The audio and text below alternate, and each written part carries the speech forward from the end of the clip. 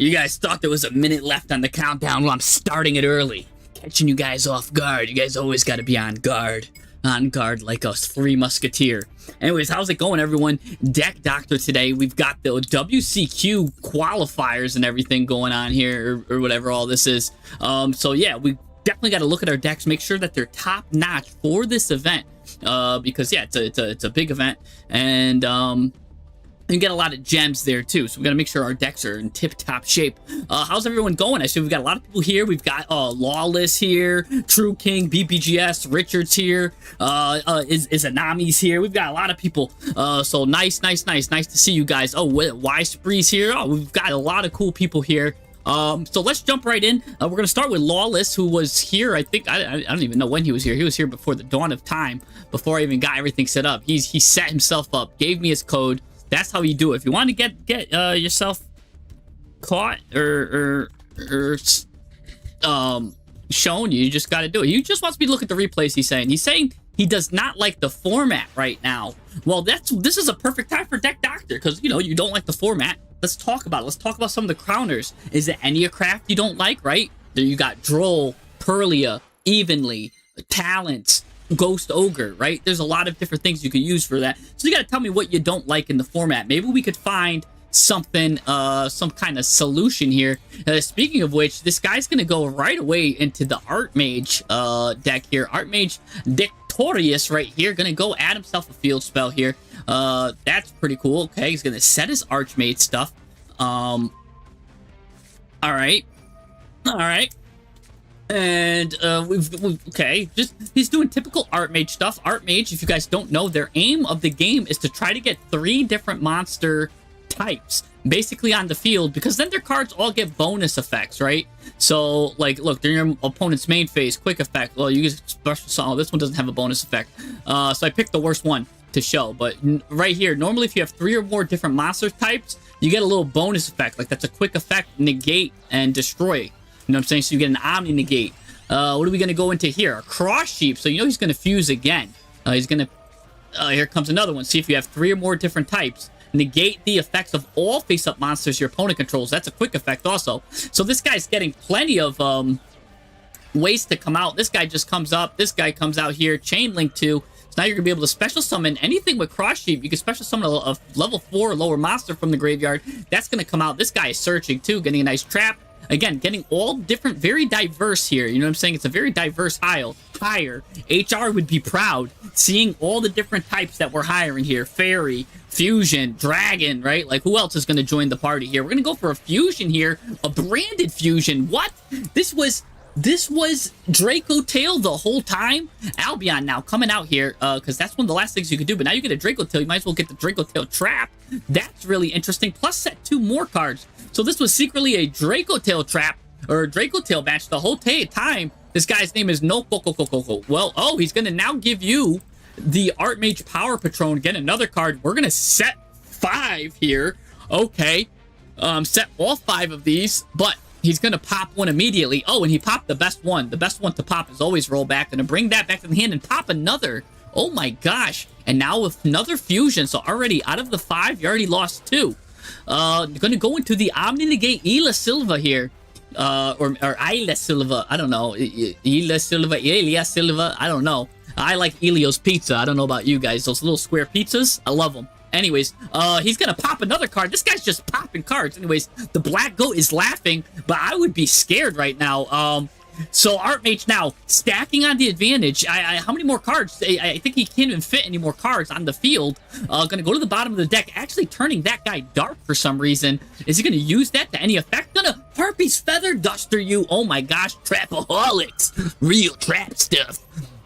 Walk with your boys. Anyways, we're going to activate this. Chain Link the Dice It. The Dice It is an interesting tech here that Lawless uses here. Mr. Dr. Saka, known on his thing, but in my YouTube, he's known as Lawless. Anyways, he's going to be a little Lawless here, because look at this. He goes with a tech that not many people run, and we were talking about it last week. It's a very interesting card here. Dice It. If you're into graveyard stuff, maybe this is something to consider.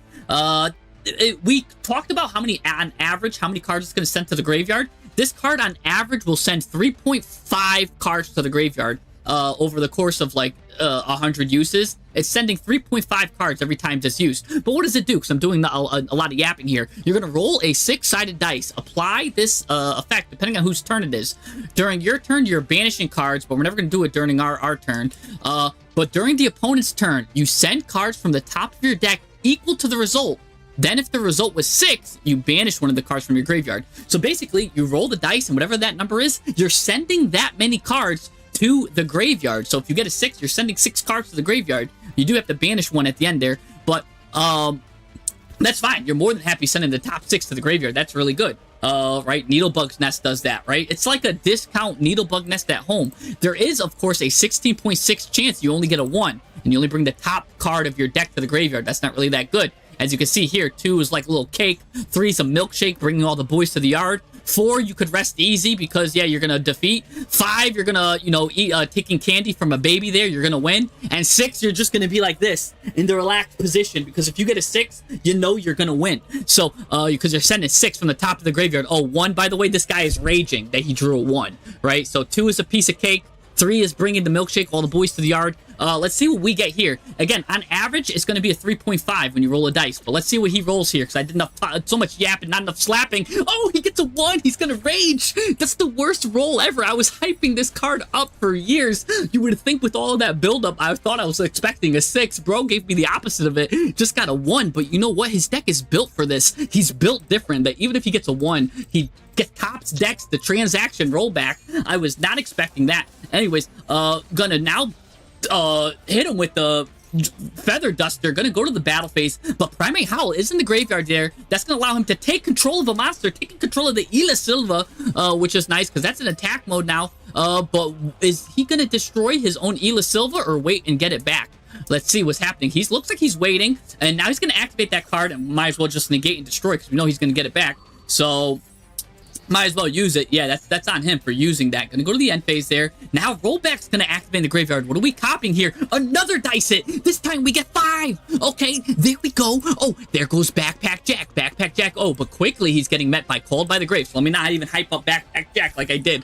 Like, I don't want to talk 5 minutes about what Backpack Jack's gonna do, though. Actually, maybe I will hype up Backpack Jack because Backpack Jack has another effect to constantly dodge that own Called by the Grave. Absolutely beautiful move by Dr. Saka, showing his level of his PhD in dueling here. Now he's gonna use whatever this trap does, and that's still gonna negate it somehow. Oh, so that's a negate he did anyways. The finger's gonna miss. It's gonna point to absolutely nothing. Anyways, the order of the top of the cards was changed. I don't know if he changed his deck or that deck, but we did get the grass is greener. It's looking green on the other side right here. 46 cards here, 17 cards there. That's 29 cards that's gonna be sent. Yeah, that's quick math. I can do that real quick because I'm good with it. 26 cards are gonna get sent here. If he gets that grass is greener resolves, but it looks like maybe Ila Silva's out here. I don't know if he's gonna let that go through. Nobody lets grass is greener gonna go through. You got to do everything in your power to bait that grass is greener. Gonna go to the battle phase, chunk the opponent for 300. That's basically tickling him at this point, but that is a Link 1 monster, and it just so happens that we have a Link Karibo because we do run Backpack Jack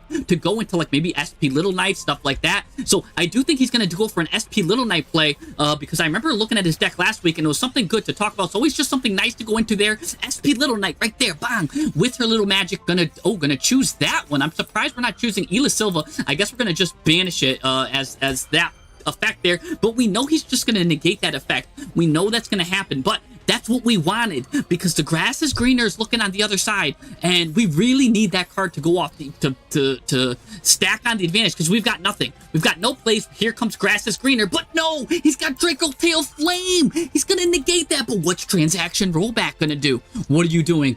Can you save that? Trapaholics! Trapaholics destroys the card, so now Draco Tail Flame can't target it, but, oh, he re-targets it with this right here.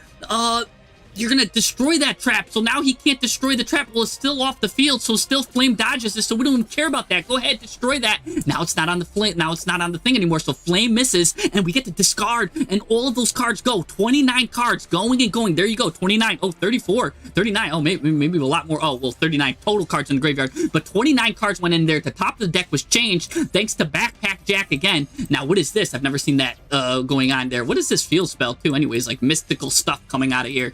Anyways, Archmage Patron going now. What's he gonna go? What kind of Patron is he getting?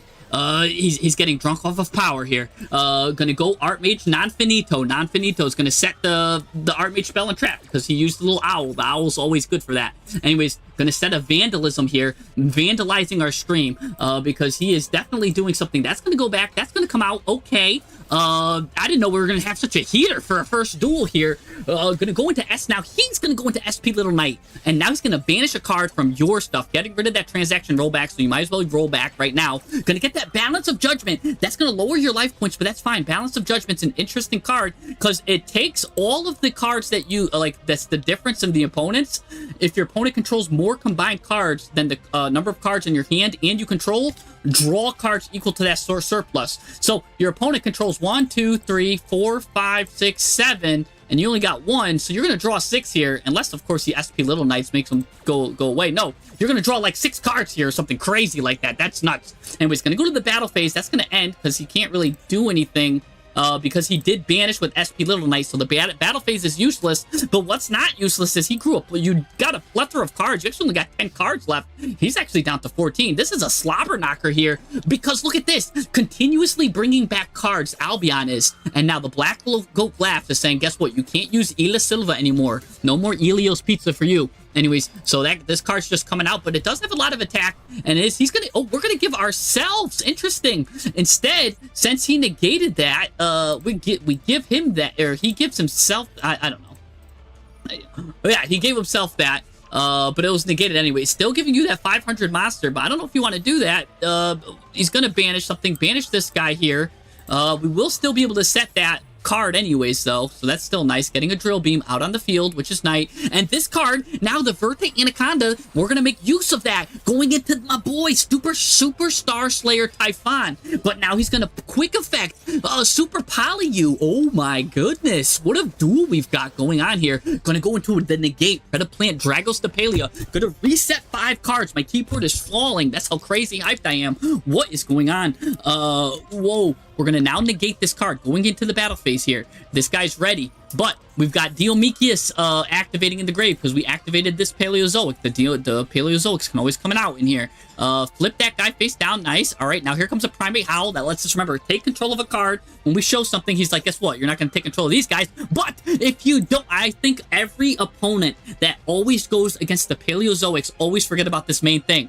This card is unaffected by monster effects. So this card's not going anywhere. Your own card's going to go away, but that's still Primate Howls. Then it's going to take the Albion, and now we're going to get 2 monsters. Now we're going to get the Ila Silva. Oh my gosh, Ila Silva is just trading teams back and forth like its name was Lu Bu from the Dynasty Warriors or something, just switching sides to whoever Ila Silva thinks is gonna win. Anyways, here comes Archmage Victorious, flipping itself face up. But Daruma Karmakin is like, guess what? Everyone's gonna go face down, baby. Everyone's now gonna go face down. So I don't know what's going on here. Now this guy's coming out. Everyone's flipping face down. By the way, she can't go face down, so she's gonna go to the graveyard. That's what's the power of Pine Soul, baby. Or the power of Daruma Karmakin. This card goes here. This card's come here. Cards are flying back and forth to either side. We've only got 1,000 life points left here. But every time we activate the trap, all of these Paleozoics, one of them will activate. So I'm sure there is a good amount of rank 2s in the graveyard. We're going to send the Fiend Griefing to the graveyard here and going to some kind of XZs with 3 materials on it. The Paleozoic Amachalalopolis, I don't know what that's doing, but that's going to pop a card. We've got a $5 donation here, by the way. That's really nice. Thank you, Richard Throbbing, because I'm throbbing in this replay. And oh my gosh, Dragos the Playlist going to negate. I'll read the rest of this. Oh my gosh. Oh, what's going on here? Drill Beam gonna go down. And oh, he gives up. He gives up. He can't handle the grind. He cannot handle the grind game that Dr. Saka puts on, man. Dr. Saka's in the club grinding, and Noko cannot grind as much as Dr. Saka. This is absolutely nuts. What a crazy duel that was. That's what I'm talking about. That's the kind of duels that we're looking to see, especially. I gotta take a button off, guys. Sorry. I hope that it passes the YouTube censors there, because whoo, I'm getting hot from that one. Anyways, Mr. Nono Kono Kono has got to go back to Ron Konkama or whatever that is, and he's got to surrender because he can't handle the grind. He's not made to grind, baby. He's not allowed to grind into dust. He wants to show us the second replay too. Might as well. That first one was a banger. When you give me a banger replay, you definitely get to. I'll definitely showcase another one. And when you got banger replays, he says. By the way, Richard Throbbin says, $5 donation. Thank you again. My first replay, innovate the pendulum deck a little bit. Deck a little bit. Nice. I think you guys will like it. Stole this win like a Lego Star Wars set. Oh my god. I'm sure everybody by now knows about the bricks and minifigs drama. I'm following that thing like my name is Jauza. You know what I'm saying? Like, my eyes are glued to that too. I hope they do not get away with it. I'm rooting for the little guy. I think everyone's rooting for the little guy. That's really cool. But anyways, what is now going on? So we're gonna see this here. All right, we're against Cool Tune. Oh boy, this is a fun one, huh? We're gonna go into Cool Tune Trackmaker. Trackmaker, what are we doing? Trackmaker's got a 53% win rate just when it comes out already. Just by making Trackmaker, you got yourself a 53% win rate. Okay, gonna get JJ Cool Tune, which is another annoying card. Really good consistency. He just looked at your hand now. He just sees that it's Paleozoic. He's now going to take these two cards. Oh my gosh, definitely get rid of that. Put that other card to the top of the deck. And he's manipulating your deck. He knows what you got in your hand. He knows what you got. So now JJ Cool Tune's going to come out. Going to get out another Cool Tune. Now I'm getting hiccups here because I'm anticipating this crazy duel. Mr. Sheikah here is his name. Using as much of a meta deck as possible. We're talking about the sloppiest of slop here. All right, going to go use this here. And what are we doing here? What's going on? Rising to full height. What are we going to rise to? Drawing that top here. Going to get this. Nice little Primate engine. Really good. Supplements the deck well. Especially, I really like Primate Howl really well the most. Anyways, this is immediately going to get this. Going to go into like another Synchro Summon here. Get this guy out. And then we'll see what kind of graveyard effects he uses here. Mix and Rico together are going to go ahead and make RS, which is Rico Suave, which also has a negate power, can negate something on the field here. This is going to get a target, get rid of a monster, and this was going to get rid of the trap. So he's making sure he gets rid of everything. So he's getting rid of the Drill Beam, getting rid of Ether Barrel, gonna just making sure that you can't synchro it out. But he did leave a normal monster for Justica here, which is kind of interesting here. Oh, and we're gonna now just take that Guard Dragon, of course, go into the big bad Typhon. Now, what I love about Dr. Saka using Typhon is he's winning with Typhon, because Typhon has like a 14% win rate or something like that.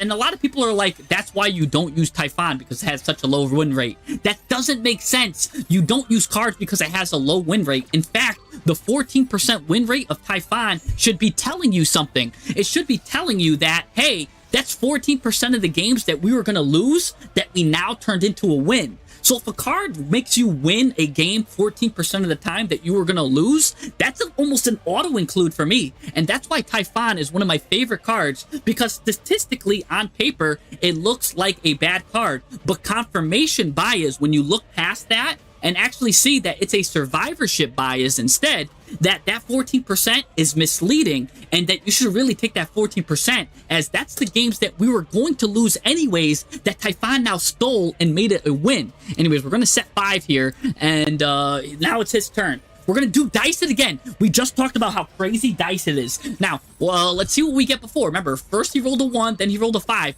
3.5 is going to be about what gets rolled here. Another 1. Never unlucky. Oh my gosh, Trapaholics. Real trap stuff. Gonna go into Trapaholic. Oh my gosh, my pen just exploded. I don't know if I'm that enticed with what's going on here. I'm like on the edge of my seat, literally. So anyways, rolled a 1, but rise to full height makes it so that he won't be able to attack. Some crazy stuff. Another Trapaholics, real trap stuff. Using the balance of Judgment. Gonna draw only 2 cards there, but that's fine. Hey, it's better than drawing nothing. Gonna use Rise to Full Height to make sure that he can't really attack anything. So kind of protecting the life points there. Rise to Full Height's a great card like that. All right, good. My pen's back in action. But Cool Tune looks like he's trying to get back in action too. I think the spring went somewhere though. I don't know where the spring went. Good thing it fell. It's a nice fall. So I'm gonna just switch my pens out. Anyways, but he's gonna switch out his Synchro Monsters going into the Shackle Dragon finisher rank number 6. I can't believe people are using Shackle Dragon to finish people off. They're like, take my mighty dragon. I'm gonna hit you into shackles. Anyways, gonna banish the top of the deck, banish that card. Reasonings are one of my favorite cards. Did a whole video on that, the reasoning math. If you want to know more about reasoning, go check that out. It's one of the best cards in the game if you're running a trap deck like this too, especially. But I'm gonna go to the end phase, and yeah, really setting up. Let's look at here. Like, look at this. You're getting into a dicey situation because look, this card negates and destroys. This card negates a card on the field. Now you got this card gonna banish a card and apply its effect, which again, you can apply the effect to destroy a trap. What is this guy doing? Just gonna bring a card back, which is gonna be destroy a trap. So he really has 2 trap destructions, 2 negates, and 2 face downs. So this guy, Ashika right here, is in a commanding position right now. What do we have? Some dice hits, some traps, or someone doing our laundry or something. She's panicking. What's in the graveyard? Anything good? We do have his spiritual swords, which is nice, and that's about it. That's about it. This is one card that you could banish, and then you can't attack directly. So we do have one little protection effect. When we do have here, Ether Dragon gonna come out, and immediately this guy's gonna use Loudness War. He's just doing it right now during the standby phase. Let me look at your hand. Let me get rid of Thrust. Keep that trap at the top of the deck. And now Ether Barrel's coming out. We're gonna use Ether Barrel as a normal summon. Again, gonna set that Primate Howl. Primate Howl's really good. Now he's going to get rid of that card. This card's going to come out. Nice. Here comes Rico Suave. And then here comes, what you call it? Mix, I believe. I believe that was Mix, right? Yeah, Mix and Rico. That's a monster, and that's a spell. That's a double monster and spell removal right away here. So there we go. That's the spell removal. He's going to chain block it with the monster removal. And now he's got 2 Rico Suaves out, too. Oh, my gosh. Boom. Bah. All right. Well, we're going to set 3. Pass. Okay. We are still protected. Oh, Primate Howl here is going to activate here. Going to target that guy, so this way we can't take control of a monster, which is really cool there. But the Shackled Dragon, see, it's going to negate and destroy. Always on standby, gonna stop that Primate Howl, saying, guess what? You can't take control of any of my guys. That's why that Shackle Dragon has that finisher rank of number 6. Anyways, we're gonna bring that back to the graveyard. Always good to do that. Here comes Dyson again. Really need this card to hit something big here. Gonna hope for a 6. Oh, he's gonna pop the Trap Trick. We're gonna use the Trap Trick. That means for the rest of the match, we can only use one more trap. Once that card resolves, we're only allowed to use one more trap for the rest of this turn. All right, so what are we going to do? Needlebug Nest going out there. Going to set that Needlebug Nest. Is the Needlebug Nest the trap we're going to use? Because remember, Dice, it's also going to send 6 cards to the graveyard that we needed that. And Backpack Jack got sent there too. I saw that. Going to manipulate the top of our deck. And then immediately we're going to use it to get that trap set up. Now, we have to choose between, we only get one trap left to use. Needlebug Nest is going to be it because of, remember, Trap Trick. So now we can't use any more traps for the rest of this turn. But now we get this. But I believe, can't we still use them in the graveyard? Let me see. Let me see the math on that. Because look, we can't use Black Goat Laughs anymore because of the conditional lock of Trap Trick. Let's look at it, what it does together, because not a lot of people know what it does. You banish a normal trap from your deck, and then accept Trap Trick. And if you do set the card with the name directly from deck, it could be activated this turn. You can only activate one trap card for the rest of this turn after this card resolves. So let's see if you can even do stuff in the graveyard. I don't know. We'll see. We'll find out. But either way, here comes Cool Tune Mix. Here comes all these stuff. Gonna go into the battle phase. We still can activate graveyard traps. Okay, good to know. Because we definitely need that rise to full height. So that's good. So only the stuff on the field. That's stuff that only an expert Paleozoic player would know, because I don't really dive deep into that. But now we all just learned that together. Gonna go into another track maker. Oh my gosh. Gonna go into the Cool Tune Rotary. Gonna place a card on the bottom of the deck here. Gonna go add another Cool Tune card from the deck to the hand. This guy is getting so consistent. This guy's, again, remember, he's got double like these here right here. Even though it's once per turn, like if you take over one, he'll still have another. So he's got a negate on the field. He's got an Omni Negate. He's got pops. He's got drops. And then is this Mix again? When Mix is used, we already know that he's going to do that shuffling 2, your card back into the deck, slowly banishing your cards too, whittling you down. Now, you're going to use that Daruma Karmic Cannon during the end phase. That's absolutely crucial. That's what we needed to do there, because everything gets flipped down. Now it's your turn. Now it's your chance to make something happen. Going to go get your Ether Barrel Dragon, because that's a good grind game card. Ether Barrel, what's going to happen here? Ether Barrel's going to set, of course, the Primate Lordly Lord. Lordly Lord's going to get Howl. Howl's going to, this card's going to flip up. Let's get Drill Beam. Drill Beam's going to come back. Now, what are we going to go into here? I have no idea. What are we going into? Just a link to here, Sprite Elf. We could bring back a level 2 monster here. That's that Guard Dragon, which is the level 2. Now we're going to use Black Oat Laughs. Just really the purpose of that is to get the Paleozoic card. We just want Black Oat Laughs in the graveyard. We're just going to say whatever name, probably. I don't know what name he said there. But anyways, now we've got 2 2s out, which means we can't go into the Paleozoic XZs. That's Opabina, baby. Opabina gets you any Paleozoic card you want from the trap to the deck. Going to get Leech. Leech can be used from the hand now. Return a banished card to the graveyard. That's going to bring back Morella. Morella's going to come out here. Cinderella, really, because it is Hope and a Dream is what we got here. Going to send that rollback right back into the graveyard. He's rolling back what he's doing. Now I think we're going into SP Little Knight. No, we're going to go into Cambroster here. Cambroster's going to allow you to just get rid of that card and at the same time set a Paleozoic card, which can also be used immediately. And then that's going to make Leech activate. Olenoids is activating here. That's going to destroy another spell and trap, by the way, Olenoids. So we're destroying JJ Toon. Now, do we go into SP Little Knight? Am I correct on this assumption? No. We're going to go into Coral Anemone. I'm just never right here. He's now link climbing. Going to bring back Cambroster. That's 2 4s. I think I know we're going here. We're going to go into Zelantis.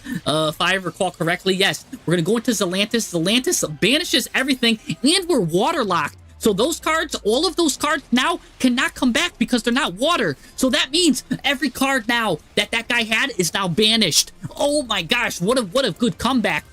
Oh my gosh, that was a good tag team effort with Daruma Karmic Cannon into Zelantis there, because Karmic Cannon made sure everything got face down so he can't stop stuff. And then we went to the Link 4 stuff. Made sure we went into Anemone, because Anemone, what it does is, for the rest of this turn, you cannot summon except water monsters, so it gives you a water lock. And Zelantis makes sure all the cards go banished and get brung back, right? But because you can't summon anything but water, when it banishes stuff, the only cards that could come back were the cards that were water. So only Zelantis could come back. You can't bring back your opponent's monsters because you're only can special summon water. So you kind of board cleared there. And that's a great way to board clear using the Paleozoics. Now Primate Howl is going to come, and this guy's going to howl and leave the mat because he's howling with anger. He's going to surrender. Got nothing else to do but leave. Another great video by Lawlessness.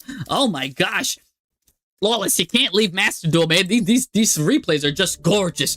Gorgeous. And oh, by the way, I do want to thank Chickaboo here for the donation. He's got a replay from the WCQ that we'll take a look at, too. So, let me see. Chica got a WCQ replay. We'll check that out as well. Let's take a look at what Throbbin has, though. He's got a replay here. He's innovating his Pendulum deck here. Alright.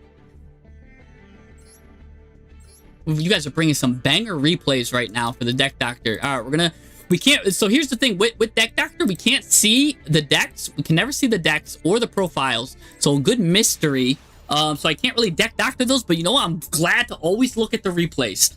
I'm never gonna not look at a replay. I love casting replays, I have a great time watching them, seeing what big brain plays people do and come up with. Anyways, this guy's name is W. He's going first. We've got Max C in the hand, so we just win. He's going to use Reinforcement of the Army. Going to get a level 4 monster. It looks like he's got Sky Strikers here. Going to get Sky Striker Ray. Ray's going to come out. Quick effect. Are we going to chain Max C to this? Yes, we will. He's probably going to give you 1 draw off of that, though. No. He's going to make sure he uses this to chain. That usually means he doesn't have a counter. Going to get that out. Actually, interestingly enough, going to use it now. So you're going to get 1 draw off of it. Oh, he will draw 2 cards off of that because he is on Sky Strikers, wants to get a bunch of cards in the graveyard. Maybe now he'll just go into 1 card here, maybe Zeke or something. No, going to go into Camilla. That's going to get you another card there. Nice, nice, nice. Nice drawing. Drawing is pretty good there. Going to get that. And we're going to use Mobilize here. Mobilize to get us Widow Anchor. Widow Anchor is just going to be nice and set. I wonder if he's still going to go into Kagari still. No, he's not. He doesn't want to give you any more draws than he has to. Okay. What do we got? Oh, we got Mage Spectre Kieran too. Now he's going to return the favor. I guess that's only fair that he now maxes you. So, pretty much, actually, funny enough, if I was a bet, oh my gosh, you're just popping stuff. So we're popping, and now we get to basically pendulum summon our whole hand if we want. Plus a lot of cards coming out. Oh my gosh, literally every single card in the world just came out. Anyways, here comes Sky Striker. For some reason, he's targeting that guy. And then this linkage is going to come out. I don't know what's going on here. Is this card not able to get targeted or something? But anyways, Zero's going to come out. Why did he target that guy? What is it, like forcing him to target him? Or while this card's in the monster zone, your opponent cannot target it, also cannot be destroyed by card effects. That's why this little mustachioed man here, the little mustachioed dragon, Mage Spectre, has protection on it. So look at that. The guy didn't read, and to his defense, nobody reads pendulum cards, but to his offense, this guy doesn't even have this part as the pendulum stuff. So there really wasn't even that much to read. You just had to read the monster effect. Anyways, we stole the Camilla for some reason, and pop, that gets popped. And now what's going on here? We're going to go into Heavy Metal Foes Electromite. That's going to basically draw us a card. But we're also giving him cards. Don't forget, we're under max C here. So this is kind of crazy here. Sky Striker Kagari. And then the chat reminding me that all the Mage Spectres got that kind of protection on them. So that's really cool. That's a nice little flavor that they got, right? Because they're all little weak guys. So it makes sense for them to at least get some kind of protection on them, right? Because otherwise they're just sitting ducks, basically. Anyways, gonna go double Iris. This is gonna get Sorcerer. You're giving the Sky Striker player a lot of cards. And this is a grind deck. So if we're going to do all of this, I hope we're going for the finish here, because I hate to get into a grind game with a Sky Striker player, especially where we're giving them all of these cards. That's very brutal, very dangerous. Going to draw into talents, which is nice. What are we going to do with that? We're going to take control of a monster till the end phase. Makes sense, because I do think we should go for the Gusto here. Going to go into the Dark Magician of Destruction here. That's going to give us another Gaze of Timaeus. One of my favorite cards there is Timaeus. I hope you play Timaeus too, because you can't get him up to a really crazy high statistic, a really high stat there, but we're giving him all the cards in the world. Star Pendulum Graph here. Harmonizing Magician. What's going on? This guy's coming out again. Normal summoning him, so we don't give him his draw. Where are we going into here? Mech Knight Crusadia Avermax. That guy's able to pump himself up like Arnold Schwarzenegger. Gonna go into the battle phase. I don't know if this is enough. That's 3,000 damage. Sky Striker. Now he gets to go into some Sky Striker stuff. And we give him a massive hand. Oh, but Gaze of Timaeus will come out here. We will go into... Are we going to go into Dragoon or are we going into Timaeus? We're going into Timaeus. Let's go. Timaeus is my favorite card in the game. He gets a bunch of attack here. Boom. 2,000 damage. All right, we leave him at 2,500. All we have here, really to our name, we gave our opponent so many cards. A Sky Striker player. So many cards. He's got no spells in the graveyard, but dude does have a lot of monsters. Can we pull this off? Can this be pulled off? I mean, yeah, you're on the list, Chicaboo. 100%. Sky Striker Ray, gonna do this. Oh, what are you doing? What are you, oh, this is another funny thing here. Time out. He has to do this. So by the way, Timaeus is unaffected. I'm like, why are you targeting Timaeus? That's the worst card. Funny enough, he's got no choice, because remember, we just read Curran, or Kieran, or whatever. I don't know, this mustachioed guys. You can't get targeted by card effects. Okay, so you can't target the Curran. All right, what about Crusadia here? By the way, this monster cannot be what would you call it? This card, you cannot target this card with effects. So you can't target the Avermax. You can't target Curran. That leaves the only card to be able to be targeted is Timaeus. But the funny thing about this card, it's unaffected by card effects until the end of the next turn. So go ahead, you could target him, but he's unaffected. So, all right, we're wasting cards here. At least Kagari's going to come out here. That's actually really funny. So Kagari's going to come out, get a Sky Striker spell back, and get that linkage. Now, this guy is going to take control or something. Again, that's pretty cool. And then this card, or no, brings that back. Sorry. I don't know. He's just blowing people away with that unicorn blast of his. Blasting them back to the deck. Oh, he's got Hamp. That's a kaiju for Sky Strikers, by the way. Oh my gosh. I haven't seen Hamp in forever. Sky Striker, H-A-M-P, Hamp. The Damp Lamp. He goes, you basically just kaiju. If you control a Sky Striker Ace monster, you can special summon this card by basically kaijuing, attributing a monster from that field. So there you go. And by the way, when this card is destroyed by battle, you could target a card your opponent controls, destroy it. So what's funny is if you destroy this card, you could target a card and destroy it. And since you're the one destroying it and it goes to your graveyard, you're the one that gets the extra pop. So it's a little bonus effect there too. Oh my gosh, he stole your, what did I miss there? How did he steal it? Oh, he did talents to steal you. Oh, you lose here. There's no way. You just lose, huh? Oh my gosh. He just stole everything you owned. And now it's going to go into 0. Oh, brother. Now we're going to destroy a card on the field. We're going to destroy Hamp? Yeah, destroy Hamp. Hamp, well, there's no monsters to destroy. Direct attack. Attack. Attack. 500. Oh my gosh, you've got no life points left. And then he's going to send that card to the graveyard. Oh. Oh, no. You've only got 1,500 attack left. He's going to go into now Azalea. Azalea will be able to banish something. Or destroy a card, I mean. What's he going into now? SP Little Knight? No, he's going into the... I don't even know. Azalea Temperance? Alright. And now Mobilize is coming out. Mobilize is going to get him another Widow Anchor here. Alright. Widow Anchor's out and about. Alright. Plus he draws a card there. Plus again, another Sky Striker Mobilize. Going to get that linkage out. Oh my gosh, he's getting a lot of follow-up. By the way, 1,500 cards, right? Or 1,500 is deadly to have as life points because at any point, he could just summon a Hayate, which can attack directly with exactly 1,500 life points. So even if you get out these crazy unaffected guys, you're absolutely cooked. So you've got a lot of stuff to cover here. What is this? Ether, the evil empowering dragon. Never seen that card in my life. But you're summoning it, and then here comes Unicorn again. Unicorn doing really cool stuff. What is that dragon doing? What is Ether doing? Ether, what's going on? What are you doing here? When this card's normal or special, target a card in the field, banish it. What the heck? I've never seen that. Such a plain and simple board-breaking level 6 Pendulum card that could just come out. Okay.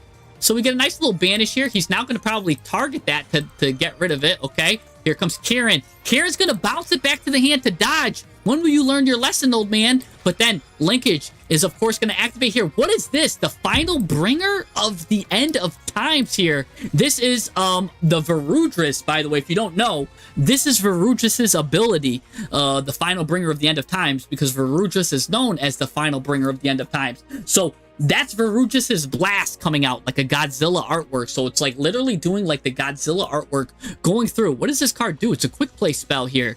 Target a monster you control and a card your opponent controls. Destroy them. All right, so we're destroying both of them. And you can only activate one of those once per turn. That's actually a really cool tech, especially if you're playing a card that, you know, kind of steals opponent's monsters and stuff. And now another Mobilize 2 on top of this, or a Linkage, I mean. Oh my gosh. Well, he does. We're on a Chain Link 7. I'm going to go into Prototype. Prototype's now going away. That's going to go into Kagari. Oh, very interesting. Okay, now Curran's going to blow this guy back. That means that gets dodged, which means this guy comes here. Empowering Dragon. Everything goes to the graveyard, though. A Rose is going to come out, I guess. Kagari's still going to activate, getting that Mobilize. Okay. By the way, Kagari's got a pretty decent amount of attack here with 3,700.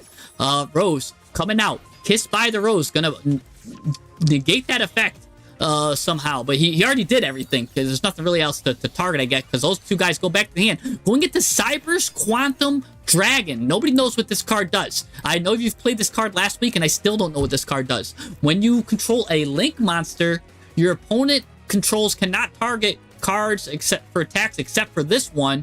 Oh, so it's really cool, I guess, when you got Avramax, because they both say you got to target each other, so it doesn't like it causes an infinite Tsukiyomi paradox, because he wants to target that and he makes you target that. Anyways, your opponent cannot target monsters you control with card effects except for this one. Also, they also work together like that, because he says, hey, you can only target me, and Avramax says, hey, you can only target me. Basically makes it so you can't target no one. Once per turn, at the start of the damage step, this card battles a monster. You could return that opponent's monster to the hand. Also can make a second attack in the row. Interesting. Okay. So maybe that's how we can get over that stuff. All right. We're gonna add Supreme Gate Magician's gonna now just show himself, to special summon himself. We've got these guys doing something. Gonna go into a synchro card here, Psychic and Punisher, because we've got lower life points. This guy will banish stuff here. And oh, we're down to 500 life points left now too. Battle phase, this guy is unaffected, but we are going to go into a Sky Striker monster here. This guy's going to go W. Can he get the W? What is he going to go into here? Going to go into Combined Maneuver. By the way, Combined Maneuver says if this card is special summoned, you could target one monster on the field, and it doesn't matter what you could do because our life points is lower. This guy is unaffected, so it doesn't even matter what you could do. By the way, this guy's going to now battle. This guy's going to hit you for 1,000, and my boy, Psychic and Punisher, is going to punish you and hit you for 5,500. 525,600 damage. How much damage did Throbbing deliver? Throbbing delivered and got the W, cause he just absolutely wrecked the opponent. Yes, so absolutely delivering there. Oh, what giving him the Throbbing. That was nice. I love this deck that Throbbing brings. It did so many cards out. So look, he gave his opponent like 20 draws with Max C, but he got out cards that were just, by the way, he was just like, you could play the game. I'm just getting out these 3 unaffected monsters. I'm going to give you 20 cards. Have fun trying to out them. And he could not out them.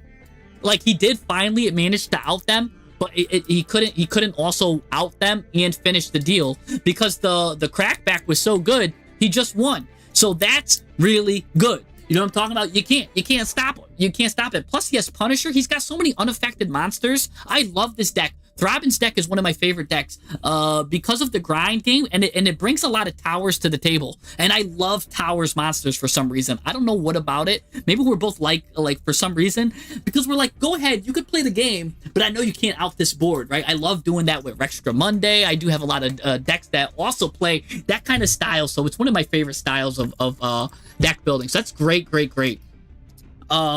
Yeah, you saw the line to Pep, and you said, I hope it works. Well, guess what? It did work. Anyways, let's go into Chikaboo. Has got a replay for us here. He's got a replay from the WCQ also. Nice. Everybody's got some good WCQ replays here. Bringing the heat. Everyone is bringing the heat. Let's go. Let's see what Chikaboo got for us. All right.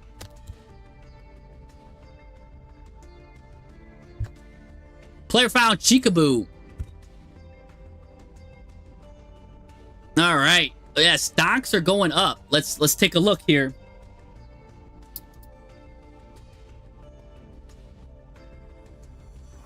All right. So he said he's got a WCS qualifier 1. So we're gonna do this. We're doing Chikaboo because he did a Flash Pass donation. Anybody that donates or becomes a member gets to I just let him cut the line a little bit because, you know, you help pay the electricity here. Luckily, you can see this room is well lit thanks to people like you. So really got to appreciate that. So we're going to go take a look at Chikaboo's deck here. He is a, well, I've got you, by the way, True King. You're actually next on the regular list. So just going to look at that as well. So anybody from like that subscribes with like Twitch, anybody that does that can instantly kind of subscribe, can like skip the line pretty much, and I'll do your replays. Anyways, this guy's gonna go and gets absolutely stuffed, which I love seeing. I love seeing a Cool Toon player get stuffed, not able to do their combo. Here comes Cool Toon Synchro. So I guess he does get to do his combo anyways. We're on Sulfur Yummy, which is Chikaboo's specialty. Chikaboo has been playing Sulfur Yummy since like Sulfur Yummy was a possibility to come out. Now here comes Rico Suave. RS is coming out. That's the negate. Now, something I really like about this, I do think we've talked extensively about Yummy and Sulfur. I think if you're going to play Yummy as an engine, I think Sulfur is the best supporting archetype to play it with Yummy. Even after all the hits, Yummy is still really strong. Here comes Rico Suave, gonna negate something. Oh, and he is now gonna max see you as well. He's like, please, just end your turn. Please. Anyways, that's gonna negate. But what's really cool about, and this is why I like Sulfur, is because all of this Sulfur stuff, every single part of it, a lot of it is bait. But the problem with this, right? Normally it's bait. Here's the thing. because this card raises the levels, it actually throws him off because he can't go into Link Karibo, he can't go into his stuff. We can't get the yummy stuff going. So this actually is devastating. Normally this card is just good for just you know, negating something, but the floodgate that RS has, that Rico Suave has, is absolutely insane against a yummy deck. So what's gonna happen? And now you're getting super polyed on top of that. So okay, gonna go into Garura battle phase. Gonna do a lot of damage to you too. Oh my gosh. Okay. You need a good top deck here. Not a good top deck. Alright. We're gonna now set Prima Donna here. Sulfageria. Or whatever. We're just gonna, what, get out Yummy here? What's the goal here? Oh, we get that one guy too, though. We are even sending Droll and Lockbird. 1, 2. Yummy's gonna buckle his shoe. And this guy gets the Chain Link 3. Return something to the hand. Alright, so he's gonna, guys, he's got a decision to make here. Gonna negate the Cookie Yummy. Okay, so Cookie's gonna get negated. Again, all of these are level 2s, so what are we gonna go into here? What do? Do we have something generic that we could go into? A Link 3 that's generic? What do we have? Oh, it's Grand Sulfur-Cord Coolia. Okay, that's nice. So we are leaning onto the Sulfur-Cords here to help us escape Justice, because again, Yummy is no longer a possibility right now. This is actually relying on this Sulfur-Cord engine to pull a victory out of the jaws of defeat, because there's really nothing that we could do here. That's gonna there we go. That's what you need to do. That's gonna make everything level 1, and he's got to resign because he had that level 1 lock. And you know, once everything goes to level 1, you know Yummy's gonna hit that full combo. So this guy's gonna get hit with the 9 and absolutely surrender right there. So that was actually pretty cool that Chikaboo actually had a Yummy Sulfur-Cord replay, but it was just all Sulfur-Cord. Sulfur-Cord handled the business. Sulfur-Cord's like, hey, Yummy, go on vacation. We got this. We'll handle this. And that's what I'm saying. That's why I really like, if you're going to play a Yummy, a side complement is Sulfur-Cord. And here's the thing. We didn't even see Yummy used at all. It was all Sulfur-Cord here. So not only is Sulfur-Cord the bait 99% of the time, and this guy knows a lot about 9s, so 99% of the time Sulfur-Cord is bait, but here it just solo carried. It's like, hey man, I got this. Chikaboo's like, just let me do this, man. I got this. Don't worry about it, you know? So that's really cool. That's a cool replay. So we got a good that Yummy, his Yummy Sulfur-Cord deck. It's you can see it on the Discord. You can see we've deck doctored it. It's one of the really well put together decks. Just a chef's kiss on that one.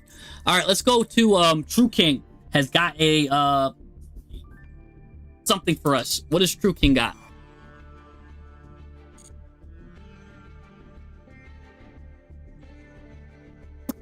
Let's see what True King, the True King of. Oh, give me 1 second. Hold on. I gotta run. I'll be right back.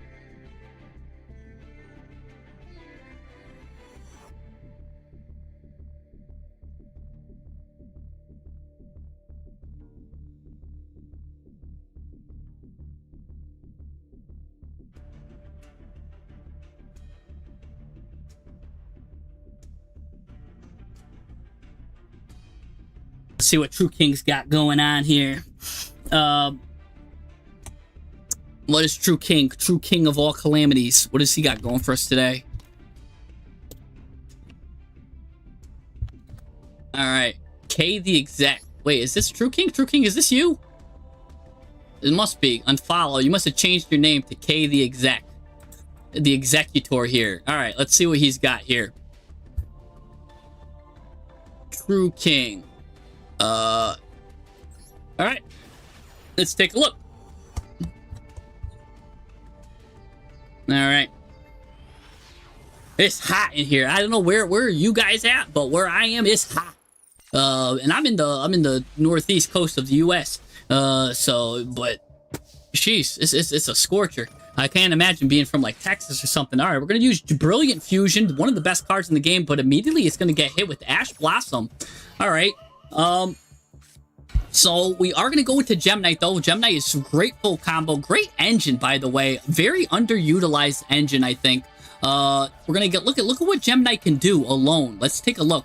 And I do like the evenly matched tech because that's there probably for Enneacraft, which is a good counter tech. It drives Enneacraft players crazy, and I know because I am one of them. So we'll drive you a little nuts there. Gem Knight Phantom coming out here. Going to get another one of the Nephrims here. Now we're going to get to Fusion Summon using the cards from the graveyard into something. Going to go into this card right here. This one gives you an additional normal summon. Going to use that to get Gem Knight out. Now we got the 2 4s. What are we going to go into? An XZ's 4. Going to go into probably... Whoa! I did not expect that. Normally I expect a lot of things, but that's not what I expect into. Normally I see something like the Reptile, like the Feral Imp or whatever its name is, the Feral Reptile that gets you Mitsurugi. Normally we go into like the Pyro guy that gets you like Snake Eyes. I have no idea what this guy does. I think this searches a field spell maybe. I don't know. We'll see. Mad Spectre Ryu. If a monster is tributed while this card's on the field, you can detach a material from this card, special summon a level 6 or lower wind spellcaster from the deck. Very interesting. You can only use this effect of Mad Spectre up to twice per turn. Oh my gosh, you can do 2 searches? Okay. If this card in the monster zone is destroyed by battle effect or card effect or tributed, you can place it in the pendulum zone. Then it's got a pendulum effect here then. Let's just read this. If you got a Magic Spectre or Draco Slayer in your other pendulum zone, you can add a Magic Spectre card from your deck to your hand. Then you could destroy 1 card in your pendulum zone. Interesting. A lot of people... This is the second time now we're seeing Magic Spectre come up. Maybe you guys are all onto something. Anyways, we're going to go into the Moon of the Close Heaven now. Going to go into Fiendsmith, of course, combination. So, I wonder how you utilize Ryu here. Let's see. Are you going to get an extra normal summon? Oh. If a monster's tributed. Oh, yeah, because that card tributed itself? Oh, look at that. That's brilliant. That's using, because this does have a card. It's self-tribute. You could tribute this card. So just by self-tributing, this guy's going to activate and get a level 6 or lower wind spellcaster. And we're on Elf Notes, so, and he's leaving that zone open. Look at this. What's going to come out? Elf Notes Regina. That's a level 6 wind spellcaster. We've got full Elf Note combo here off of that. Wow. That's really unique. And that just goes right into Baron de Fleur as well. Wow. Okay. And now we get some additional adding off of that. That's a really good... I haven't seen anybody use this against me at all. And I've played against a lot of Elf Note players. This is very unique. And using the Fiendsmith engine here too, I was thinking that you were going to go into like the Duke of Demise for an extra normal summon here or something. And you probably still could. Because I'm trying to guess what you're going to do here. Like, what can sequence go into? I mean, you can still go into the DDD guy, but you're going to go into 3 here. So which lets me think that, yeah, you are going to go into Desiree. Desiree is going to get a negate here. This card's going to come out here. Wow, going to get Tina, or Tinina, or whatever its name is. Going to get that. This is going to set that one to the graveyard, get a different one. Let that zone be open. Set that trap. This card goes away. Set this card up. Boom, bop. Now we get to go into a Synchro 7 here. That's going to be... I love this effect right here. Look at that. Beautiful. Seraphim here is coming out. Or Seraphim, I should say. Anyways, this guy's going right to the middle. Special summon to the middle. Now we get another 7. Which one is this going to be? That's going to be Dawn Dragster. That's a spell and trap negate. He's going to clog the middle zone. This guy's going to get an Omni negate. Gem Knight Fusion's going to actually now return to the hand. I'm like, what's that doing? No, just chilling in the hand. And there we go. We've got a good hand here. Pretty well built interruptions. I don't know if... Oh my gosh. This is Switcheroo banishing a card. I don't know if the opponent can even do anything to break this. This is a heavy-handed board here. He's going to go into Rico Suave. And then what's going to happen here? We've got some graveyard effects. We've got some stuff to destroy. Rhapsodius here going to... He's going to let that happen, but it's going to negate that. But now he's going to negate that. Dawn Dragster. But now Baron de Fleur is going to negate that. Okay, we've got a lot of negating going on. This is going to be like, all right, you got to relax, right?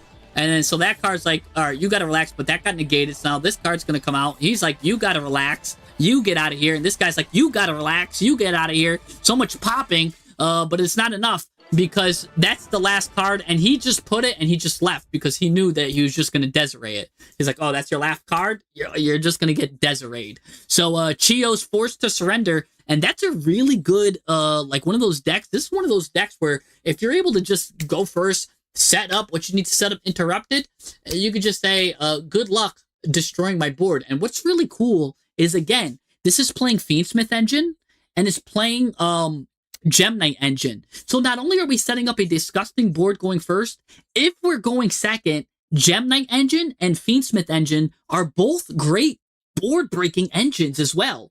So this is an example of a deck that can do it all. It could go first, set up this crazy board, or sets up a negate engine. Or if we're going second, we've got all of these board-breaking capabilities. In fact, let's take a look at the deck now. Let's look at this deck. Let's see the inner workings of it. Let's see this deck. Let's copy it. Let's see if we can make any improvements, or let's just see how it's ticking. And because we can learn a lot from this, right? This is one of those decks that is great going first, going second, and that's what is great about this. So what we got here? So we've got the Elf Note stuff. Pretty cheap deck too, because look, even I don't even play the Elf Note stuff. Look, I just need to craft. If I really want to craft this, I just need to craft 2 more Elf Notes and I'm good to copy this up. Really simple stuff here. So look, you can see even a lot of the going second stuff too. We've got Dark Ruler No More, some Lightning Storms. We've got evenly matched for the Enneacraft matchups. This is also another great card to send to the grave, to send a light fairy to the graveyard. So you can send these things. Even Medius the Pure, but he's a dark fairy. But yes, you're probably sending this guy to the graveyard, because when she goes to the graveyard, that's full combo anyways. Again, we've got Fiendsmith, which can do good stuff in the graveyard. Oh, we're not even on the DDD card. We're on Ryu. Vengeance Dragon's another good card that's great. Another good interruption. Look at this extra deck, guys. And we're using cards that I've never seen before. I'm going to be honest, I have no idea what this card does. Armades, Keeper of the Boundaries here.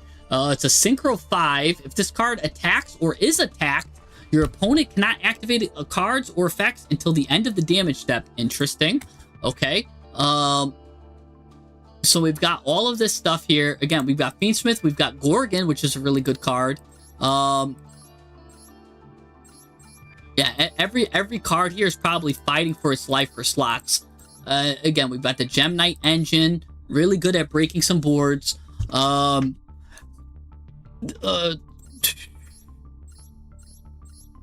got Elf Note. Elf Note's just really consistent.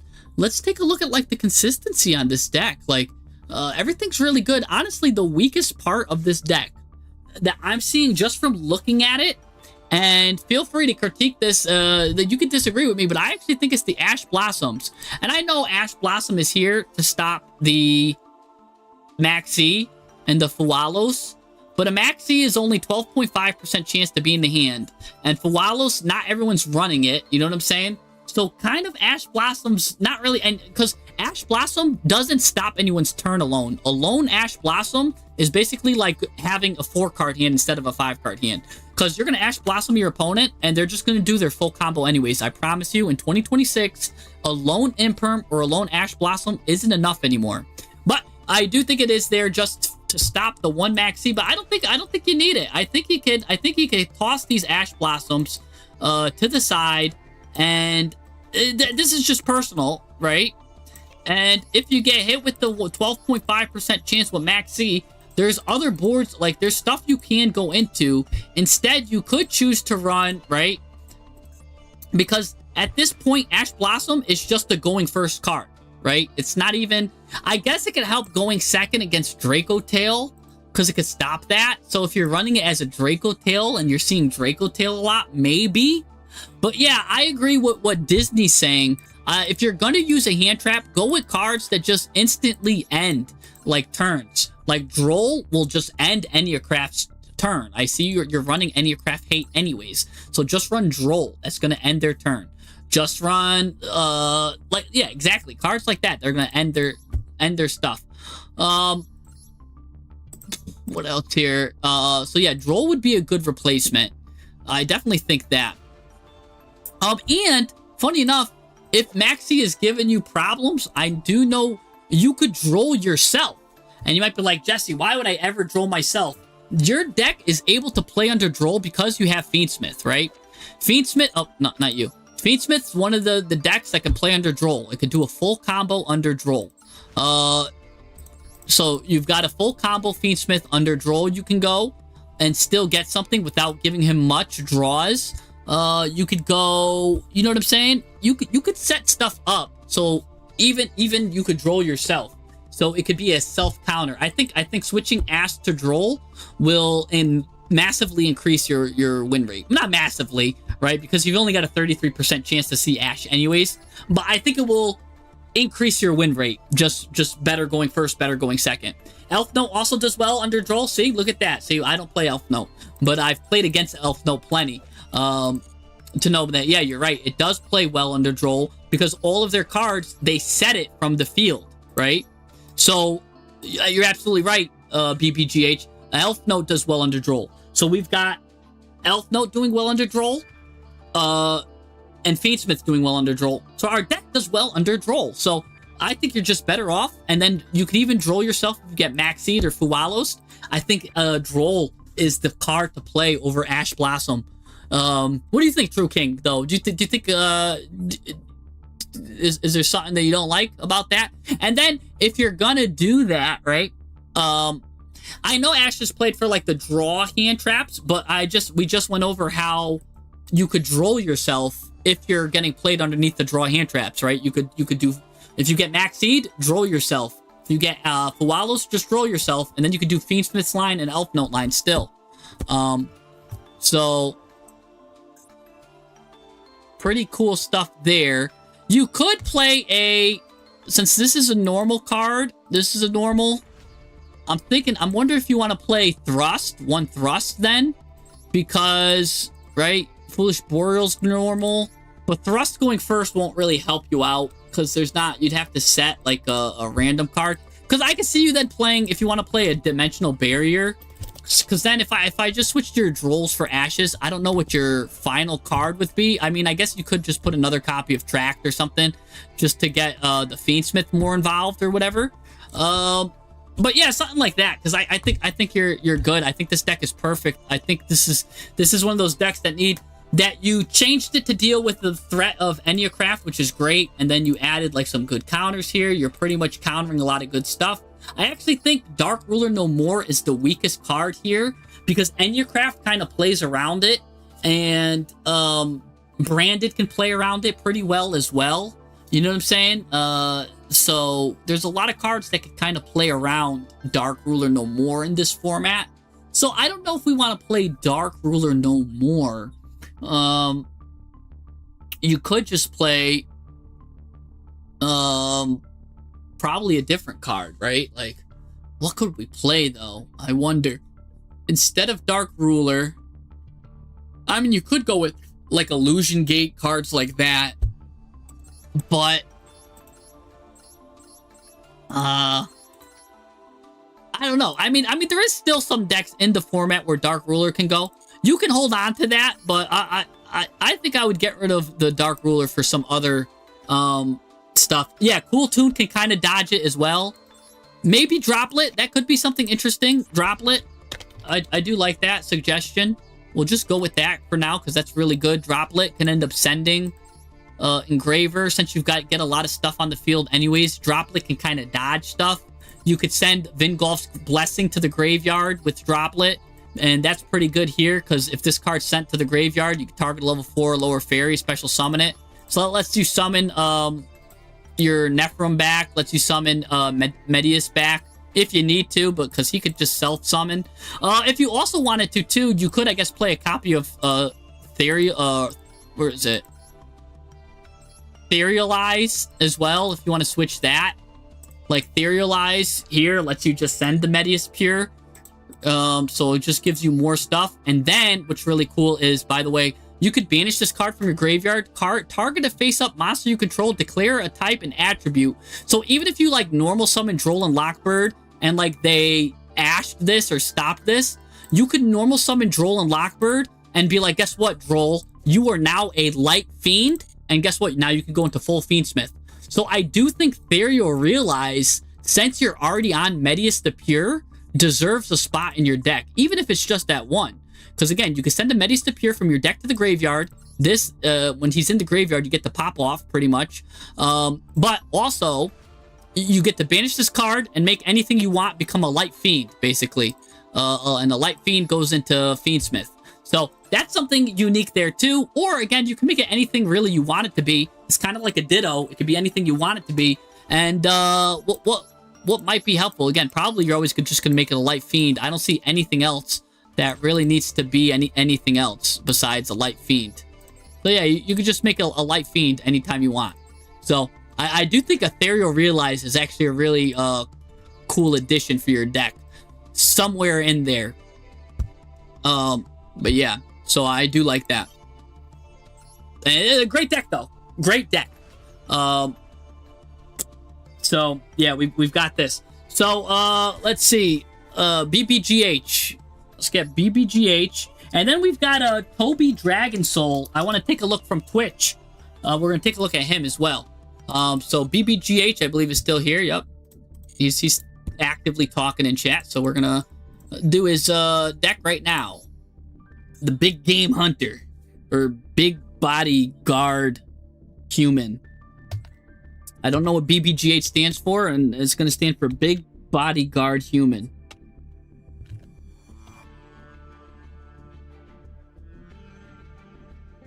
Did I miss a number? 924929944. Oh, 1. I thought that was an exclamation mark. Just gonna add a 1. What? 924. Is that a 7? 979944? Yeah, there he is. Big Body Guard Hunter Human. Alright. First replay is a cool one, but he wants the second one.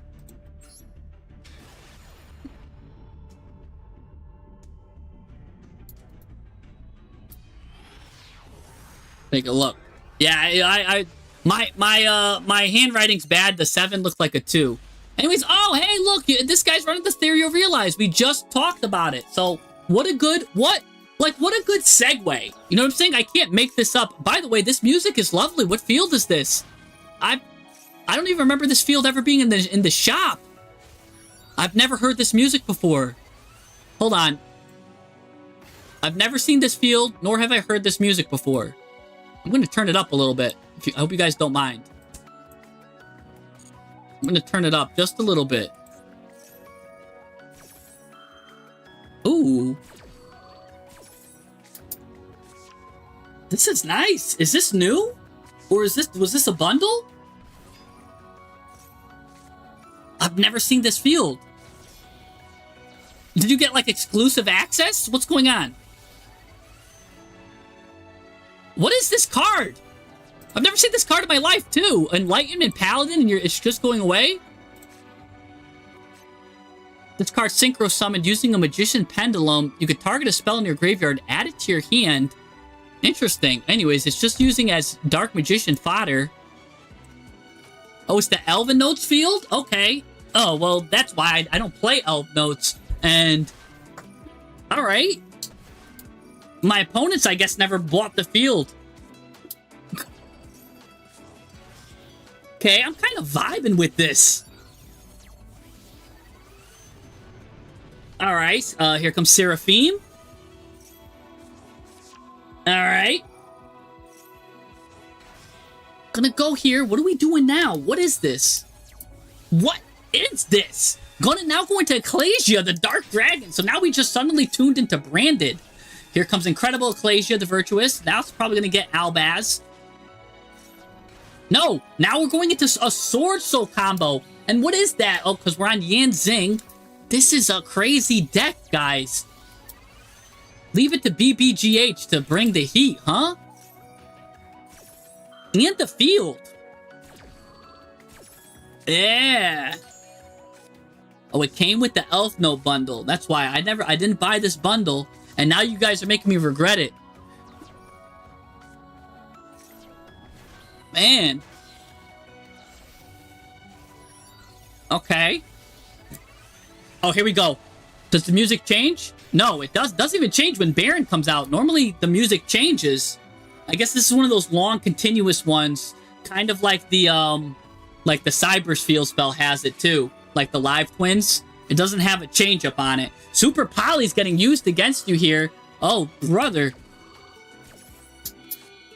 Ooh, getting rid of 2 deadly monsters. Gonna get a Mud Dragon. Now all you really got is Baron DeFleur, and hey, you do got yeah, I guess we'll use that. Oh, it does change it up. Oh, okay. Here comes Timaeus. We're gonna use a gaze. The gaze of Timaeus will go into what? Please don't go into Dark Dragoon. Please go into Timaeus. Please make my day. Yes! Yes! Oh, I'm rooting for you now so hard. I've never rooted for you so much more than I am right now at this moment. Anytime someone chooses Timaeus over Dragoon, I know you're a fellow member of the club, and you know what you're doing. It's the right choice. It's the right choice. You're just gonna win. You're just gonna win now. And you get to go into Mirror Trade now. Like, I've never been more confident that you're gonna win. He is gonna get rid of 2 of your guys, but at least Timaeus is unaffected, so you can't choose that. Gonna go into Dragos Tapelia, but here's the thing. You dare get rid of Branded. Now he's gonna wipe your field. So what's cool is you get Timaeus here just to chill, right? And you do even get to pop that card. Like, Dragoon can't pop that card, but you can, right? So there you go. Now you don't even have to worry about going into the Exodia, but he's still gonna get Exodia here anyways, it looks like. He's gonna definitely go into Exodia. Dragos Tapelia to negate that guy, but you're gonna dodge it with the Droplet, I think. Yes, you are. You're gonna send Droplet there, send Medius to Pier to the graveyard, and yeah, Timaeus is infinitely better than Dagoon, man. I agree with you, Lawless. Oh, and he's still gonna get Ankh anyways. What's up, Ankh? Reminds me of some. Oh, but you're banishing it. Oh, so he's not getting Ankh. Anyways, now he's really mad. Gonna go there, gonna pretty much end his turn. No, he's not. This guy's gonna turn into Typhon here. And he's using Typhon incorrectly because I really think he's gonna lower the win rate now of Typhon. I hate that. Gonna bring that back to the hand, but look at that. Timaeus just stands strong. You can't topple Timaeus. He just chills. Basically, Timaeus guarantees you an extra turn. Dragoon can't do that. And for that reason, I'm out. Like, you know what I'm saying? That's what they'd say if it was Shark Tank. Anyways, great field spell, great deck. Let me, you said the first one's good too. Let's take a look at that one as well.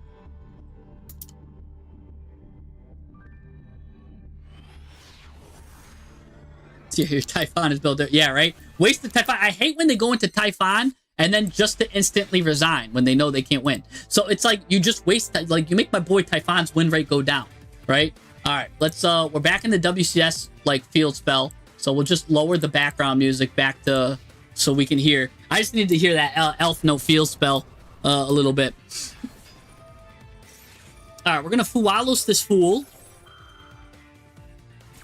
I don't actually, I'm not going to call this guy a fool because it looks like he's on Hecka Hands or something.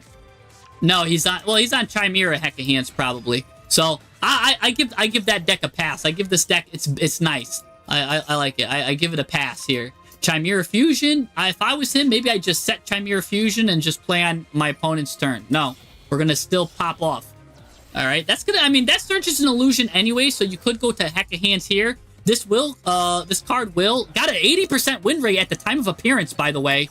Oh my gosh. Apparently, though, it's not going to win when you've got under Fualos. 80% win rate at the time of appearance. What is this? So now we're under Fualos. Here comes Chimera Fusion. Gonna add this card to the list here. Gonna set that, and then this card gets banished at the end of the turn. Okay. So you got a little bit to cover here. He did end his turn a little abruptly. Here comes Etherealize here. Gonna send a Medius to Pier. We've already got 2 of them here. Gonna send a Medius for the Medius, which is pretty good here. Get a free card there. Get the Power Patron card here. Gonna negate and banish that. Oh. Or no, he's gonna banish his card to negate your Medius effect. Okay, that's fine. We've still got Elf Notes here. Elf Notes with the play here. Elf Notes gonna get Regina. Now, he's gonna hit you with Godos here. Go Gadget Godos, I guess. Now he's gonna hit you with Chimera Fusion. Here we go. Now, Chimera Fusion is deadly because you go into Guardian Chimera. Guardian Chimera is just deadly. Ew, he's sending Ghost Bell to go into Guardian Chimera. His hand must be stacked if he's sending Ghost Bell. Anyways, he's gonna pop a card on you now. He's gonna pop like 2 cards, draw 1. Yeah, that's pretty deadly. That's why this deck is good there. Look at this. He's gonna draw 1, pop 2. Ugh. Here you go. You're going to get that. You're still popping off, though. Oh, my gosh. Elf Mill with Power Patron. Going to go into the Daelong Zheng Yang. That's going to make Power Patron activate. You're going to add a Yang Zing card from your deck to your hand here. All right. We're going to get, I don't even know what Bixie does, but he's just here aura farming. Here comes the Tinina. But we're going to use Fortune. Fortune's going to set the trap. And now, just sending a worm to the graveyard. Plus, I don't know what you're doing here. What are you going into? Of course, Baron de Fleur. Why did I even question that? I should have just added and counted to 10. This card's now going to come out. That card has an 80% win rate. Both of you now are showing went into cards that got 80% win rates when they get summoned. So who's going to win? Only time will tell. Chimera Fusion getting batted, re-added again. Back in action. Gonna go into the Enlightenment Dragon here. Enlightenment Dragon's gonna come out. Welcome home. Gonna go back into the Dark Magician of Destruction. Here we go. Gonna get the Gaze of Timaeus here. And Rhapsodia comes. Gonna get rid of that because we don't need it because we've got Gaze. And he's gonna steal. Godos is gonna steal your card. You're gonna deny that and destroy it. Right? Okay. So we're gonna pop and destroy Godos. Go Gadget, go home. Now, this card comes back again. Negating Guardian Chimera. Bixie, go into the graveyard. Now we've got another manipulation here. Theora Realize. What are we turning into? We turned it into Divine. Why did we turn him into Divine? I guess just to flex. We just flexed. Alright, so now we're going to pop that card, destroy it, go to the battle phase. What a clear. What a clear. Alright. Nice. A nice back and forth here. Setting the Gaze of Timaeus. And now Ecclesia coming back to the hand. That's what I like about Ecclesia. Pretty good stuff there. And we do have that stuff. Why is this card in the middle, too? Is there a reason this card's in the middle? I guess the Swift Swap. Anyways, we're on the standby. Go into my boy Timaeus. Nice. Love Timaeus here. Gonna put him in that extra monster zone there. Lightning Storm here, going to destroy all the spells trapped. That's going to just go to the graveyard to get this card out to negate that effect. All right. Interesting. All right, negating that. Cornfield Coddle. All right. Cornfield Coddle's going to get this guy. Now we've got another Chimera Fusion. This guy's getting all of his Chimera Fusions. We're going to use Social Sinister. That's going to inflict some damage. And that's going to banish that card too, I believe, which is nice. And we're going to do the little flip-flop here too. So we're flip-flopping, dropping, popping. Oh, bringing that guy back to the hand. Don't think it's going to matter because he is doing Chimera Fusion. But it's good that you're banishing that too because he just recycles those anyways. Here comes Seraphim, Sterilize or whatever. Banish that card. Good. He's still going to be able to fusion though. That's the problem. What's it going to go into here? Another Bephromit here. This guy gets multiple attacks, which is kind of deadly. Or no, that's not the one with multiple attacks, is it? Anyways, monster effect. Going to do a little bit more damage. Is this the one with multiple attacks? No, it's the other one. That one just sends the Fiend to the graveyard or Illusion. Anyways, Power Patron is activating. And Seraphim is activating. Oh my gosh. Oh, ew, but he's going to activate a card to negate that because he controls a Chimera Fusion. That's a negate. That's a negate. Get that card out of there. Stop that. But this card's going to add Regina. That card goes to the graveyard. 1,200. Here comes the Hecahands now. Hecahands is finally getting involved in here. And he's sending Fiendsmith. Remember, that card could send a Fiend to the graveyard or an Illusion. He chose to send Fiendsmith. We're going to randomly hit a card. And we kind of whiff. We hit the, what the heck card was that? Was that Time Tearing Morganite? Oh no, you hit Talent, I think. What card did you hit there? Yeah, you banished Talent. What a good card to hit there. Oh my gosh, that's a saver. Anyways, he's gonna steal one of your cards here, turn it into Jauza. Hecahands Jauza. That's gonna get him the Hecahands card. I'm gonna go into Hidden Hecahands. He's gonna set one. Let's get rid of that card. Again, remember, he could just re-add those cards like candy back to his hand. Gonna get Manikabel and Ibdal Hecahands here. Gonna show that. That's gonna allow him to fusion summon now. Now we're gonna pop that card, get rid of it before it's activatable. That's good, but also bad at the same time because if he ends up getting the level 6 monster, it could just set it anyways at the end there. Maybe you should have held on to that. Because he might be able to get it back. Dandalos allows you to attack. He now can take control of a monster too. And this goes into Fiendsmith. That's the Fiendsmith card. Necroz is the Fiendsmith card. So we are going into Fiendsmith here. Oh. Oh my gosh, this guy's got it crazy. This guy's got a lot of gas too with Hecka Hands. Oh my gosh. Yeah, sending that Fiend to the graveyard with the Guardian Chimera is really good. Now he's just kind of slowly dismantling your board. I would be scared, but you've got Timaeus. He's got to get a really high attack monster to out Timaeus. All right, I think he goes into like DDD or something. No, he goes into a 4 here, a WCQ, Lightless Shadow. Lets him bring back a card too. Burning you a little bit. Banishing, destroying, battle phase. Here he goes.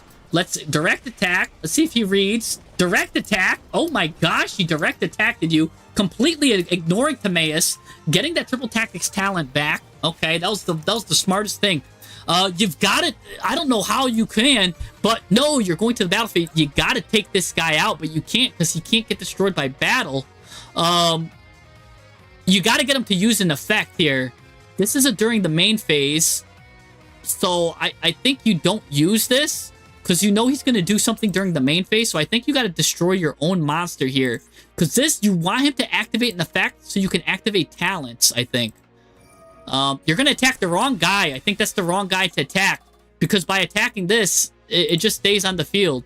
You got to attack your own guy here. Yeah, all right. Oh, no, you're getting rid of Timaeus. Oh, he's going to burn you with your own guy. No, you should have attacked your own guy. He's burning you with your own guy. Oh, no. Oh, he just gets you with your own move.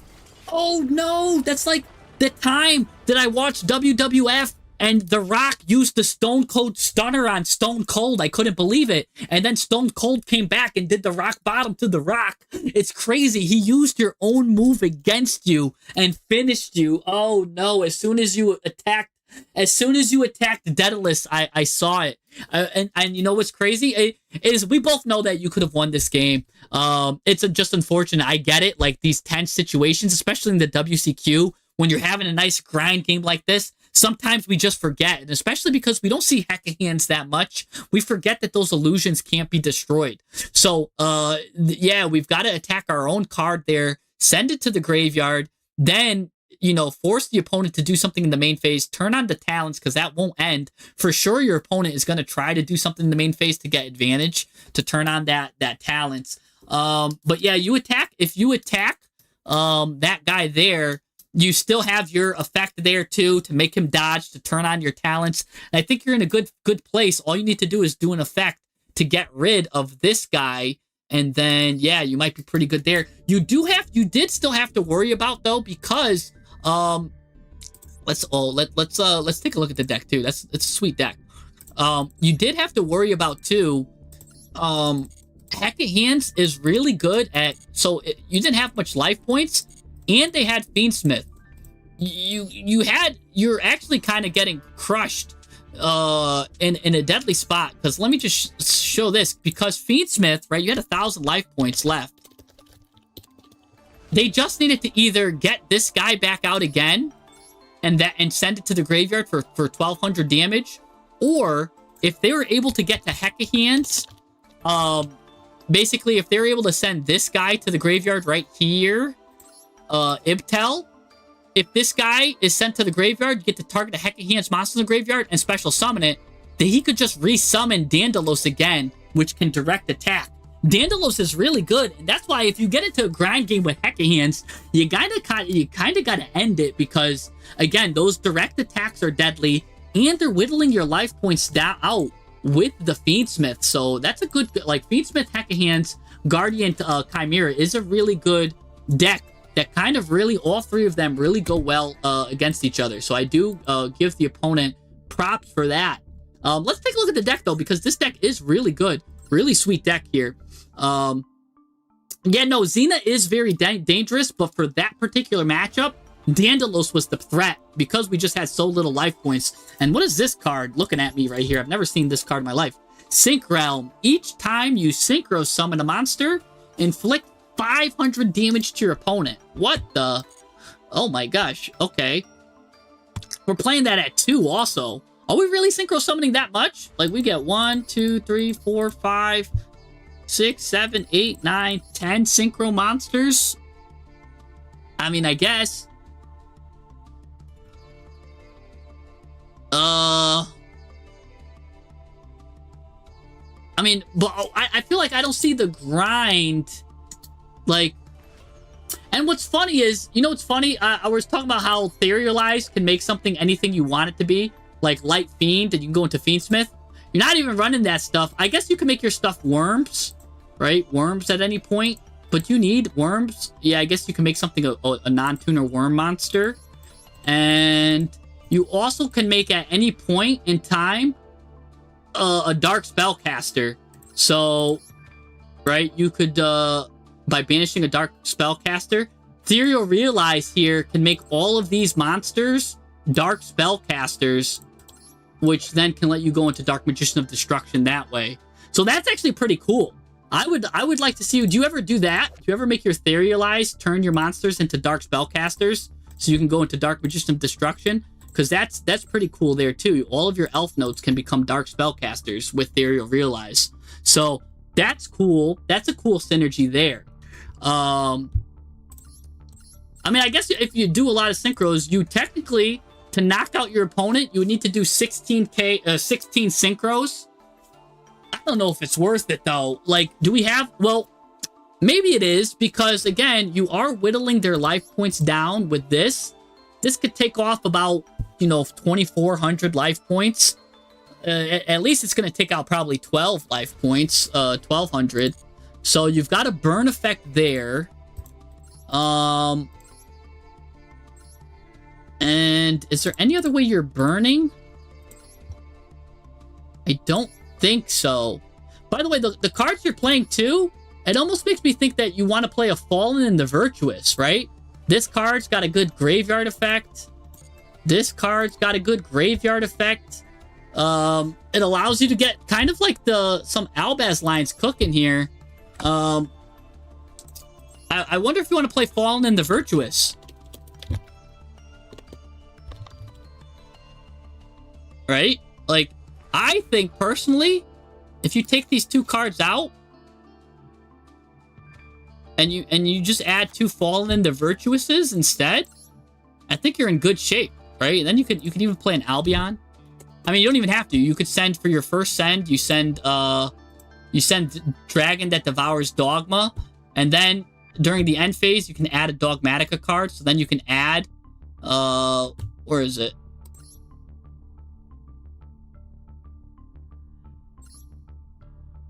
Oh, do you not have a Dogmatica card? Oh, well, it could be Dogmatica or Albaz. Or Tri-Brigade, sorry. Dogmatica or Tri-Brigade. I guess you could just send this. Special summon an Albaz. You can special summon Albaz, sending that with Fallen the Virtuous. If you send this card, you could add a Dogmatica. I mean, this is also a Dogmatica card. So you just send this, and it just adds another one back anyways. So that's fine. That's good there, too. Oh, no, she's a Dogmatica. Yes, you could get that card out, too. So there's a lot of... I think the synergies is better if you squeak Fallen in the Virtuous in your deck here somewhere. Yeah, or maybe 1/1. Disney's kind of got it right. If you still want to keep it out somehow. I just don't like the 2. I get it. It's a 60 card deck. I don't know.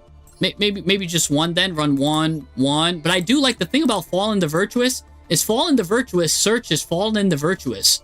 So that could be there if you need it. So I do like the 2-0 at least minimum if I'm going to play Fallen the Virtuous. Granted, probably a lot in the 60 card deck. The 40 version, even sometimes I like to play 3 copies. I only have 2 copies right now, but I mean I could just craft one right here on stream. I'll do it because it's so good. Yeah, really good stuff here. I think this deck is great. Again, for the same reason that I've said before why I don't like Ash. I'll say it again. In 2026, if you're playing Ash Blossom alone as your only hand trap to disrupt your opponent, like you're not playing Imperm, you're not playing Dominus, you're not playing Veiler, you're not playing like supporting hand traps. Like even if you're playing like Ash and K9 or Ash and like the Rescue Ace card, something else to make like Ash not be alone. I don't like Ash. I mean, you're running it at 2. Again, I do think Droll is better. You're running Droll. I do like the cards that then just end your opponent's turn.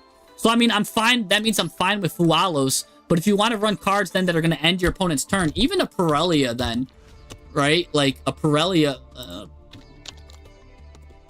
right? Because you're on a 60 card deck. Pirellia is really good against Enneacraft. So, and then every deck, I haven't seen any deck that just doesn't normal summon or like do a card from the hand. So Pirellia's at least pays for itself. Yeah. But yeah, no, Albion is great too. Like the red Albion. That's what I like to do, because you could either set, where's Albion? Because you're I just feel like your extra deck is tight. Yeah, you could just play not that Albion. A fun fact, you kind of could play this Albion if you wanted to, because you could send a Fallen Albaz or a branded spell trap. This is considered a branded spell trap, so if you wanted to play this card as a free like mulligan, you kind of could, because now you're playing a branded spell trap. So I mean, but I don't know if you want to put this one in. I don't know, you take out, like, you take Dogma out or you take this out. Your extra deck looks really tight, and I don't want to mess with it. So we'll leave that there just to cook. And if you're not sold on Pirellia, I mean, I guess you could just go, I mean, you've got your 2 droplets, you've got your 2 thrust, 1 talent. I don't know what else we could go into then.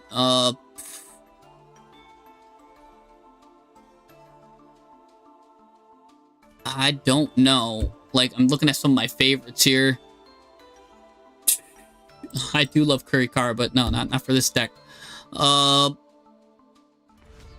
mean, maybe Kurikara. Kurikara is kind of strong this format, I think, right? Because Enneacraft, you tribute all of their stuff when they activate. What else can just get you the win? I guess there's a lot of, I don't know, maybe Kurikara could be something to try. I have no idea if this card's going to be good or not, this format. This is just me theory crafting. Kurikara is a very interesting card that I'm thinking about. But anyways, just cut Titanclad. Pirellia is actually good. Make sure you draw at least 1. All right, so we'll leave Pirellia at 2 there. Oh, look at that guy trying to sneak in. Yeah, just leave that there. This deck actually looks really solid. This guy was cool. He just was aura farming the whole time. You added him, then discarded him. Oh, he can quick effect synchro. Okay, that's cool. Guy's aura farming. I like it. Like the way you look. Guarantee it. This guy's never saw him, but he's aura farming too. Oh my gosh. Some of your Yang Zing cards are definitely aura farming.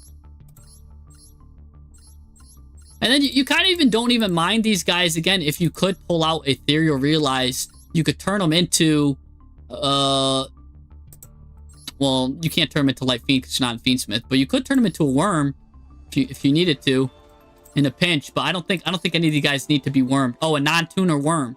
So you could make these guys non-tuner worms. And then you just need a level 4 synchro. So that could be something interesting. I don't know. Yeah, you're kind of cooking, though. This deck looks like it's cooking. Also, the new Sword Soul cards came out, too. But where is it? Oh, no. I'm thinking of something else. It's not. The new Sword Soul is not that crazy for this. I don't think. It's right here. Is this card worth it in this deck? It's an 8. This card synchro summoned. You add a level 4 or 8 spellcaster whose attack equals own defense. So I mean, you've got Quem, not Golden, but you've got Ecclesia, Quem. So this is an interesting card here because I know you're able to go into 8s, no problem. So I wonder if you want to play this. This is a Sword Soul card here too. You get to add a 4 or 8 spellcaster whose attack equals own defense. You could target a face-up card on the field, negate it, then if Ecclesia or Albaz in the graveyard, destroy. So this is kind of like a good board-breaking card, kind of like good run-of-the-mill card. I do think this Sword Soul card is really good. I mean, especially since you're on Sword Soul, the theme is there, right? And again, you do have those monsters that it could search. Let's see, if do you have any other 8s? No, you just got really these 2. So, yeah, and Ecclesia. So you've got 3. Kurikara is not as good into Draco Tail, Striker, Typhoon. Unless you're on Original Sensible Spoils, yeah. Yeah, that's the thing about Kurikara is how, like, the searchability of it. I do love, so many times I won because I searched it with, you could just search it with, Snake Eyes Ash. And I've won so many games off of the search, adding a level 1 fire monster and just adding Kurikara. So that package is really good. But yeah, I don't know if it's good enough to be standalone. I'd have to try it. I'd have to try it. But yeah, I don't know. You'd have to fix the extra deck. You could let me know if you like this card or not. Yeah, you could let me know about that. So there you go. We'll do that. Anyways, from Twitch, is Toby still here? Toby, are you here? We're gonna deck Dr. Toby's deck if he's still here. If not, we're gonna go to Sedon. Sedon's got some slop this week, he says. So let's see if Toby or Sedon says anything from Twitch. Cause they're up. Let's get the Twitch involved in the situation. Right? Cause they're cooking. Twitch chat is cooking here. So let's see, is Toby or Sedon here? I'm gonna...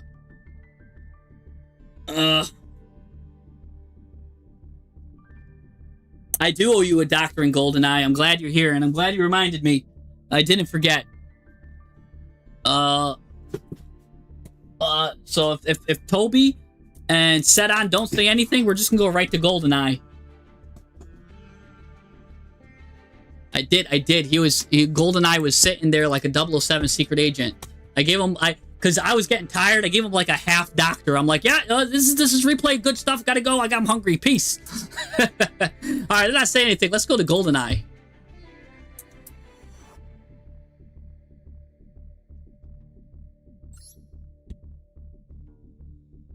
I'm not seeing anything in the chat from the Twitch. So they don't want to get doctored here. GoldenEye. Let me see put your friend code in, GoldenEye. I must have, gotta find it. It's like finding a needle in the haystack. You must have put it in somewhere, GoldenEye, and I missed it. So you gotta put in your code. Let me see. You guys, thank you.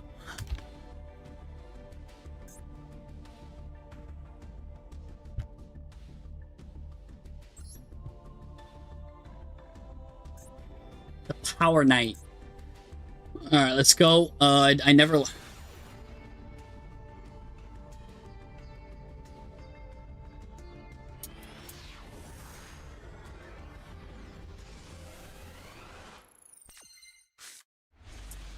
right, Power Knight is going first here with some cards I've never seen before, and he's immediately getting hit with Fualos. What is this? Oh, it's a 6 Samurai. Okay, of course. Heroes and Samurais going together, and we're going to counter Fualos with Fualos. Okay. The bottom replays better, but it's a different deck? Okay, well, let's see. Let's take a look. We've got Vision Hero going to start off and immediately get hit with Effect Veiler. That's funny to me. He's like, guess what? You could pop off, but you know what? I changed my mind. You can't pop off. So that's what I think it's funny. Like, make up your mind. Do you want him to special summon or not? You know what I'm saying? Do you want him to pop off or not? I think those kind of conflict with each other, but okay. Anyways, we're going to go into Soul Day. That's probably the card that you probably wished you hit with Veiler, huh? Anyways, because... oh, he's got another one anyway, so... It doesn't matter, though, because I believe she's got a card that could just send something for cost. Right? I think she just sends it for cost. So, I don't even think you care. Oh, heck, he hands Godos. And another Fualos. Oh my gosh. Oh, this is interesting. And you're still cooking. You don't care. This is crazy that you're cooking right now. He's gonna steal your Fualos. Yeah, you just end. Because, yeah, you don't want to... So now he gets a free Jauza, though. And he's got K9. Oh, gosh. Oh, ew. He's going to battle now? Ew. Why did he go into Jauza? Why? Wait. What's going on? What's going on? What's going on? He stole one of your monsters, and he's got Godos. Don't tell me that this guy is just using Godos as a hand trap and is not playing Jauza. I'm going to lose my mind. This is the second time I saw someone just using Godos as a generic hand trap. And not, like... Oh, this is probably the second time because this was probably the one from last week, right? And he just didn't do it. And yeah, I remember I was like, we were rushing through because I was so hungry. Right? He's going to go into Jax. He's going to pop that. And then you go, and then you get your 6 Samurai combo going. Yeah, you go into Battle Shogun. See, I got a good memory. I got a good memory here. Yeah, he doesn't have Jauza. Yeah, he doesn't have Jauza. Yeah, we've seen this. I've played these games before. Yeah, I've played these games before. We're gonna go. You just 6 Samurai him now to death. Flipping him, bipping him, doing the 6 Samurai stuff. Good. It doesn't matter because he's not on this. I don't know what he's doing. He's got so many Veilers here. You dodge it. Pop that card. Now you get Shen out. There's nothing he could do. This guy... So... Here comes another Shien here. You've got 12 counters now. Anytime a 6 Samurai player gets over, like, 4 or 6 counters, I know it's over. There's nothing that can tell me that's not over. They get to just go infinite. Once they get that many counters, yeah, it's done. He's done. So, yeah, his deck is 100% hand traps. Let's look at this guy's deck, right? Let's look at this guy's deck here. Yeah, it's 100% hand traps. He's even playing Sword Soul. He's playing the weirdest stuff. Now, all he needed to do, funny enough, if he played even a singular copy of Jauza, would have been funny. Because Godos steals a card. He could have went into Jauza, but it's 48 card hand trap turbo. That's crazy to me that's what he's playing. And he's even on Hoppier Squadron. What's he going to go into a 9? He doesn't even have the... Oh, he does have a 9. I'm like, he doesn't even have, like, the right numbers here. Guy's just on something else. All right, you said the bottom one's a better replay. But if the bottom one's a better replay, he's saying, so...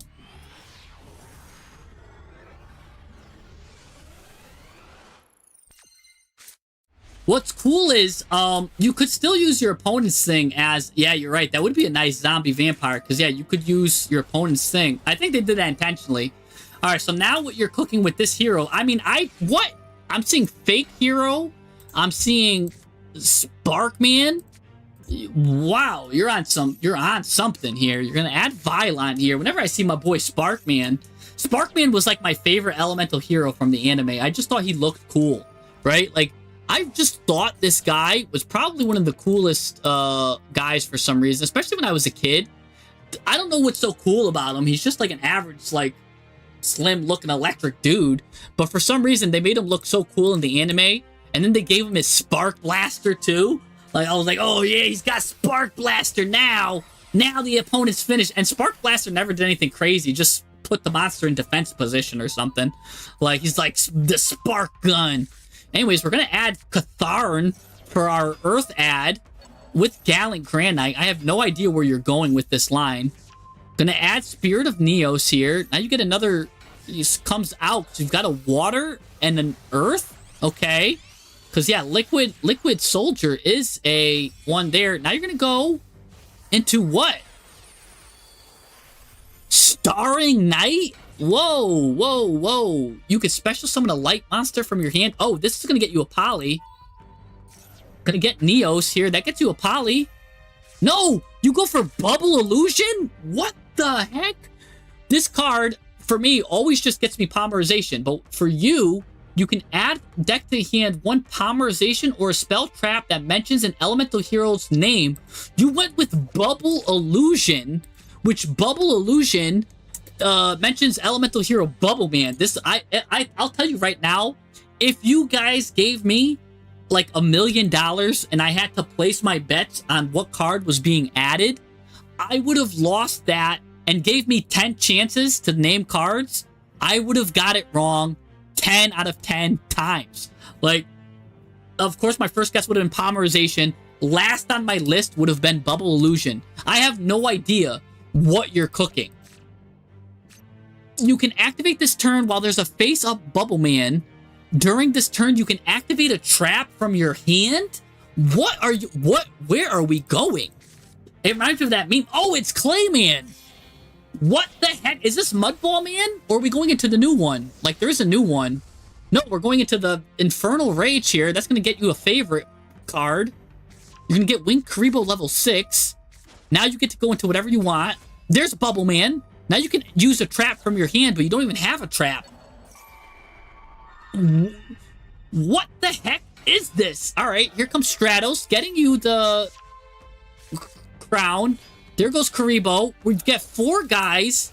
What are they going into now? Skull Dread. We're deep drawing in for a trap. What trap? We don't hit anything. So everything goes back. Reinforcement of the army still here. We're gonna get Fusion Gate. Okay, that's gonna let us do some. I think you're trying to get to. I already. Oh, Zelantis. I think you're trying to get to. Oh, brother. You're trying to get to the thing to get all the fusions. The chain, the fusion chain or something it's called. I forget what it's called. Anyways, Zelantis bringing your guys back to reuse their effects. So now you can do Stratos again. Both Stratoses, by the way, because they're not hard once per turns. These guys are soft, baby. Gonna get Solid Snake and Miracle Ejector. Miracle Ejector has a full combo as well. So now, I'm guessing you're playing another Saryuja because you're still comboing off here. Yeah, here comes probably the second try.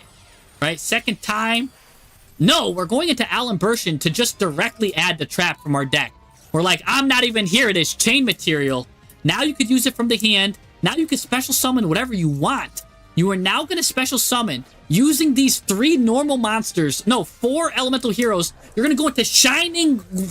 Electrum, I mean. Electrum, because he uses all of the OGs. Shuffles everything back. I remember this deck. This is where we go into basically, we go into the trains. We're going to go into a second Electrum here.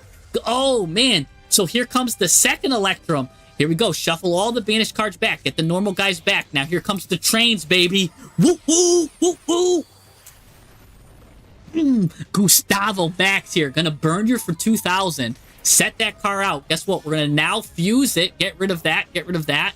Go into something simple, something efficient. Don't really matter what we go into here. Yeah, Elemental Gaia, I guess, is the one that we could go into. Don't really care. He's just there to just chill. We're gonna fuse again. We get to unlimited fuse now. Go into Wake Up your elemental hero. Now we're going to fuse again, getting those normals back to get Electrum back again. So now here comes Electrum again. And guess what? We're going to shuffle those bad boys back with Electrum and go into yet again another Electrum. But first, because we've got 2 10s, we're going to go into another Gustavo Max here. Gustavo Max here. Going to do another 2,000.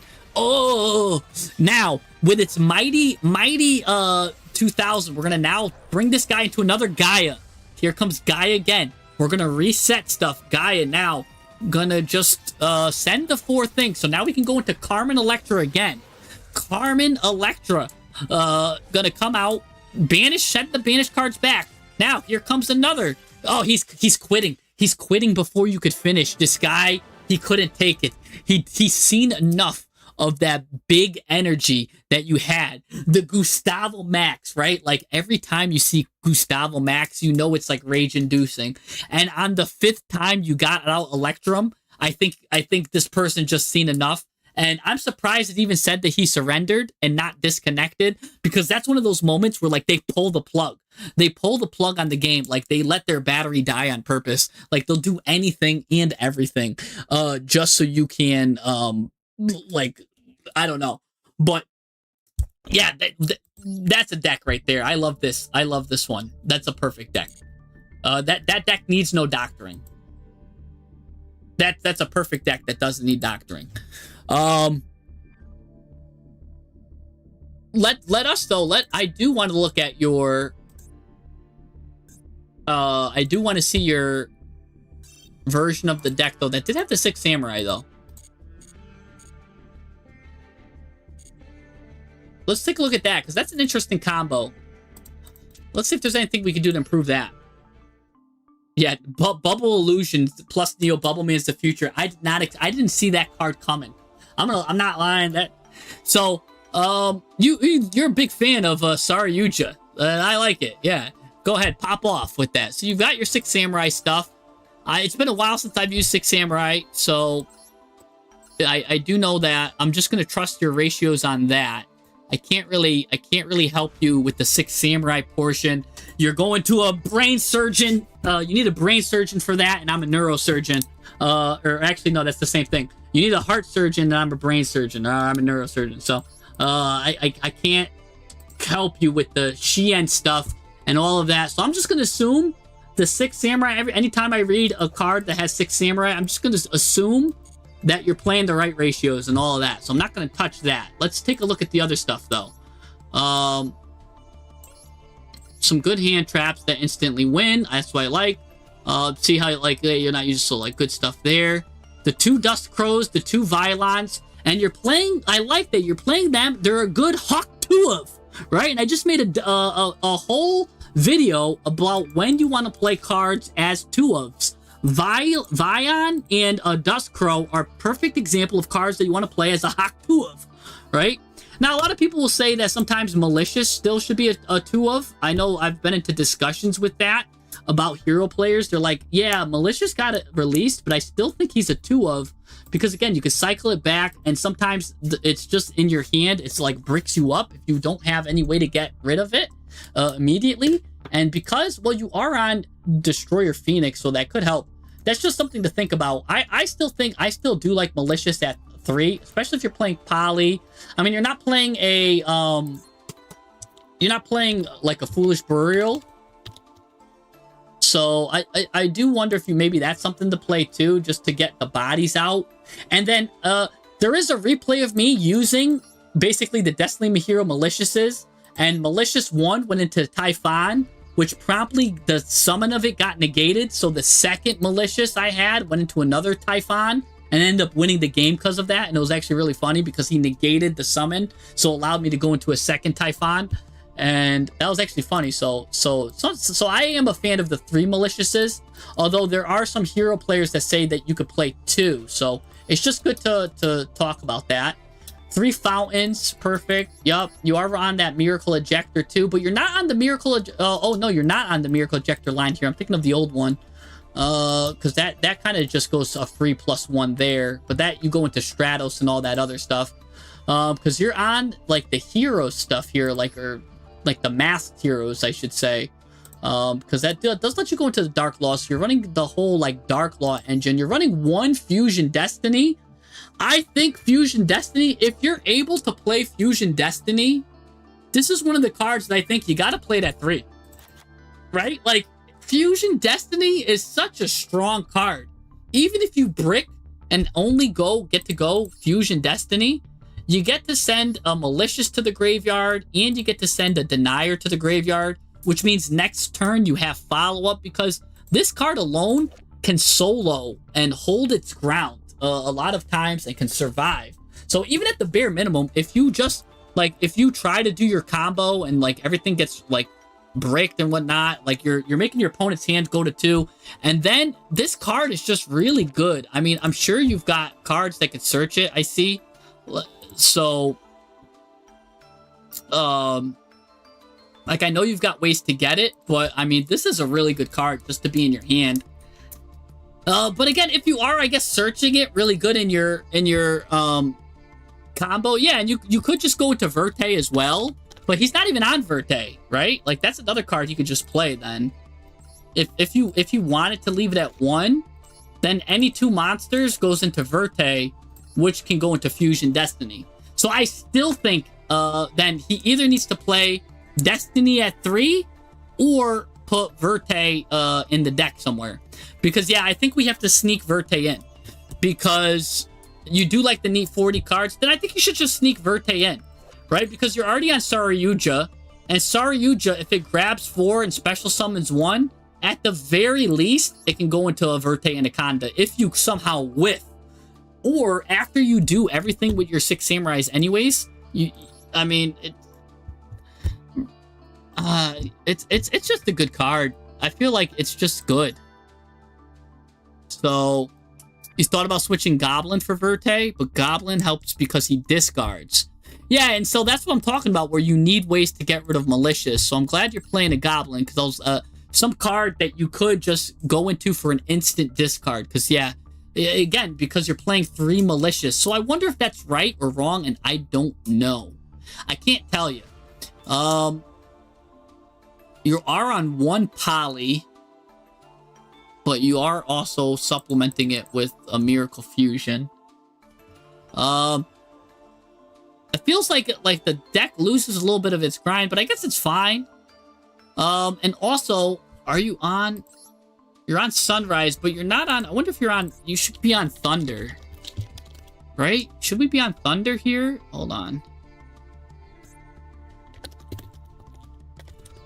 I wonder if you should be on, where is he? This guy.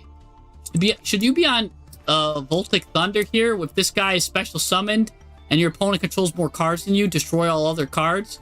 2 elemental hero monsters with different attributes. So you've got, well, pretty much everyone here has got dark, but he's water, right? So I guess it's really only, it'd be him and any of your other elemental hero, but he's basically a board breaker, right? He kind of helps break boards. And yeah, that's pretty much a specialty there. I really like him as a board breaker, at least in elemental hero decks. And sometimes he's a Regeki, but he's also like just a good starter to like bait stuff out. Because what happens here, right? You use if this card's sent to the graveyard, right? So you're sending Poly, you're using it, sending it to the graveyard. You get to set a mask change. So you still get to go into stuff as well. But yeah, you don't think you have enough elemental heroes, but again, I mean, you might be able to deep draw into it, or even still, there's times where it might help. Maybe you don't have enough elemental heroes because there's only a 33% chance for you to have Fountain in your hand going first, but going second, it's a little bit higher because you'll have 6 cards, so it raises to like a 40% chance to have Fountain in your hand, which is pretty good. I mean, technically, it raises probably to 50% chance because you are on Reinforcement of the Army. I mean, I guess you could play, if you really wanted to, you could play Stratos, of course. Because I know you've got Stratos, and you got, he's a wind hero. And that adds you the hero that you need. It could be. I don't know. Maybe I just don't know enough of what the 6 Samurai is doing. That could just be it. So, this is a really good deck, though. Yeah. So, that is really interesting. No, Malicious is a dark hero. Malicious is all the Destiny heroes are dark. I don't think there's a single Destiny hero that's not dark. I could be wrong, but I think every single Destiny hero is dark. I think every single one. I don't think there's a single Destiny hero that's not dark. Yeah, every single Destiny hero is dark.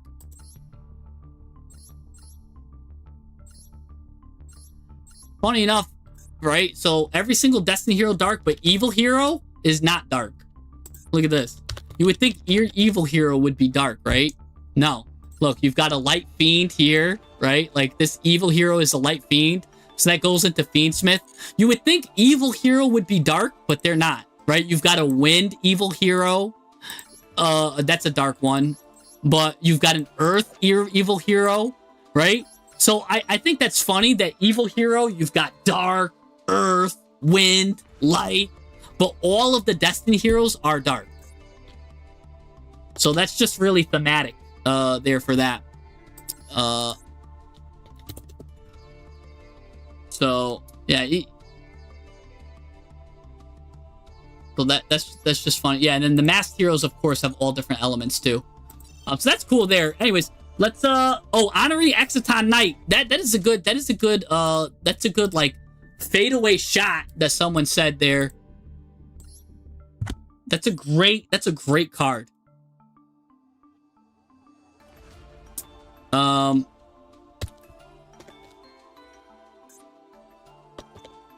don't know how to spell Exciton, I guess.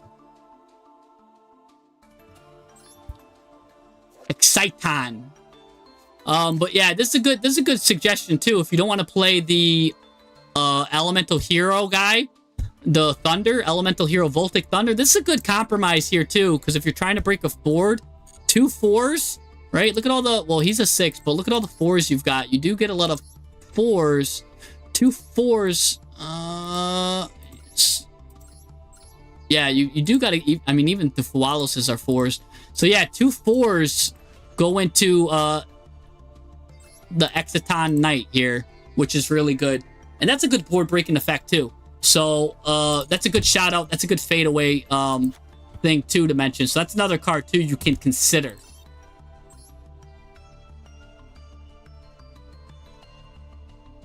Right? Fiend's about more being evil than dark. Yeah. So, all right, let's see. We don't got any super chats. We don't got anything. So basically I could just grab someone here. That's let's get some more Twitch involved. Is Darkwing Duck here? Darkwing Duck, are you still involved in this? Are you still here? I want to get some Darkwing Duck here. Darkwing Duck. He's got a second replay from Twitch. Darkwing Duck. I hope Darkwing Duck is still here. I love that name. They used to be like my favorite show to watch. Darkwing Duck. He's got a second replay. Darkwing Duck, what are you cooking for me? WCS qualifiers.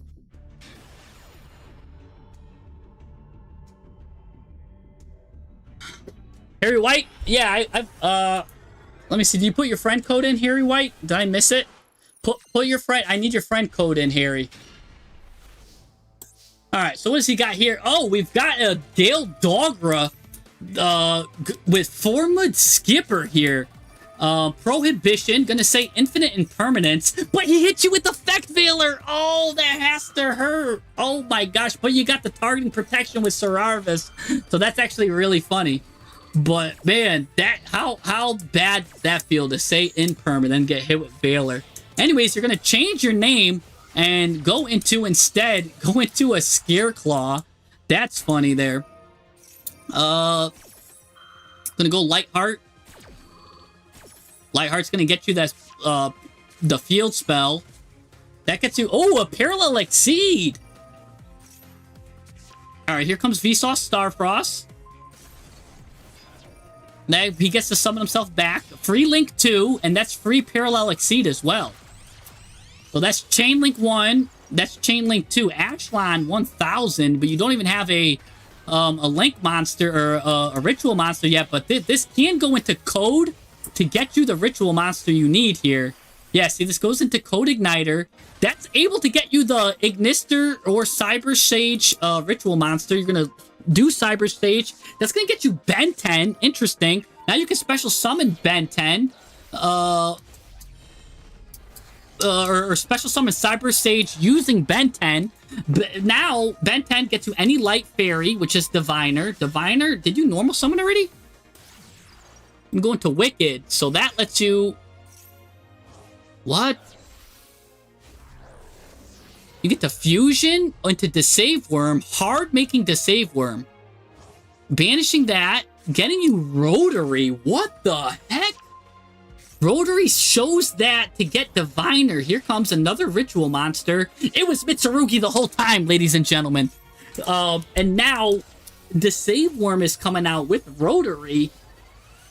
Oh my gosh, Ancient Fairy Dragon. Oh, Sedan is here. Sedan, I can look at your deck afterwards. No, there was Habakiri though, and we're getting Nightmare Throne now. Out of nowhere, and we're getting DDD. What archetype is not being represented right now? So now DDD is being invested in here. Habakiri's Mitsurugi's getting invested. Let's get insects involved in the situation. This is like when Avengers and all of the guys came at the end there, and it's like, like here's Predaplant. Like every single archetype is coming out here. Now we've got Mitsurugi.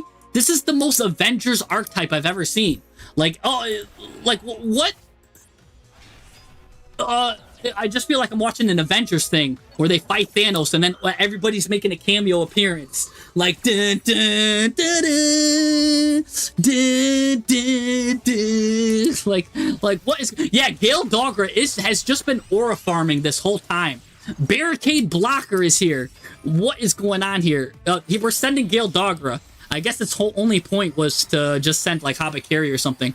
Dagara's the Timeless now. Gonna draw 2, discard 1. Oh my gosh. No, we're bringing back the Save Worm. I'm speaking ahead of myself here.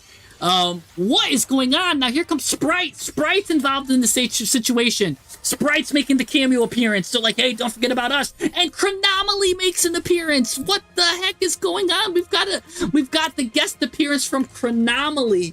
Ladies and gentlemen, his name should be Anomaly, because oh my gosh, this is definitely Anomaly. When this card is summoned, you could target a numbered monster in your graveyard, equip that to this card. This card gains attack equal to half the attack. Once per turn, detach an Xyz from this card, send the monster equipped to it to the graveyard, half your opponent's life points. What is going on here? So we've got a guest appears from Chronomaly. He's going to equip this. He's going to half the opponent's life points. Now, we get to, bro, Gildarkra does come back here. Now, we're sending stuff. This guy's going to copy its name, turns its name here, and finish it off. We've got Starlington making the final appearance, and Darkwing Duck. Oh my gosh. Darkwing Duck just has a replay for us, and that is a replay. And by the way, that was a replay. This guy did this. This isn't like he just did this during some like tutorial match. He literally like hit someone with this during the qualifiers. During the WCS qualifiers, you just got hit with what I could only call the Avengers deck. Oh my gosh. Darkwing Duck just literally that was fantastic. That was fantastic. And the worst part is I think he left. And he's gonna be mad about that one. That was a good one. That was a good one. Oh my gosh, Darkwing Duck. That was amazing. But he'll never know we casted his deck. Because he didn't respond, but I did it anyways. So let's go now to Sedan. Has got something for it. He's got a new slop of the week. He's gonna love it. What is the what's the replay you got for me, Sedan? It's the first one, I'm guessing? I'm guessing it's the first replay. So let's see.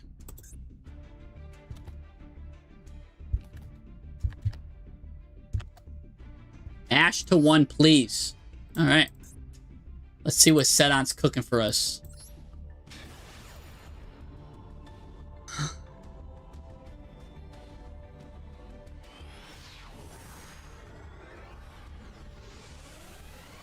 All right.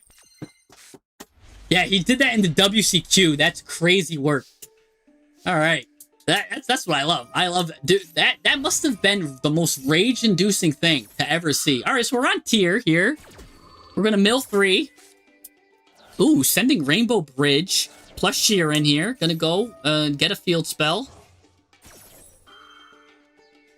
Going to do that now. Thin our deck 2.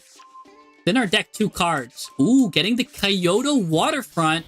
I wonder if this is the deck that loves to go and get me my Gamma Cell and sets up like infinite negates. Let's find out. Because I do love that. When I see Kyoto Waterfront, ooh, Now we're going to use this, get this card out. That's going to mill 2 and then mill 3. And then we're getting Kyoto coming out here. That's going to get some counters, which we'll be able to search some stuff. Oh, Eva comes to the graveyard as well. That's going to get us a Light Fairy. Here comes Herald. Nice. Mitsurugi's going to activate. Special summon that. That's really cool. Didn't see that coming. That's actually cool synergy. Now we can go into Mitsurugi here. If this is a mill deck, I wonder if you're going to go into Zombie Vampire with this. Oh, and you also go into Fiendsmith. You can mill more with Pilgrim Reaper as well. All right, so now we're on Fiendsmith, or I'm sorry, now we're on Mitsurugi. We are going to search for Gamma Cell here. Get Gamma Cell out now while we still can. Going to go and fuse into, or fuse, Ritual Summon into Habakiri. Bring this out, get a bunch of counters. We just really need to get 4 bodies out, and Gamma Cell becomes an unstoppable force. Because you could just, once you get 4 bodies, Gamma Cell starts going in. And yeah, this clogs the field too, so this swarms the field with bodies as well. We've got the 5 counters that we need, and now Mitsurugi's just really going to swarm the field here. What are we going into here? A rank 4. Dugaris, of course. Just going to draw 2, discard 1. Oh, getting rid of that. I thought for sure you were going to get rid of Fiendsmith there, but I guess you're going to send him to the graveyard. Going to get another card here. Okay, Fiendsmith's going to send himself to get Track. Track is going to get you some bodies, but you don't even need to do that. We're going to go maybe to Zombie Vampire here? Yes, it is. I wonder if you tracked first, or maybe you already sent that little guy to the graveyard. Anyways, we're going to send 4 more cards. Get this guy out, the 7. What are we doing now? Sending 3 more. Oh, there's Lurie. Lurie was in the hand the whole time. Here comes Skuldred. Skuldred special summons Gamma Cell. Oh, and it's going to get you every card in the world. Oh my gosh. Plus, you've got this engine too? Oh my gosh. So now we're going to get Gamma Cell out. Gamma Cell, by the way, all right. A lot of people might not know this, but if you are able to get Gamma Cell out with Kyoto Waterfront, that combo alone, I think, just wins you 90% of the matchups, right? Because this card, each time a card is sent to the graveyard, it just keeps getting Kaiju counters. And it's so easy to send cards, even your opponent too. So what does Gamma Cell do? When your opponent activates a card or effect, all you do is you remove 2 counters from anywhere on the field, and this card is an Omni Negate. So already, this card is giving you 2 Omni Negates. And when you, right, if you Omni Negate 2 cards, that's 2 more cards going to the graveyard. So having something with 5, bringing it to 1, then bringing it back up to there, then using it again, getting another counter, you at 5 counters, it's 4 Omni Negates, right? Assuming everything's going to the graveyard. So this card off rip is representing 4 Omni Negates if you have it with Kyoto Waterfront. So that's 4 Omni Negates right here. Oh, see, he just ends his turn. On top of that, since he was able to thin his deck so much, add 4, discard whatever, and shuffle stuff back, he's got hand traps galore. He's got a Herald. Oh, but he's got no, unfortunately, he doesn't have a fairy to send for this. But he's got Crime, which I don't think is going to do anything. Or actually, Crime is activatable because he's got this, and he's got Havness in hand. So there's a lot of stuff here. Anyways, we've got 4 negates. And he's sitting on them, too. He's going to Droll and Lockbird. That's probably really smart to do that. Now he's going to use Theosis. Going to use that. This is negate number 1. Remember, this is going to be 5 negates. So that's going to go to the graveyard, add another counter. Now this card goes up. He's going to try to banish that. Nope, not going to let that. That's another negate. Send that to the graveyard.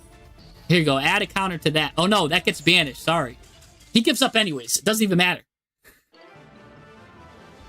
Yeah, and you can't Kaiju a Kaiju. That's a really good point there too. So even if he has a Kaiju in his hand, you cannot Kaiju a Kaiju.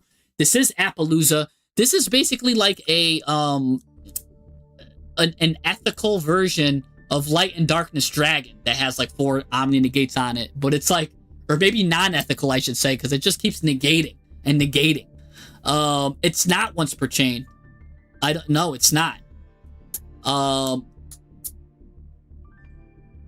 Yeah. So, he did say he made a few misplays and wants to figure out some of the ratios with this deck. So, I'm going to tell you right now, the goal of this deck is definitely to get that Kaiju, combo out. So let's take a look. Let's see if we can make that, because this is a really good deck to doctor anyways, because it's got a good premise about it, right? The premise of this deck is, if I can get Gamma Cell out, right? If I can get Gamma Cell out, can we basically win? So the first thing I see here is, ew, I see reasoning with a million monsters, right? Like, basically this card is just saying special summon a card, like the top card of your deck. I do not like reasoning with this deck. Yeah, I really don't. That's the first thing. I do like grass is greener, but I don't like reasoning. Yeah, I don't. Darkwing Duck, I watched your replay. I did. I watched your replay. Oh my gosh. It was epic. Your replay was absolutely epic, Darkwing Duck. Oh my gosh, I wish you were here. I did watch it. We loved it. Everybody here was clamoring for your replay. That was crazy. And the fact that you did it in the WCQ was nuts. Everybody was like, oh, like, yeah. But anyways, so the goal here is to get this deck, is basically we want to turbo out the Gamma Cell, right? So I don't think this is really, because you've got so many monsters, basically you'll be lucky to mill one card, right? Because look at how little spell traps you've got. All of these are monsters. So I think you kind of, let's start with cutting the reasoning, right? Because that's basically saying mill one, if anything. And there's even a chance that he says like 4 or like hits your thing. Like, it's not just, I don't like reasoning there. So I don't like the reasoning there.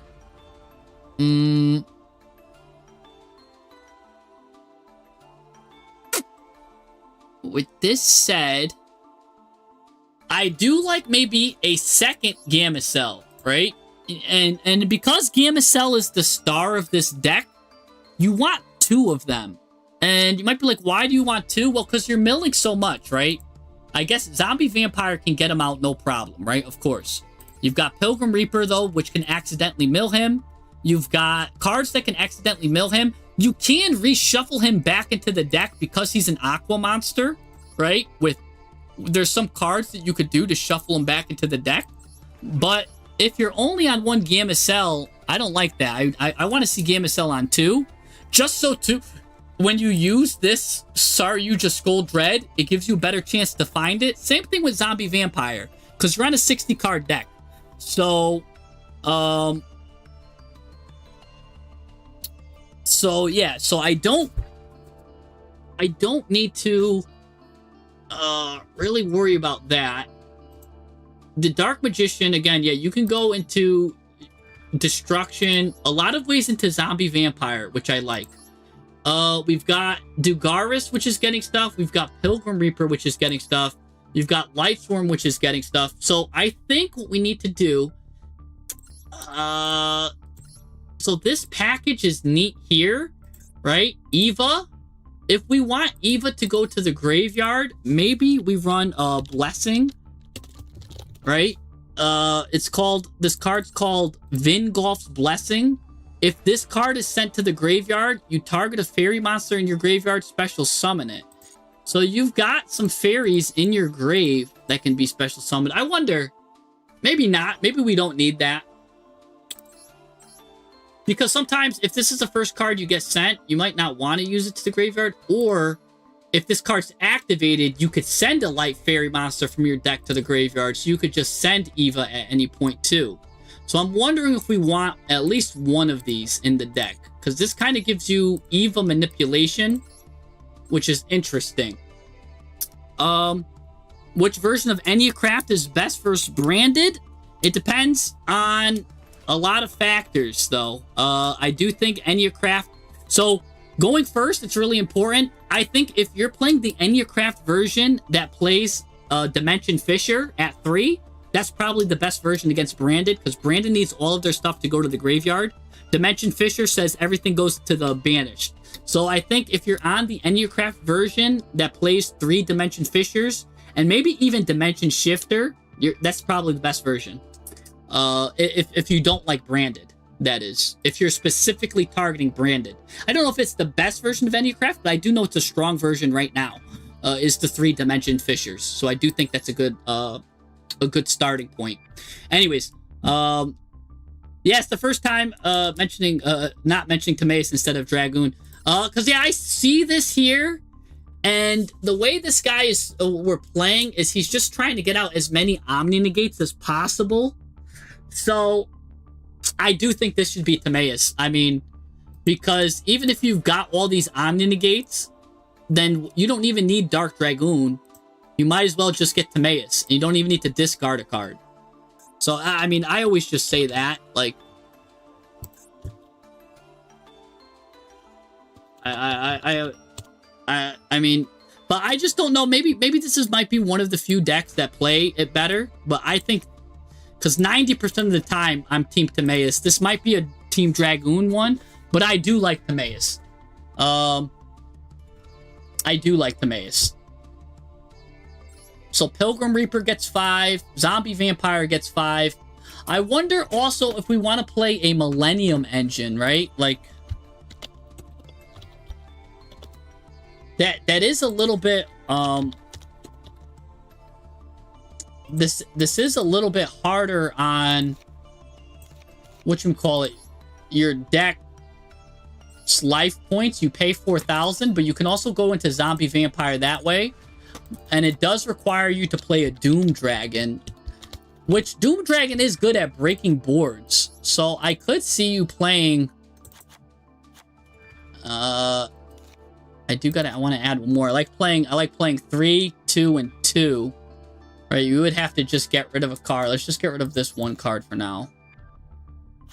Honestly, it probably should have been Ash, but whatever. Well, actually, no. Ash is kind of good here, but Fuwalos isn't, because at the end of your turn, you're going into Skull Dread, and after you did all this, drawing 4 and then keeping the best hand traps is really good.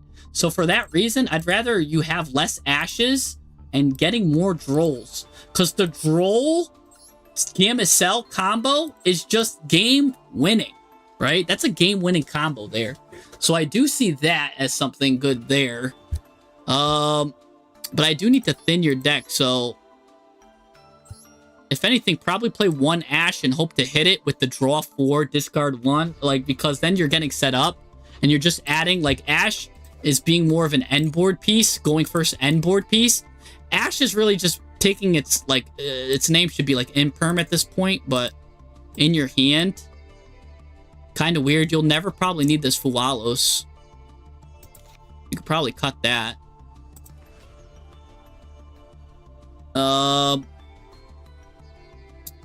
Yeah, Millennium's disgusting. It's also more ways to get 8 too, you know?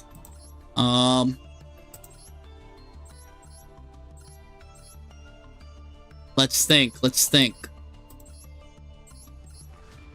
Playing Dark Magician Girl at 2. But would we rather it be a silent? Would we rather play her at 1 and it to be a silent, where is it? What's the name of it?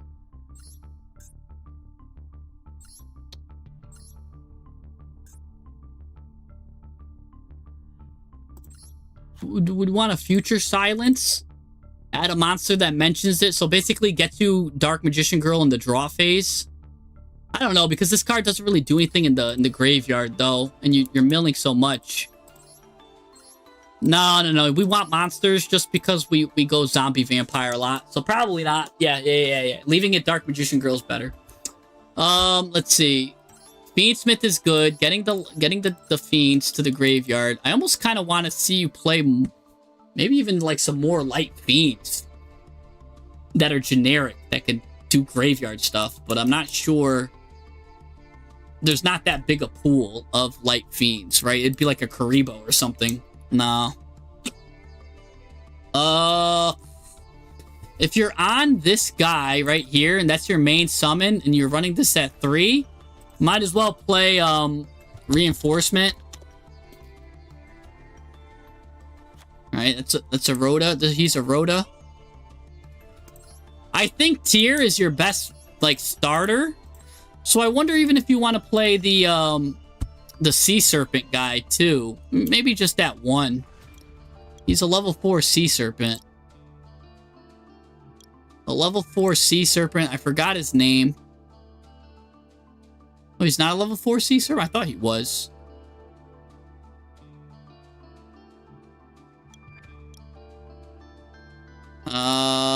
Oh, what's his name? He's basically like Reinhardt. He sends a tier card. Oh, what's his name? Is it Kaiser? Oh gosh. No, it's not Kaiser. It kind of looks like him though. I think he sends one Aqua. I think that's his spec. This guy, Supreme Sea Mare, might be what you want to play. I don't know if you want to play him at 1 or 2 copies, but if this guy's normal summoned, you basically send a tier monster from deck to graveyard.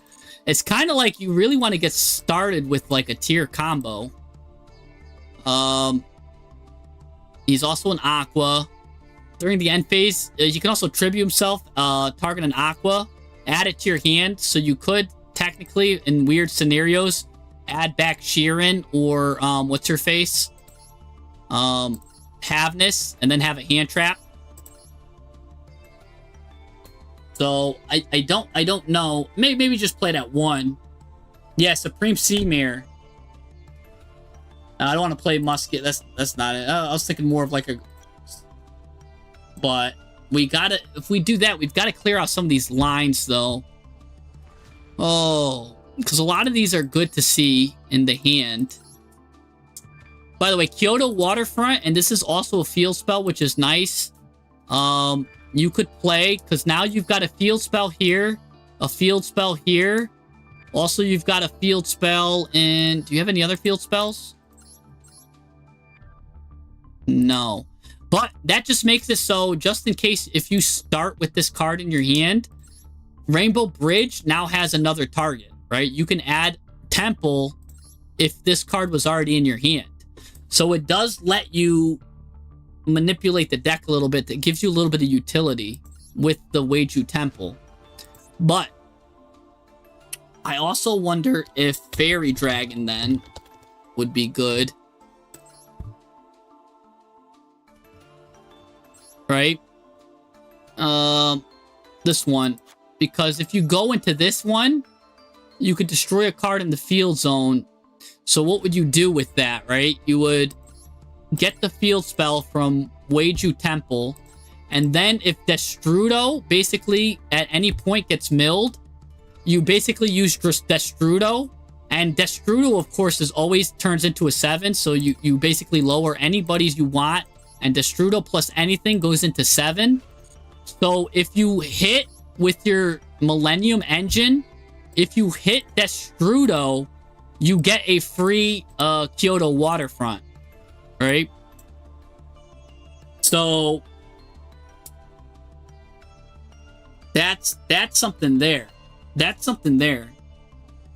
I do think that's an option. Cause yeah, that's really strong. The Destrudo side of it is really strong. You don't have a lot of tuners, you just need Destrudo. It's just Destrudo alone. Because Destrudo with any card, because look what he does. You pay half your life points, you target a level 6 or lower monster you control, you special summon this card, and that card's level is reduced. So let's say you target a level 4 monster. So his level is reduced by 4, so that means now he's a 3, and 3 plus 4 is 7. So you can go into Fairy Dragon. Basically, Destrudo always leads to, alone, leads to a tuner 7. So if you use the Millennium Engine, right? And you get Weiju Temple, and you go into Zombie Vampire. If you hit Destrudo, that's great. You leave Destrudo in the graveyard, right? Just basically at any time you just get to Destrudo, you could just leave him in the graveyard, bring a monster back, whatever one you want, and then Destrudo can come out. Now it's a level 7, and now you get, now you've searched one part of the problem with Waterfront there. So now you've got 2 ways with Temple and Bridge. Now you've got 2 ways to get Waterfront. Well, technically 3, because your 3rd way is to gamble with Suryuja Skull Dread. So this gives you another way to get Temple. All right? So I like that. I wonder if we need this. I honestly don't think we need the fairy package. The more I think about it, the more I think we don't need the fairy package. Because I know it's like there, it's so rare, but the problem with the fairy package is the fairy package works best if you're playing Gem Knight, right? But we're not playing Gem Knight, right? Because if you're playing Gem Knight to go into Fiendsmith, because you run 3 of these, and that's where all the power is, and this is also a graveyard effect too. Well, so if it's sent from the hand or deck to the graveyard. So I'm actually surprised that if you're gonna run a fairy package, you're not playing Gem Knight with it. Because this card is really which makes the fairy package good. So that you'd have to run the fairy package then. But instead of the fairy package, we're going with the reptile package, which is also fine. I think that's fine. I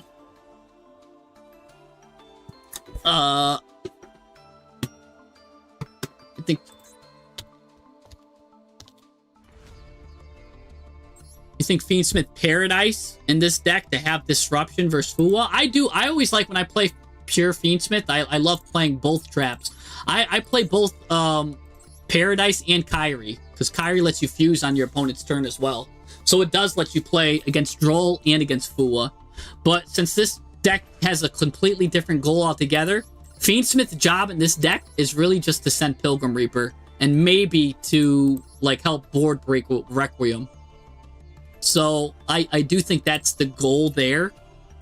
Gamma-Cell is cool. And then, yeah, having a second Gamma-Cell means you could use one Gamma-Cell as a board breaker, which is kind of funny also.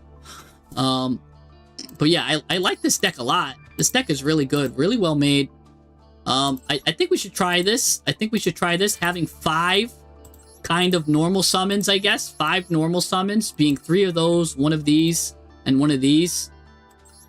I think that's perfect for this 60 card deck. Having 2 Gamma-Cells, I do think the Senjin engine is real good. We found another way to get to Kyoto. By adding this second one in, it just adds a lot of insurance to the deck, because we could basically flip this card back any point we want.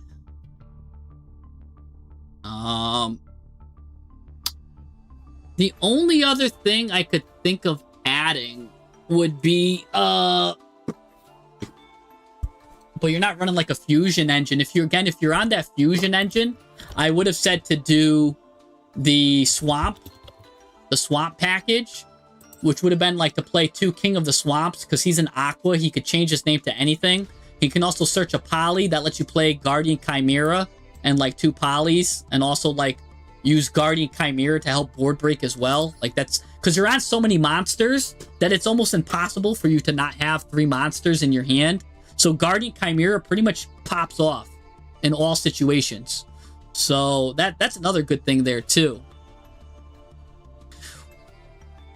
Which kind of pains me to say it, but maybe we just don't even need... Maybe we don't need the Dark Magician package at all here. Maybe we just cut the Dark Magician package, right? Cut the Dark Magician package. And... Because I don't know if Dark Magician's helping you here. I don't think it is. Like, they don't have graveyard effects. Gondora's clogging you up. I get it's another engine, but I don't think... Like, oh, and we get to cut this. That's another brick we can cut. right? Because you don't want Gaze of Timaeus to go to the graveyard. There's like really no way to get it back. So if you mill Gaze of Timaeus, you don't like that. So I really think the Dark Magician package doesn't play nice with the mill package, because you could mill so much stuff. Yeah, I think cutting, now that I think about it, cutting that Dark Magician package really makes this deck look good. And I everyone in the chat will let you know I'm the biggest Timaeus fan, which is why it took so long for me to probably even cut this package from the get-go. And then now you can add even more Fiendsmith, right? Now you can get Fiendsmith involved in the situation much earlier. Right? So now you could get Fiendsmith. You could turn this into a more Fiendsmith heavy deck if you really want to, but now you get Fiendsmith involved. That's pretty good there. You could play, if you want, even another Kaiju card. I know it's Santa Claus, but it's really for the discard. Because this, you add a card and you discard a card. This discard, by the way, is by card effect. So don't forget, the discard will always turn on Sheeran, and it'll always turn on Havness if those are in your hands. Those also get turned on too. So having more tracks is really good here. This guy being the Aqua Turtle is really good because you could shuffle them back too at any point. So that's good synergy there. Yeah, the card's name's Glaze of Timaeus. Yeah, I do like that. So, oh, Punk does Foxy Tomb discards for effect also. Let's see Foxy.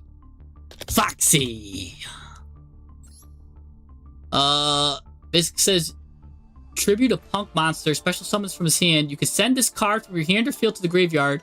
Now for effect, send one card from your hand to the graveyard. You're right, that is sending it by card effect. If you do special summon a Punk monster from your deck, except a level 8. So you gotta really play the full... I feel like you gotta play a real big Punk package. That's the problem with Punk. Is you gotta play a big Punk package, and I don't think we have room for it. And also the life points, because we might lose 4,000 life points. Punk costs you a lot of life points too, so maybe not. Maybe those two won't work good together. That's a good idea though. I just don't think they work well together. I think this looks way better when we cut the Dark Magician stuff and the whole Magician's package. Looks really well. Now,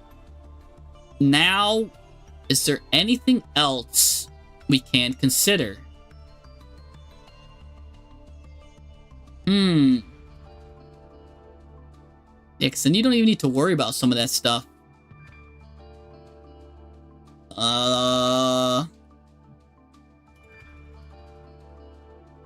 This looks good. Now before we had too many cards, now I'm like struggling to make you hit 60 again. Which, I mean, you don't need to hit 60. I mean, a grass is greener milling like 28 cards is still disgusting. You still win. So I don't even know if you need to add anything. You could round it out with TTT. People are saying that. It's a good chat's being good there. You know, talent's good. That's a great card. The Millennium Equip's not bad either. That's a good one. Right? Because that's like an in-perm going second.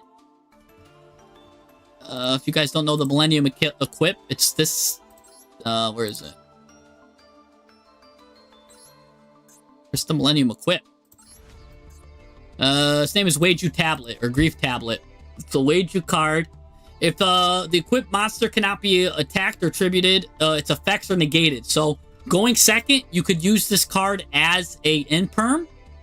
Or going first, if you control it and you use your own monster, you can just add a Weiju card. So, going first, it adds you Weiju Temple. Going second, it becomes an in-perm. So it's got that really good utility there. I've seen a lot of people play this in the versions that go into Isolde. But the problem is we're not playing the Warriors. We're not on SP Little Knight. So that's usually the best version there, because then you get to add it back and you get to do all of that. So I mean that it's a good suggestion. I do think it's a good suggestion. We've got that. What else? Is there anything else here? I mean, you could just play Droplet. But maybe cards that help go to the graveyard and plus you off the graveyard, maybe you just lean into that a little bit more. Because what do we have that's sending cards to the graveyard, right? Because now we have Tracked, which is discarding a card, right? We've got, well, these guys can now put stuff in and discard cards, get rid of cards this way. I wonder if you want to play a Metal Foes Fusion. Maybe just put... Maybe just one... What? It's Metal Foes. Maybe just one copy of Metal Foes Fusion goes a long way.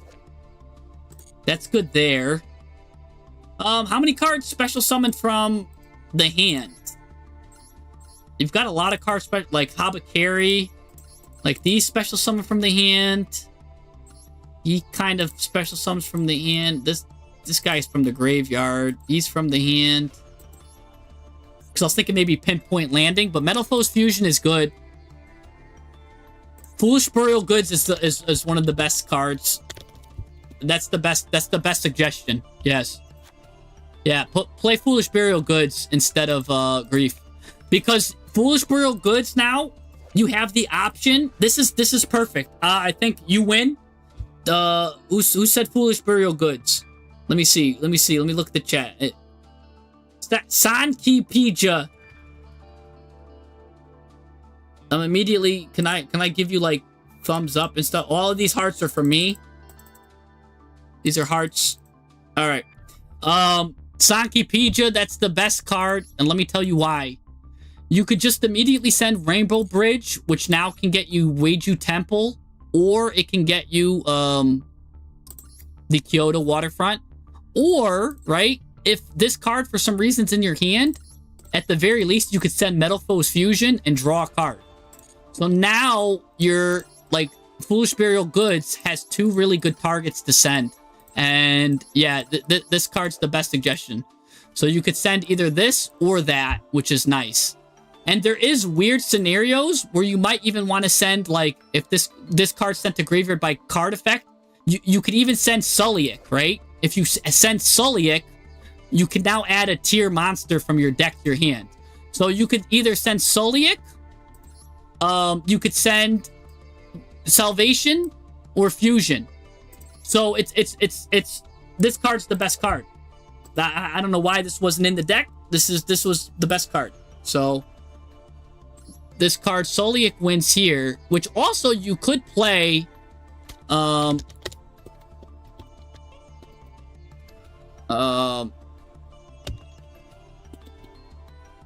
right? You could also play the field spell. Not this one. You could play Trivi Karma. If you send Trivi Karma, you get to add a spell trap that mentions Starfrost, which you could add. Oh, well, you're not on that field spell anyway, so never mind. Don't worry about Trivi Karma. Because that was I mean, I guess you can add Grief. You add Grief, and Grief gets you Reinhardt. So that's something you could do too. But this is perfect now. I would do this. This is your deck. I would do something like this. We added a different board breaker in Doom Dragon. And I like Doom Dragon being your board breaker instead of the level 8 Gandora, because now you've got your board breaker in your extra deck. Instead of that, you are getting rid of a Dragoon, but I think you just gained so much more consistency because of that. So yeah, this is what I would go with right here. This is a perfect deck too, and actually I could even play this, which is fun. But maybe I'll give it a try on stream sometime. All right, let's yeah, let's keep going. Let's find out who's next here. Mr. Harry, is Harry still here? Harry. My boy Harry. I need Harry. Harry from Home Alone. Harry! What are the chances it's deck bricks? Well, it was a pretty big, a little bit bigger, but now I don't think it's as big.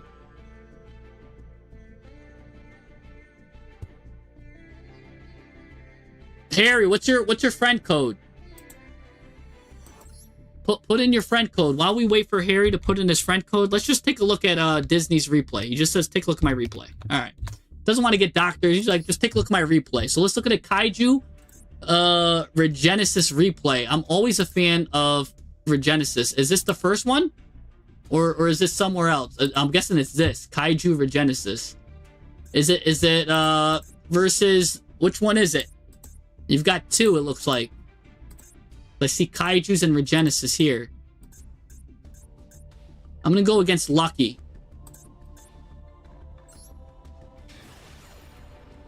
I don't see it. You gotta just re-put it, because it got lost in the sauce somewhere, Harry. It got lost in the sauce. Alright, let's see what Disney's got going for us. Lucky's going first. Ooh, we got the good stuff. Alright.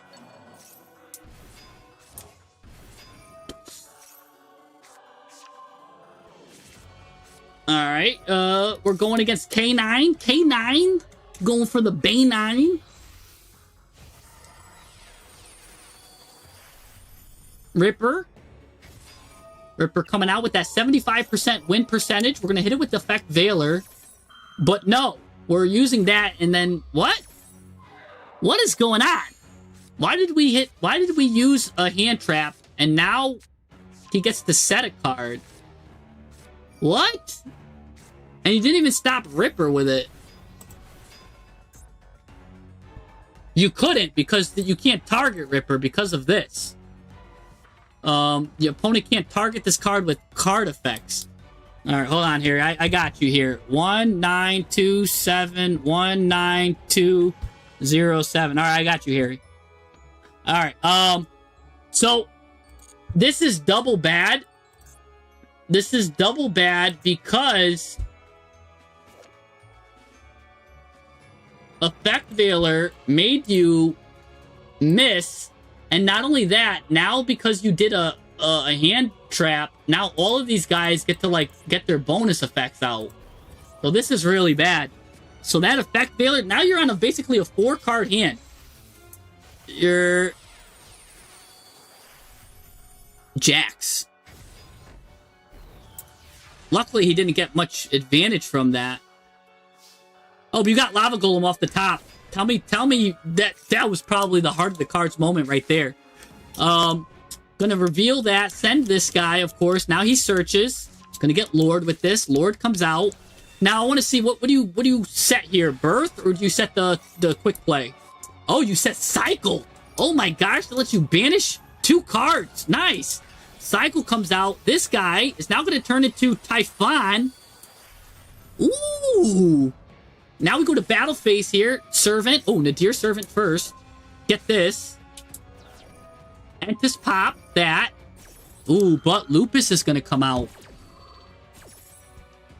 Lupus comes out. Pop that. Here comes Detach. Oh. Interesting. I'm surprised you didn't return your Lava Golem to the hand, but I guess that's fine. He's gonna set that card.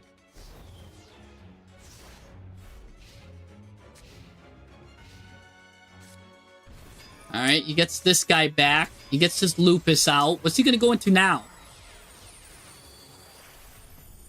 Gonna go into Rip. Ripper's gonna add.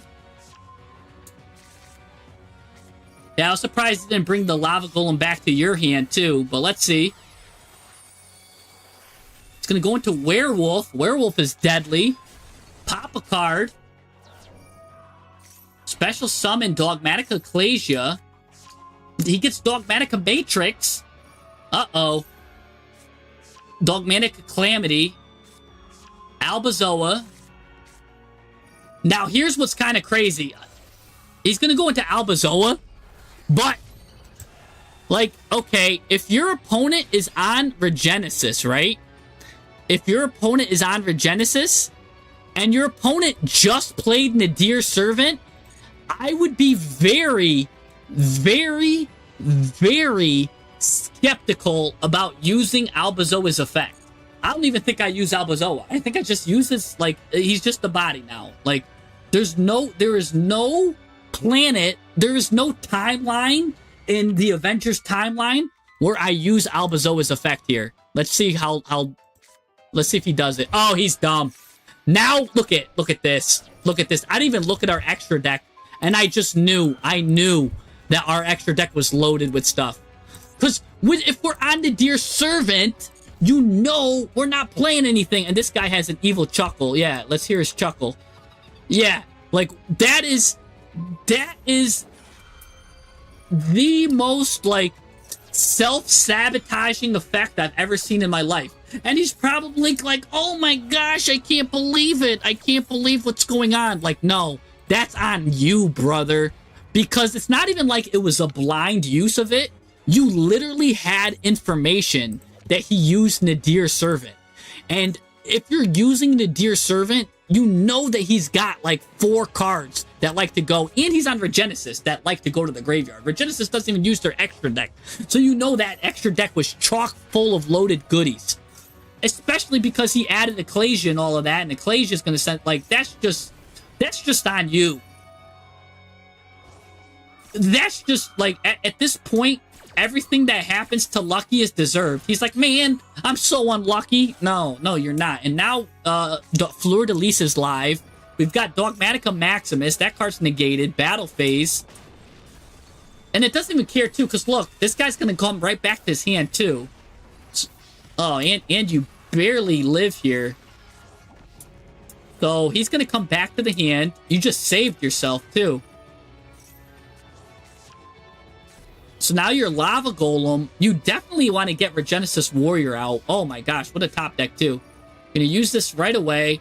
He's going to take a look at your hand. You should have Lava Golemed him first, actually. Because now he's going to get rid of Lava Golem. Definitely should have that. Oh, hey! Oh, we've got member for 2 months.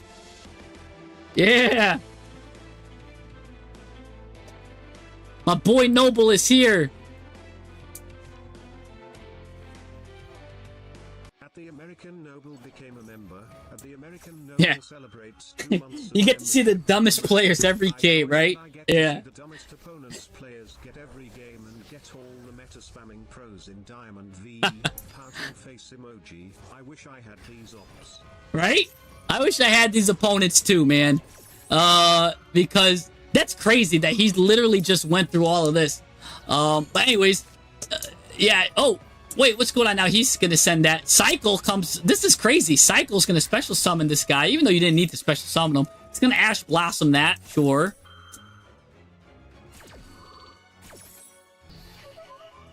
Let's do Diabell Star now. Or get Lord. Yup. Are we going to set Birth, finally? Oh, no, we're not. We're going to set Code. Get her out of here. Ooh, Lupus is coming back. Does he even have anything left in the extra deck for himself? Now you're going to get punishment. Maximus, now don't you do it too, right? Because, well, actually, do we use Maximus here, right? We know that he's on Gangrenol. We know that he's got 8 left. He's on an Albazoa deck himself. So that means he's also on the Dear Servant. So I think if it's us, I don't think we do this unless our 2 cards are really good left that we send. And we don't have anything really good besides Lulu Lilith. So I don't think we do Maximus's effect. Okay, good. See, I'm glad you stopped there. Just have him in defense mode. Perfect. Alright, we're going to get Sinful Spoils of Doom there. Perfect. I wouldn't even have destroyed that guy. Probably I would have went for Werewolf because it doesn't matter. I was going to say, because probably... Oh, you did do it! No! What are you doing? No! Now you just gave him 2 cards. Now you gave him that, and you gave him Titanclad, while all we have was Bucelephus and Lulu Lilith, and Bucelephus doesn't even have another Garura to send. Oh, so he just went positive off of that. So Lulu Lilith, though, can't come out. But you already have Flualadries in your hand. No, why would you bring it out now? No, because that was an Omni-Negate in your hand. Oh, no. Now this card's activating. Oh, no, I'm seeing misplays on both sides. Oh. And now he's going to go into... No. Now, oh, no. Now he goes into Sanctifier. Oh. Now he gets Albazoa back. You get Lava Golem back at least, but oh no, and this is an attack position.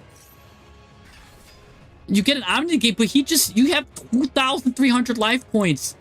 How do you, this is basically screaming.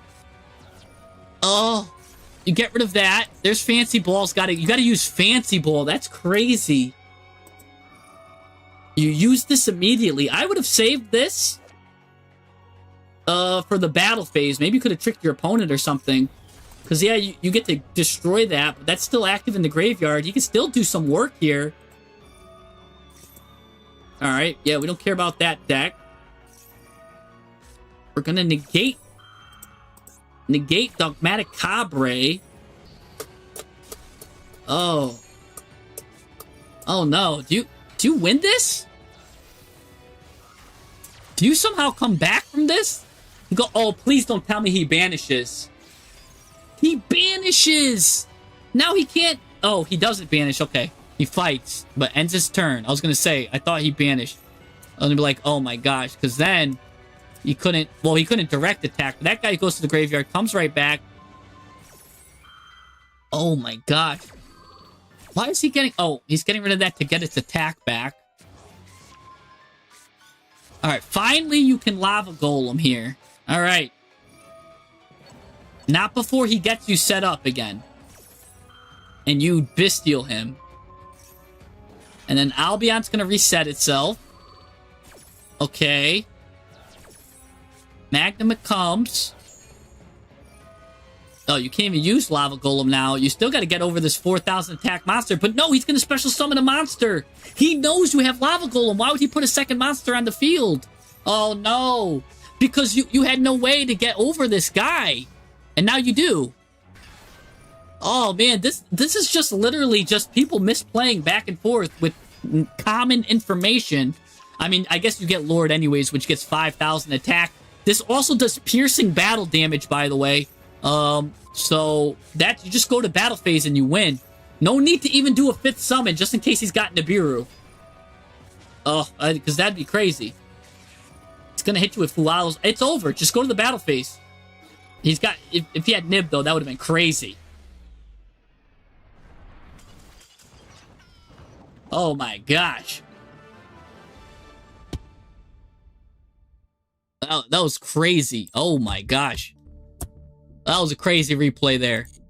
All right, we've got Noble with the replay. Then we'll go into what Harry's got for us. Let's see. Noble. By the way, we also have things. So you saw how Noble has a little message, like a little icon next to him. Anybody with a member gets a little icon next to their name now, which is cool. So we added that in. So some cool stuff. So, and you could level up your icon the longer you're a member. So just some fun stuff. And don't forget you get priority deck doctors, the members, and all that. So nice. But let's look at his let's see the U-Bell replay we've got. I'm guessing it's the top one. I can't see because it's WCQ qualifiers. There's no way for me to know which one's the U-Bell one, and it won't let me look at the deck. It just keeps it quiet, right? That's the thing about everything's hush hush. So I'm just gonna gamble and guess this is the U-Bell one. Buggy D, yeah, this looks like a U-Bell deck, is going first. Okay. This is, everything's on the line here. He's gonna do Hecka Hands. This is the most, remember, tournament stuff, this is what we're talking. The stakes have never been higher. When gems are on the line, we're talking gems. We're talking, we're trying to rank up. He's gonna steal your hand trap. Gonna go into Jauza. That's going to get him a Heck of Hands card. Going to get the trap. He's going to let you draw a card and discard a card. I don't know. Ooh, yeah, that's really good for you. That does nothing, really, for... Ooh, he gets to take a card. That's another Jowza if he wants. Here comes Sylvie. What? White Forest is involved now. White Forest Heck of Hands. I mean, they do have illusion monsters. They do have stuff here. What are we going into here? Gonna go into an IP Masquerena. Okay, so that Sylvie was just there for show to make a cameo appearance. All right. Super Poly, getting that thing to the graveyard, which is nice. Get those 2 cards out of there. Perfect. Gonna go into Starving Venom Fusion Dragon. Can copy a monster's effect, too. And gain attack. Gonna negate and steal the Fusion Dragon. So negate that. Steal it. Oh, wow. You guys are just bouncing him back and forth like he's a ping pong ball. All right. Now we get the monster negate out, which is great. Spirit Gates comes. He's now going to negate that and steal that. Still, we didn't use our normal summon yet, though, so we could at least still have that. Dark Beckoning Beast is still here. It's going to steal your card, which doesn't really do anything, but Ash Blossom is here. Oh, man. You're going to negate that because you really want to add the card, so we're going to stop that. Phantom of Yubel now also gets to send the Spirit of Yubel to the graveyard, and you are going to get that. I think he was just better off letting that go, because look at this. Now you've got full combo here, because that's going to get Dark Beckoning Beast. Well, I guess that also going to send that. That's going to get Spirit of Yubel back, which is going to get the Nightmare Pain. So if by not ashing there, I think he loses, or I think Ash, he just fell for his own trap. Like, Ash actually hurt him here. So anyways, battle phase. And now your own monster is that you used against you is now helping you again. So literally, that Starving Venom Dragon was a double agent. That Starving Venom Dragon was like a sleeper agent. He's like, yeah, I'm going to join the other team. I fight for this team now. But secretly, he's like, attack me, boss. Boss, do it. I've got 2,800 attack. I'm ready. And like, so he's just being like, so he's still on your team, even when he's working for the other team. And that's how that was just actually really funny. That even though you thought he betrayed you, he did not betray you. All right, let's see what Harry's got for us.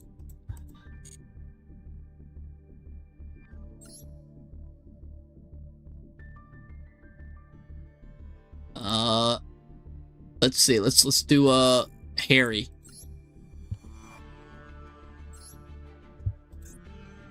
Yeah, Yubel is sick.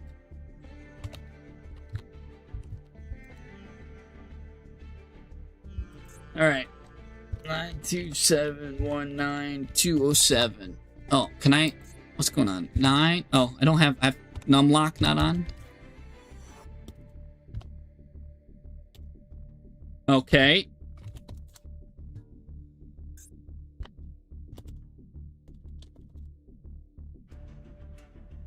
Oh gosh. All right, hold on. Go up here. It's 191927.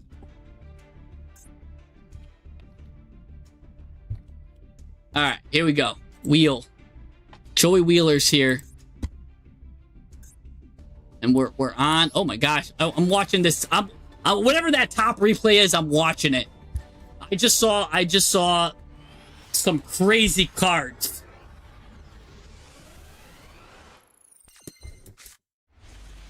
I want to see this. I want to see this. You're against Jakufasa.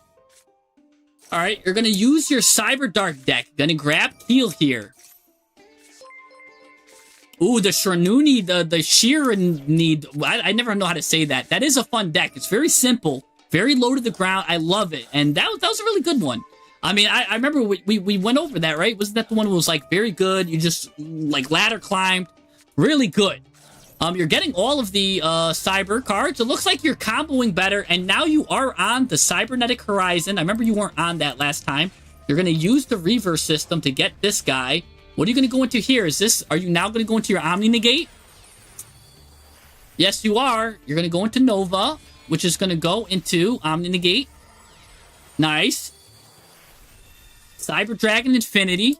This is the guy that's on the artwork of Infinite Impermanence. We're going to get out Keel. Keel's going to get this guy to equip to him. We're going to just randomly set this card. We're going to go into Clockwork Knight to pop Cyber Dark. Or not pop it, just basically to get Clockwork Knight, though. Now, Clockwork Knight makes everything a machine. We're going to suck up our own guy to increase our attack a little bit because he's a little weak. So, might as well just get him off. That's fine. And, yeah, let's go here. He's got Mercurier and just attacks it. Why does he attack the big one? Going to... What is that? Is he just trying to lose? Alright, maybe he's just trying to lose.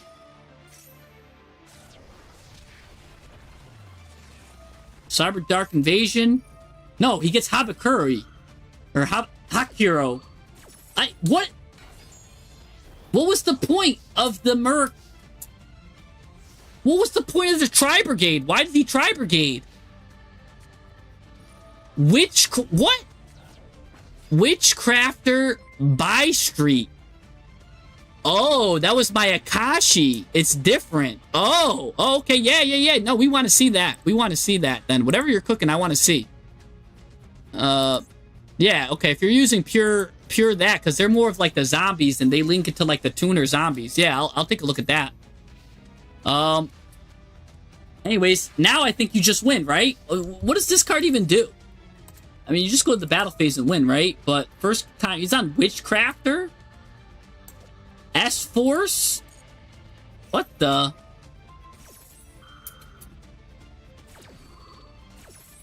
Alright, I think you just win now, right? Battle phase. No, you don't. Wait, why can't you attack?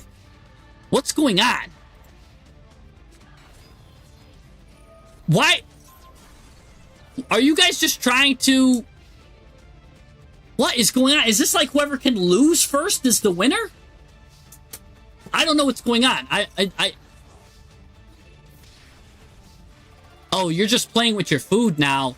Oh, no, Harry, I'm going to tell you right now why you never play with your food. Because this guy can just get a sphere mode at any time and ruin your day. I've done it against plenty of opponents that played with the food. Yeah. So it looks like you're just torturing the guy. No. I'm telling you right now, you never want to do this. One, it's BM. It's not really getting you better, too, at the game. Now it's just, I guess, it helps you maybe learn combos if you're not familiar with what you got to do. But I do think, right, you just got rid of your Omni Negate. He's letting him, he's building back a board. I think for sure you don't want to do that because you could always end up hurting yourself, right? There have been times where people try to, like, keep me hostage, and I accumulated a vast amount of cards, right? And they were on something like, what was it? They were on, Kashtira, right? And they locked up every single one of my zones, but I knew in my deck I had a Kaiju. So I was just waiting, and of course, when that Kaiju came, and I had 7 cards in my hand, I ended up coming back and winning. Like, because if you're gonna torture me, I'm actually gonna let you, like, I'm not resigning, and if I know I have an out, I have an out. Like, this guy is, I don't know what he's on. This guy is playing some random stuff. But, alright, let's, I don't know how long you torture him, but we won't finish the torture sequence, right? How long did that even go on? That went on for 43 turns? Oh my gosh. So yeah, I definitely wouldn't do that. Especially when your opponent's on, look at, like, I think this guy's on some kind of, maybe he couldn't even quit. Maybe he was on like a challenge, like a sadist challenge or something. The fact of the matter is he's playing Obelisk, Ra, but he's not playing Slifer. I don't know what this guy is on. I don't know what's going on here. But yeah, I don't know what this guy's goal is. So especially in the lower ranks then, because I can tell that this is just lower rank stuff. If you're going to be playing in these what is it? Let me see his profile. Oh, he's actually diamond. He's diamond. He got the diamond. See, because yeah, you're at silver, but he ended up getting to diamond. So see, like, he probably leveled up his deck. I want to see something. Let me see. This opponent's deck, right? So this guy was playing bad Yu-Gi-Oh! He must have, he changed his name in the process too, right? So now he's this guy. I want to look him up. Because he got the diamond. He was in silver. And he was playing some trash deck. Let me see how this guy got the diamond so quick. Let's see what he did to change himself. Because I know he's not playing what he's playing now. Because he was on some trash deck. That guy was like, went from rags to riches real quick. Let's see what he did to change himself. This guy went through like a haircut, everything. Oh, did I wrote it wrong? Hold on. I gotta find out how that guy went from rags to riches.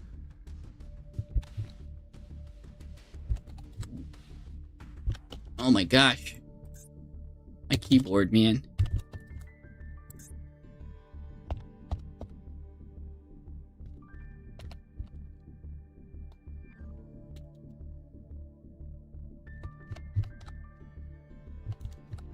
We gotta find out. I gotta find out how that guy went from rags to riches. What's this guy? Let's 091 062. That's why. That's a 6. I can't read my own handwriting. Jeez. I gotta follow this guy. This guy, I need to know how he went from rags to riches. He's got no replays. Ugh. I needed to see that. I needed to see his list. Unfortunate. We'll never know. Low battery. That's fine. I'll see you next time, Mr. Disney. Sometimes that happens. Your battery goes low, you know? All right. Let's see. Anybody got a replay that they want to share? Senior, Fridge. Are you still here, Senior Fridge? And from Twitch. Let's see. So we got Senior Fridge from Twitch.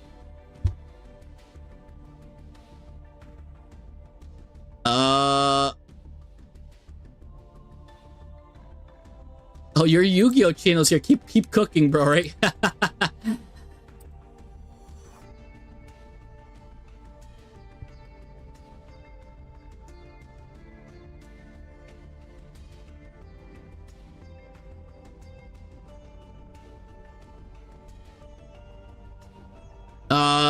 Is he here? He's not saying anything in chat, so whoever, anybody's got a good replay? We'll take a look. While we do that, let's take a look at maybe one of my replays.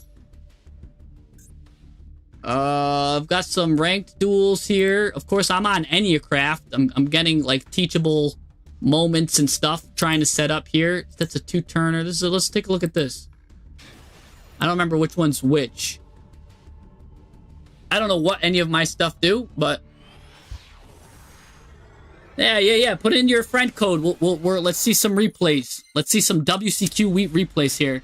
Oh, I'm on sphere mode. Oh my gosh, you already know. He's gonna add Sven. You guys already know when I got a golden ball in my hand, he's in trouble. I maxi him. Ew, why is this even a good replay? Because if I maxi someone, that's not a good replay, right? There's no fun in maxing someone. What happens? Why is this a replay for me?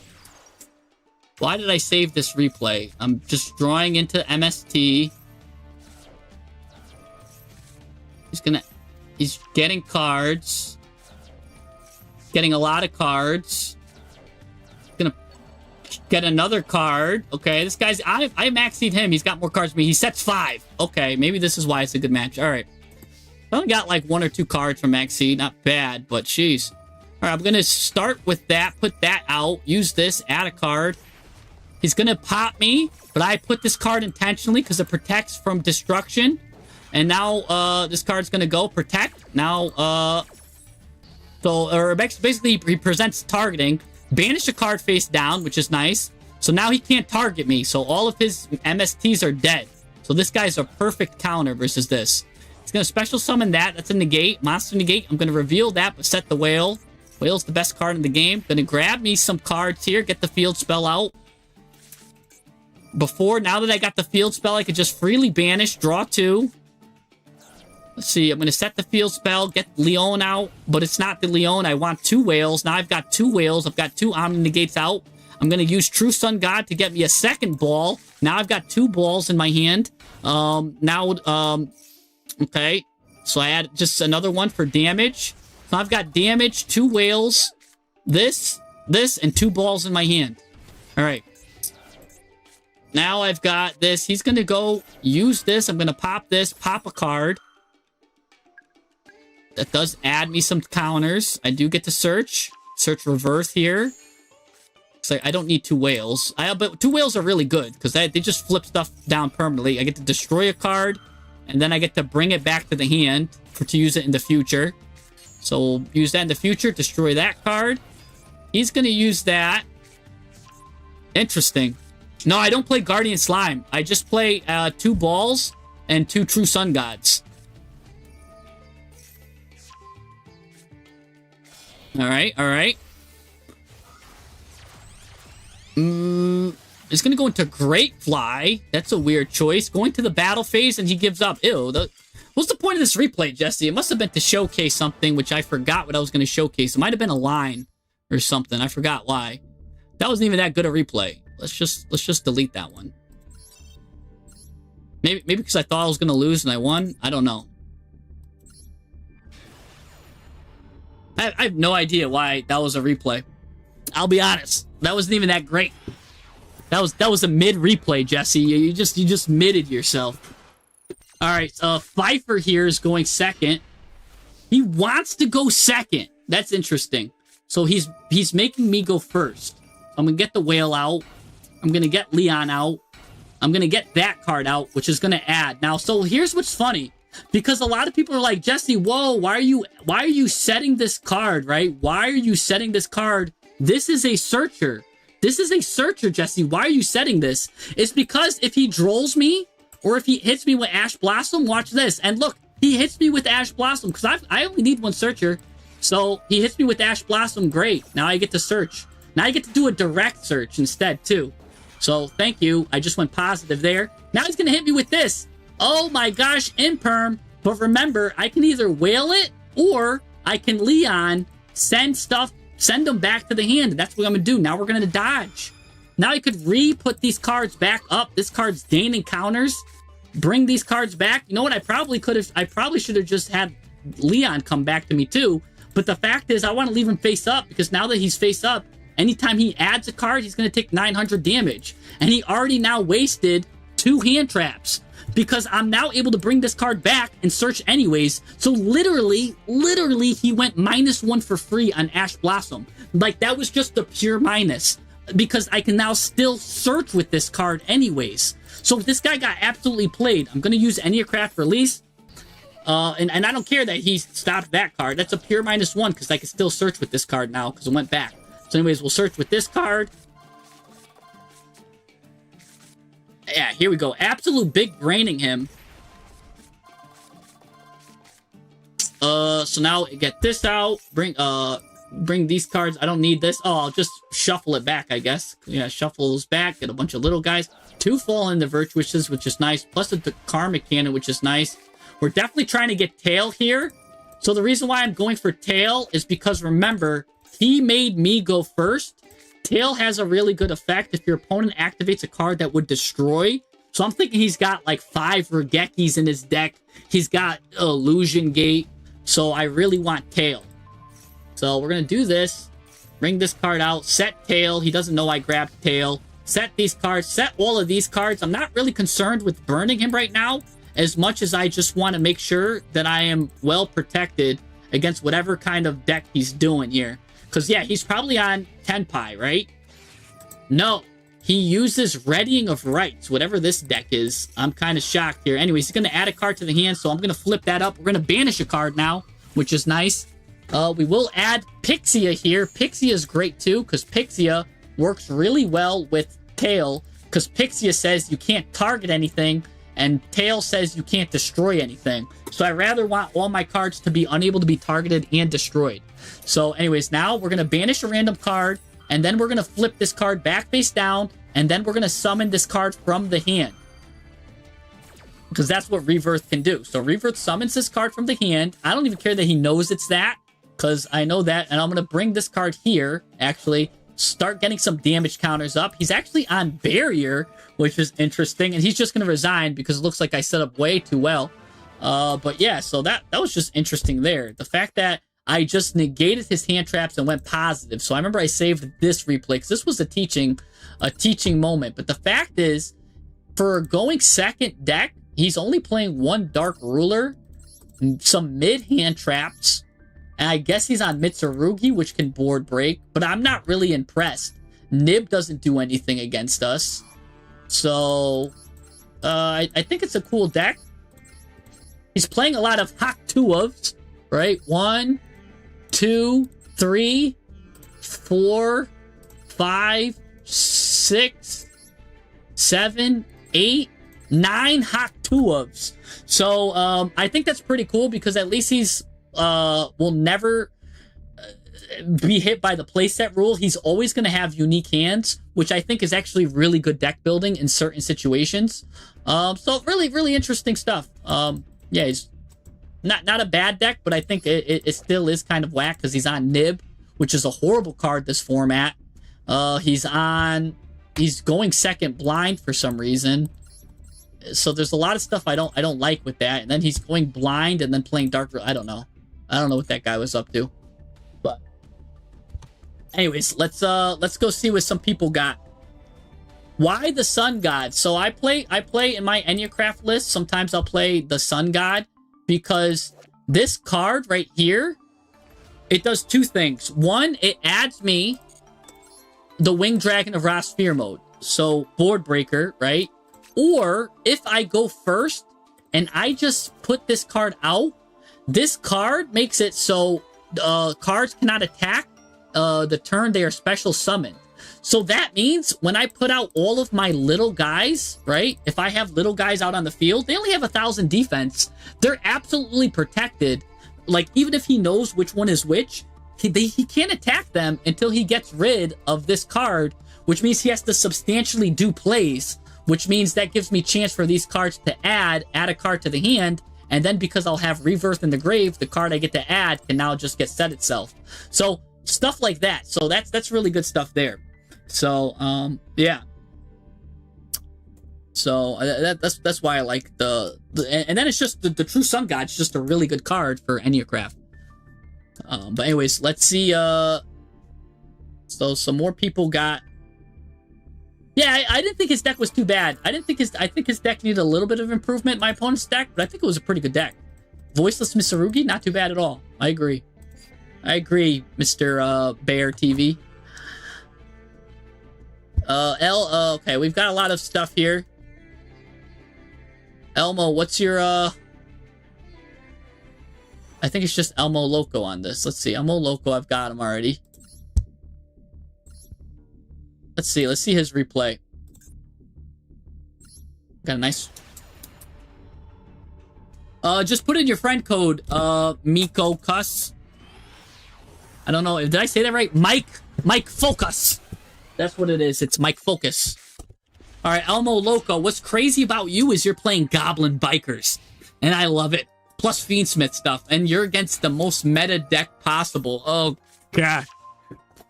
Cool tune, boys.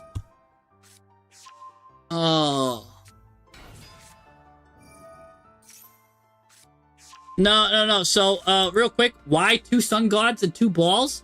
So remember, you've got a 33% chance to see a card at 1 if you go first. So 33 is fine. I'm fine with seeing 1 ball, but going second, it increases my chance to see my balls, right?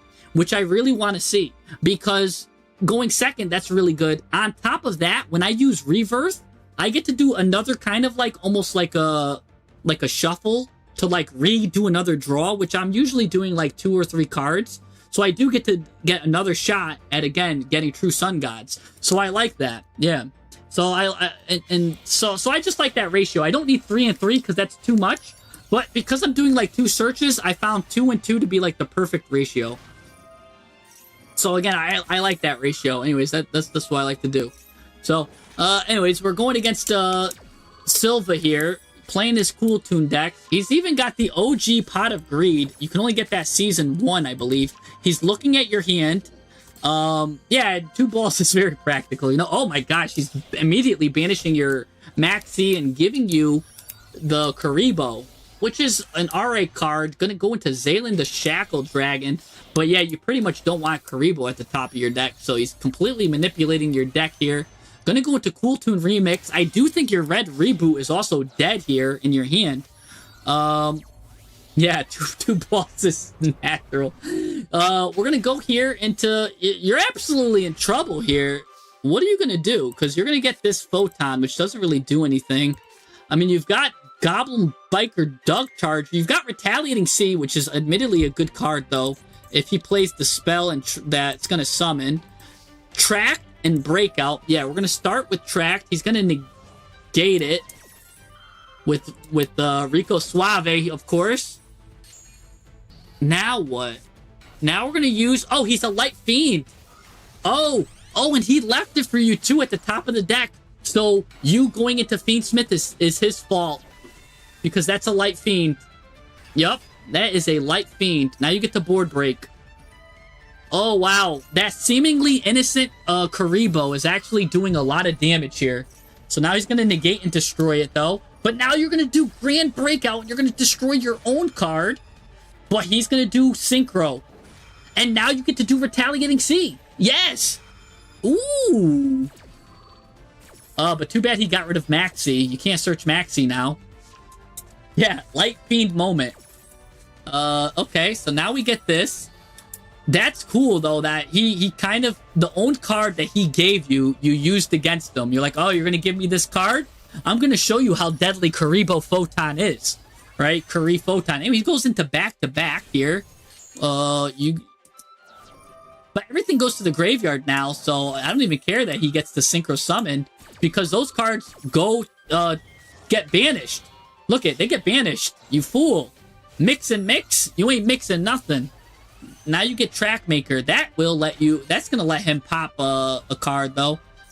So now he's gonna get a Cool Tune card here. Yeah, he's realizing, he's like, oh my gosh, my cards are getting banished. Goblin Biker now, going in. Here he goes, gonna get another card. This card gets to come back. Alright, so he does get mixed, but they both get banished. Gonna go into Loudness War. That should allow him to pop your Retaliating Sea. You're gonna get a Grand Entrance. Oh! Everyone goes to the graveyard because we're going into the Underworld Goddess here. Oh my gosh. Here comes Cool Tune Clip now. Now, remember, he has to target you because that's what Goddess says. But he does have a lot of cards that target you, so... Yeah, that's... Oh, but you can stop that card if you want, but you're holding on to it. You could stop a card that activates in the graveyard. Now you can continue your Fiendsmith line here. Oh, and that you are. You are going to continue your Fiendsmith line. Going to go into Sequence. Okay. Now we're going to go into a Fiendsmith Fusion. Shuffling back Karibo and the Goddess to go into Lacrima. Oh my gosh. I didn't expect to see that. Going to bring back this Engraver. What are we going to go into here now? What part of the line? Are we going to go into the DDD guy?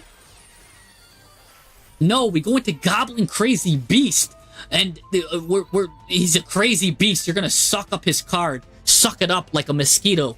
Anyway, suck up his mosquito. Now the Grand Entrance, Goblin Biker's going to get Clatter Sploder. Gets the special summon itself for free. Who's going to get another Goblin. And now... We're gonna go 2 level 3s, baby. Vroom, vroom. Big Gabunga. We get the Gabunga in here. We're gonna get a Goblin card. That's gonna get you Boom Mock. Boom Mock gets the special summon itself by getting Oh, he gives up. He can't take getting Goblined. You're going Goblin mode on him, and he can't take it. I can't believe it. A Cool Tune couldn't take getting Goblined, but meanwhile, you're forced to take like him looking at your deck, rummaging through your cards with his salty Cheeto hands. He's like going through your deck with his Cheeto hands. But the minute you get your Goblin cards out, Oh no, he leaves the table. He forfeits. Like, oh, you Silva, you make me sick. You make me sick, Mr. Silva, because you just gave up. And you couldn't take getting goblined. You just got goblined. And yeah, you just couldn't take it. Like if I like just comboed off on my opponent and then he starts going off and I did all of my negates, I'm just gonna take it. Like he deserves it at that point. You know what I'm saying? Like Elmo definitely deserved it, and like Silva just ran away like a coward. Like this is like, you ever watch the Maury show when it's like, he is not the father, and then the women run away. They're like, ah, and like the camera guy follows the women. That's like how I figured Silva resigned. Like he was on the meta deck and he resigned, and then he left, and like everyone's like, oh, the camera guy's chasing him around, like, oh, like, and he's trying to get away, man. But yeah, that's I can't believe that. Well deserved win, Elmo. Well deserved win. Or I say Elmo. You know what it is? It's because I know it's El Mono Loco, but I just can't see. Oh, it is. You break it up too into Elmo No Loco. It's like Elmo's not crazy, but it also could mean like the crazy hand. So I love this name. It's such a good name. Elmo No Loco. Anyways, oh, we've got the Gratitude Guardian. Some drama here. Nice. Thank you. Welcome to the thing. And also, Gambit's Gamble here with the $10 donation, by the way, too. But Trauma became a member. Thank you. Thank you. Gratitude Guardian here. Mr. Trauma, welcome.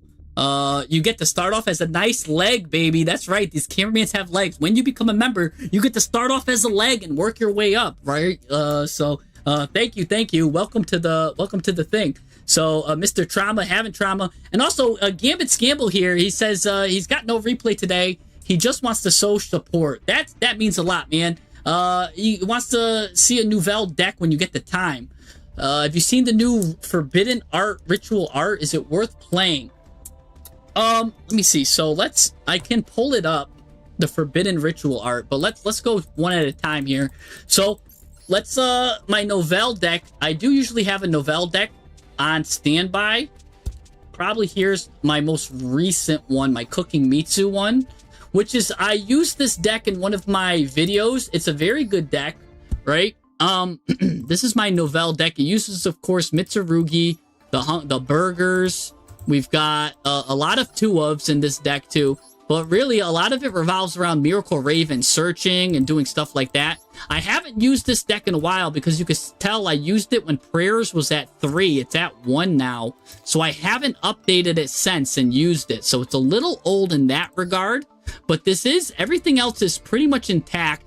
It's got Fiendsmith as well in it because remember, this guy is also a light fiend as well. Like how that guy used, how Elmo just used the Photon. Sometimes I'll use Chef the Novels as a light fiend and go into Fiendsmith, right? So having that little sneaky stuff is really good. A lot of 1-ofs and 2-ofs. My only 3-of really here in like monster form is Diviner. A lot of 1-ofs. Some 2-ofs there. 3-ofs there for that stuff. 2-of Field Spell. 1 of each of these. So pretty good here. I really like this deck a lot. What I would do to fill out my last 2 cards, I do not know. I don't know what I would do with these last 2 cards. I'll have to figure out what I would want to gap fill these cards, but maybe for now I could just put like a thrust, 2 thrusts in. Right? 2 thrusts might be good. Or maybe 1 thrust, 1 dimension, or I mean, they've added a lot of ritual support. Some ritual support, too. I'm thinking. Huh.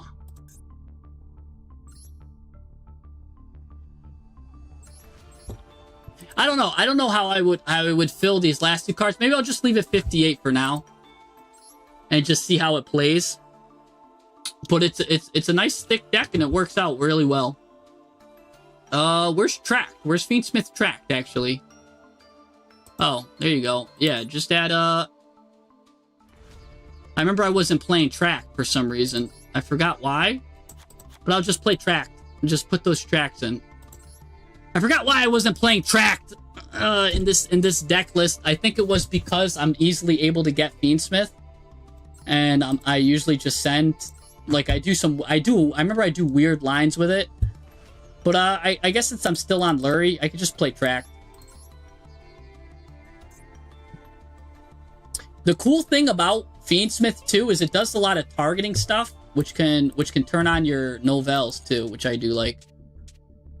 But that's what I'm on right there. So let's see.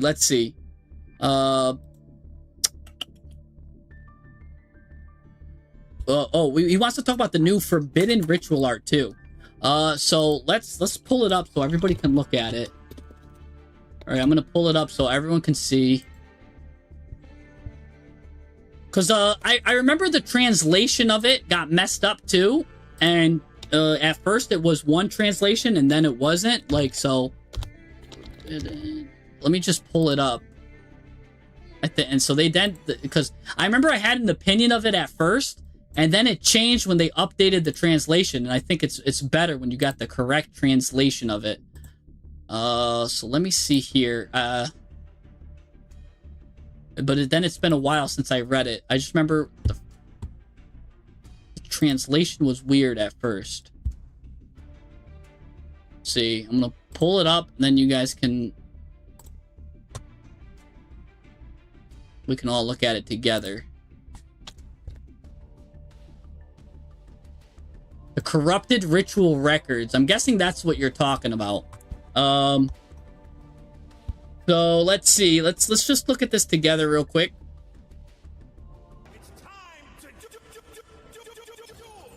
Oh wait, actually, this one's better. All right, sorry. Nope, that's not. You guys just see black, huh? All right, let's just do this.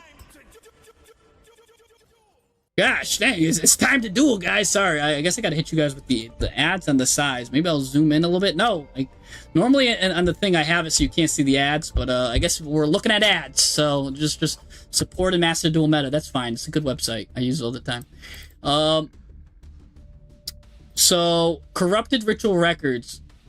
You can only use the first and second effects of this card name once per turn. You reveal a ritual spell in your hand or deck, and the monster that mentions it from your deck to your hand. And add a monster that mentions it from your deck to your hand. So you reveal the ritual spell, right? And then you add the monster that mentions the ritual spell from your deck to your hand, right? So, from your deck. So what does that mean, right? So, let's look at a monster, right? Let's say, like Habakiri is the best example, right? Habakiri mentions Mitsurugi Ritual, right? So, if I revealed Mitsurugi Ritual, now I can add Habakiri, right? If I reveal a card like, let's just look at ritual cards, alright? Because on them, there's always a text that's like, you can ritual summon this card with this. You can ritual summon this card with Makanko Kagura, right? So if I revealed Makanko Kagura, and if it's a ritual card, I can add Ohime, right? So you reveal a ritual spell, and you add a monster that mentions it from your deck to your hand. So as long as a monster mentions it, so like, for example, Skull Guardian mentions Prayers of the Voiceless Voice. So if I show Prayers of the Voiceless Voice, I get to add Skull Guardian, because Skull Guardian mentions Prayers of the Voiceless Voice. So it's a little bit like confusing. I remember it was like the opposite, but that's pretty good. Oh, am I looking at the wrong card? It's a trap card? What? I thought you were talking about this one, the Corrupted Ritual Records. Well, I might as well still talk about this, because I think it's a cool card, right? You could ritual summon this with Incantation Inception. So this lets you add this guy, and this guy's got a good hand effect. So a lot of these ritual cards with like good hand effects are pretty good to add with this. I mean, and some cards are better than others here. Like the ones like Illusion of Chaos. I wonder, does he have anything? So you could summon this card with Chaos Form. So is Chaos Form a ritual card, right? Chaos Form.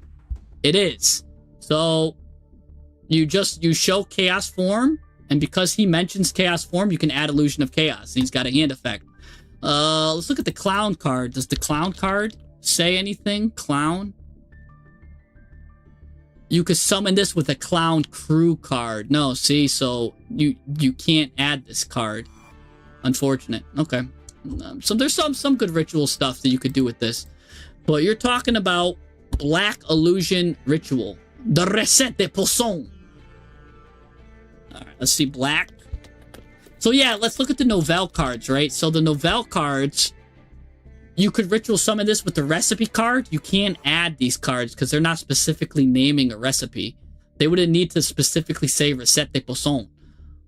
But funny enough, Hungry Burger, or Angry Burger, the original OG, can get added if you're playing the hamburger recipe. It's basically like Preparation of Rites. It's still, I think, better, but it doesn't like brick you up like if you had that card in your hand. So he said Black Illusion Ritual. Let's see, Black Illusion Rit. No, it can't be that. Let's see.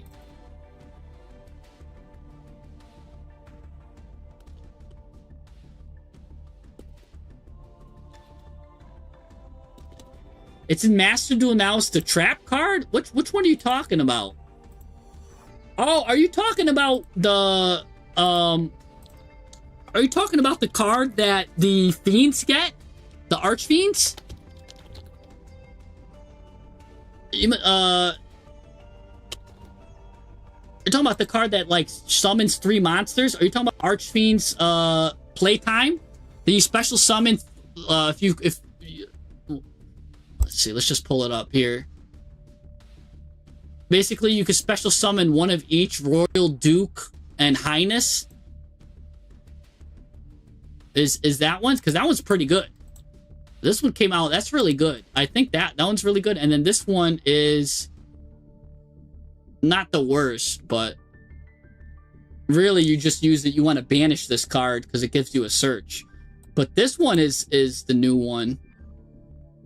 Oh, you're talking about the Dogmatica one? That one's not that crazy. The Quagmatica Beast. I don't know what the name is. He says just search for the name. I don't know what the name. He's just saying it's the trap card, but I don't know. It says Forbidden Ritual Art.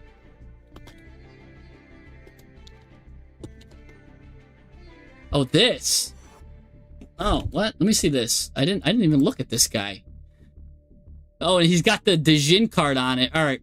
Forbidden Ritual Art. Here we go. All right. What's this card doing? Ritual summon a ritual monster from your graveyard. Okay. By banishing monsters from your graveyard whose level equal the level of the ritual monster, but destroy it during the end phase.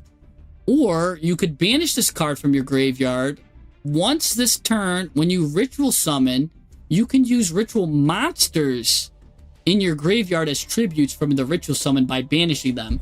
So that's a good callback to these guys, because these guys were able to be used from the graveyard. All of the Djinns. This is actually interesting. Hold on. You can ritual a monster from your graveyard by banishing the monsters from the graveyard, or you could banish this card from your graveyard once this turn when you ritual summon. Because I'm wondering if there's ever a thing where you use like Foolish Burial, get this card in the graveyard, and then you use the ritual monsters in your graveyard by banishing them.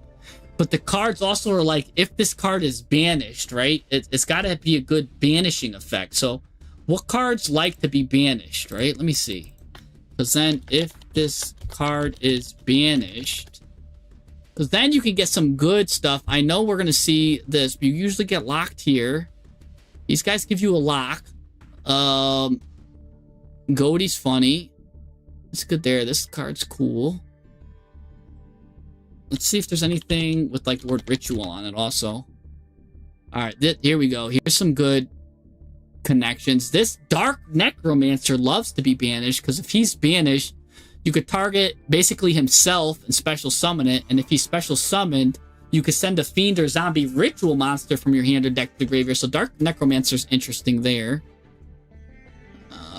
Some Necroz stuff. The night cards. If this card is banished from the graveyard, you can add a ritual spell from your deck to the hand. And if this card is banished from your deck to the graveyard, you can add a ritual monster from your deck to your hand. Oh. Ooh. I wonder. Because I wonder if you play these guys, because now you get a ritual monster and a ritual spell. Huh. I'm sure there's something that you could actually probably think of to use this card really crazy. But I don't have anything right now. But it's a cool card. Yeah, Vendread Chimera. Vendread is really good because a lot of them do banish and stuff. If this card's If this card's banished, you could send a Necroz monster from your deck to the graveyard. Okay. Those cards, basically. Yeah, really good cards. Okay. I don't know. I'm sure someone can think of a crazy combo with this. The problem is, since it's a trap, we're probably using it to ritual summon on our opponent's turn.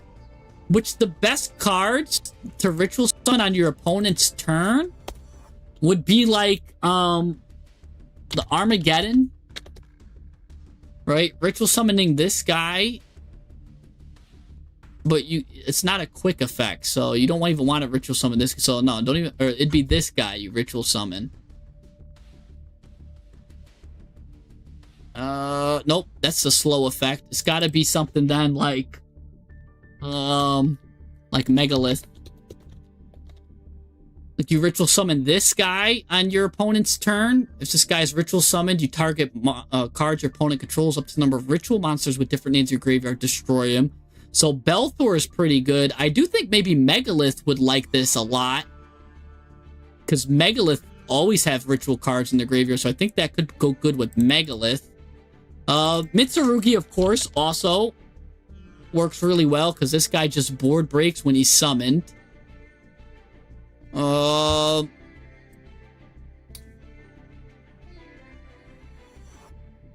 Yeah, it's making me think Megalith.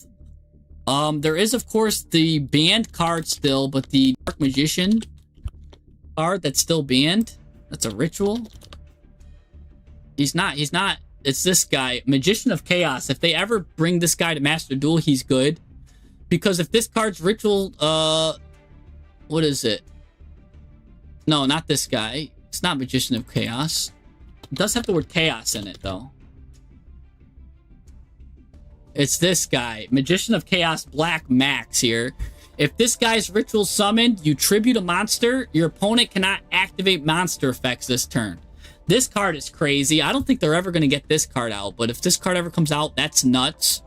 This Overframe card looks sick. This card special summoned, add a spell trap from your graveyard to your hand. Yeah, it's just a sick Overframe.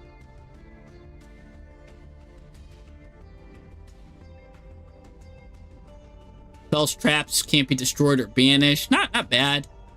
But this card, Magician of Chaos Max Black, is really good. And I can't really think... A lot of the ritual cards don't do stuff on summon, which is annoying. Like, I kind of wish a lot of them did. Right here, when this card is ritual summoned, so Necroz did have that card. When this card's ritual summoned, you can banish all other cards on the field and in the graveyards. Then you pretty much can't do anything else. So special summoning this card on your opponent's turn is pretty deadly.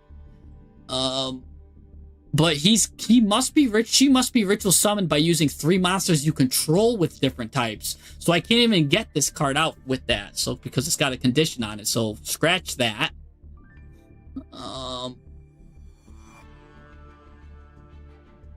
Yeah, none of the ritual summons really have like a good effect when it comes out. Like, these cards aren't bad. If it's ritual summon, destroy like Harpy's Feather Duster And this one is, if this one's ritual summoned, you banish all monsters on the field. So the Archfiends could be good. The Archfiends could be good. Matador gets you 2 Archfiends. Yeah, I don't know. I'd have to look into it more. I got to do my homework. But I do think Megalith has a lot of potential.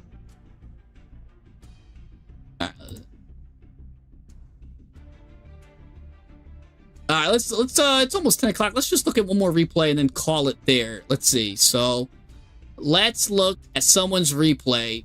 Let's just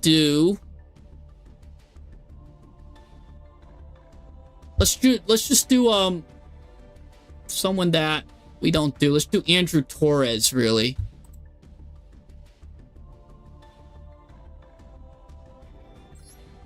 Let's just take a look at his replay. We're running out of... I'm getting tired and hungry. Let's see that. 0, 4, 9, 7, 6, 9, 6, 6, 9, 3, 2. No. 0, 4, 9, 7, 6, 6, 9, 3, 2. There we go. Don't negate me, bro. I feel your pain with that. Let's see what we got here. Ooh, we're on Regenesis.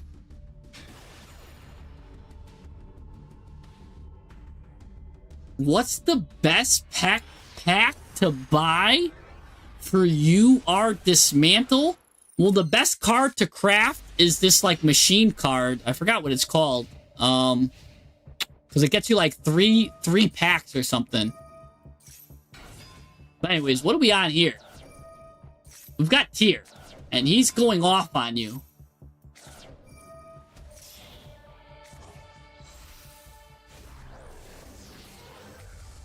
He's gonna pop up. Ew. You just dropped 2 hand traps. Gonna now send 7 from the top here. Alright. We're gonna send 7. Or 8, actually. Jeez. Dogmatica Lawbreaker. Jeez. Gonna get Fallen the Virtuous. That's deadly. That's a new part of this combo. Okay. Gonna get Rukalos. Okay. Now we're gonna go Fiendsmith. The good news for you is that Rukalos does have 2,500 attack. So all of your Regenesis cards are turned on.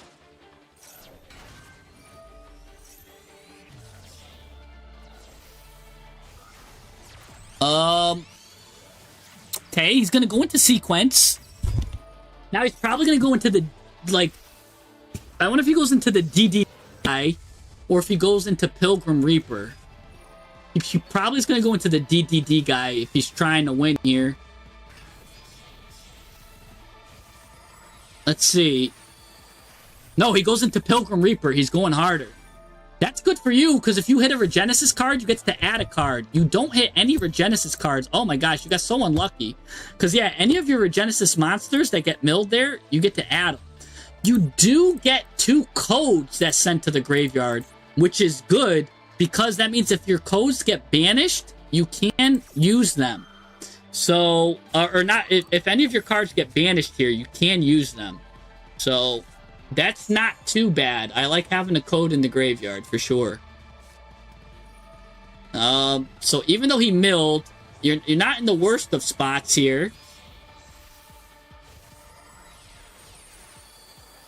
It's gonna go into Dugaris.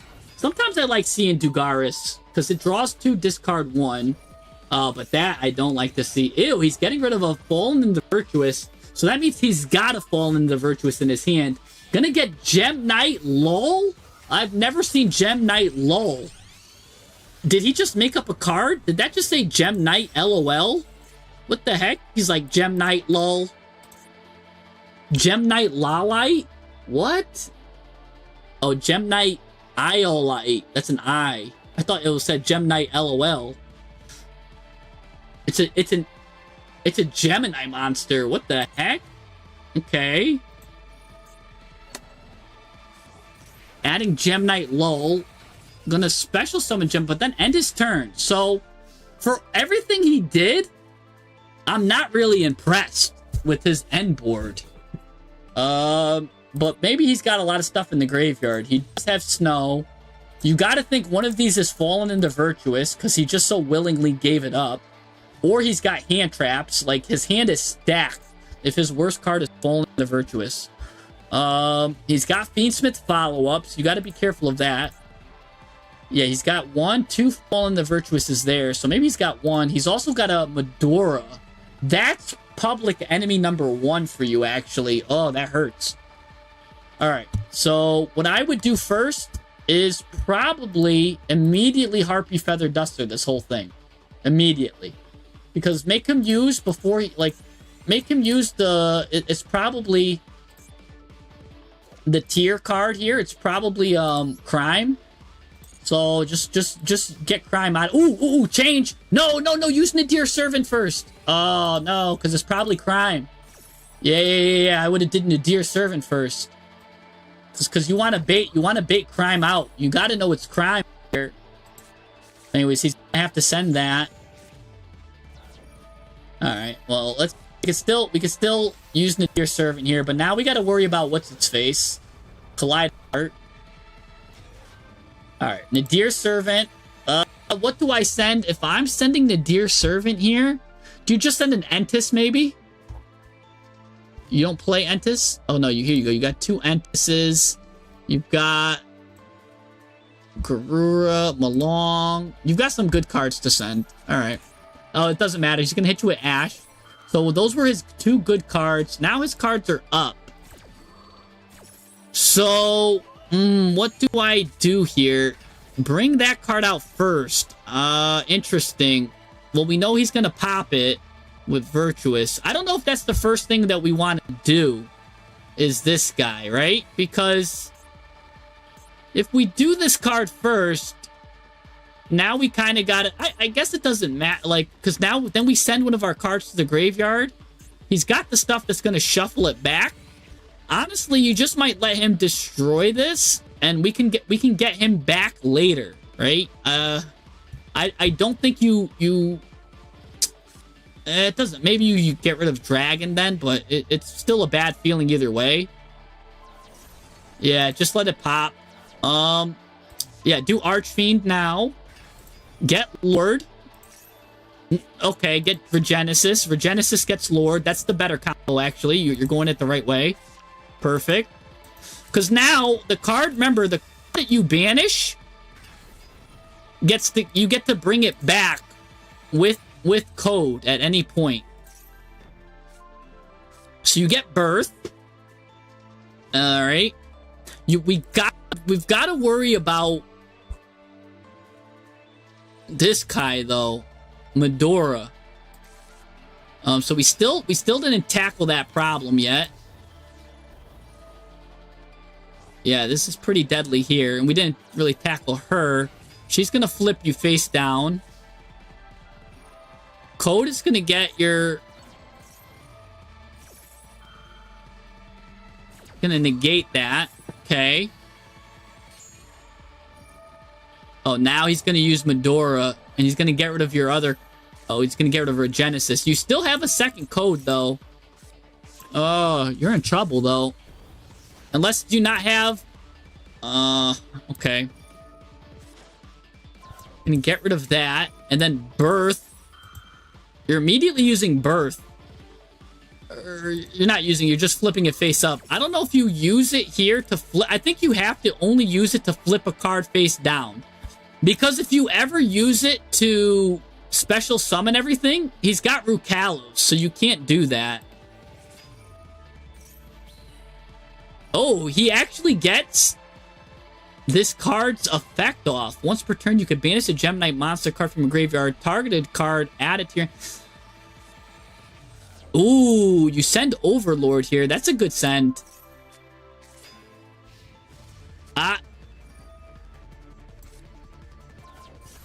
Yeah, does he just win?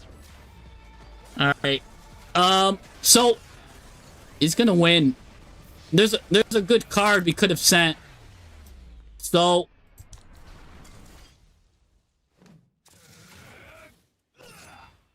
We just got to get a better target for you, and I already got the better targets for you that could have made you win this, right? So, I love Regenesis, right? Let's see our deck. Copy it. So, we're missing some critical cards. I'll show you some great cards to send with Regenesis. But let's look at your deck first. So, I really love Nadir Servant. You're going to want that at 3. It's so good. Especially because you got a lot of good cards. But what you're going to want is, I see you're running this card. You're using it for its 4,000 attack. You don't even need to use it for its 4,000 attack. You could play a card instead. Tri-Brigade. Play Bucellifus. That's 3,500. That's the same thing. You send this card. It can pretty much get rid of anything. And then, when this card is sent, you get to send Garura. So, he lets you send Garura also. So, play 2 Garuras. Play a Bucellifus, right? You're playing the Kick Kalos, which is nice. But also, I want to see you play... Why are we playing Crimson Dragon?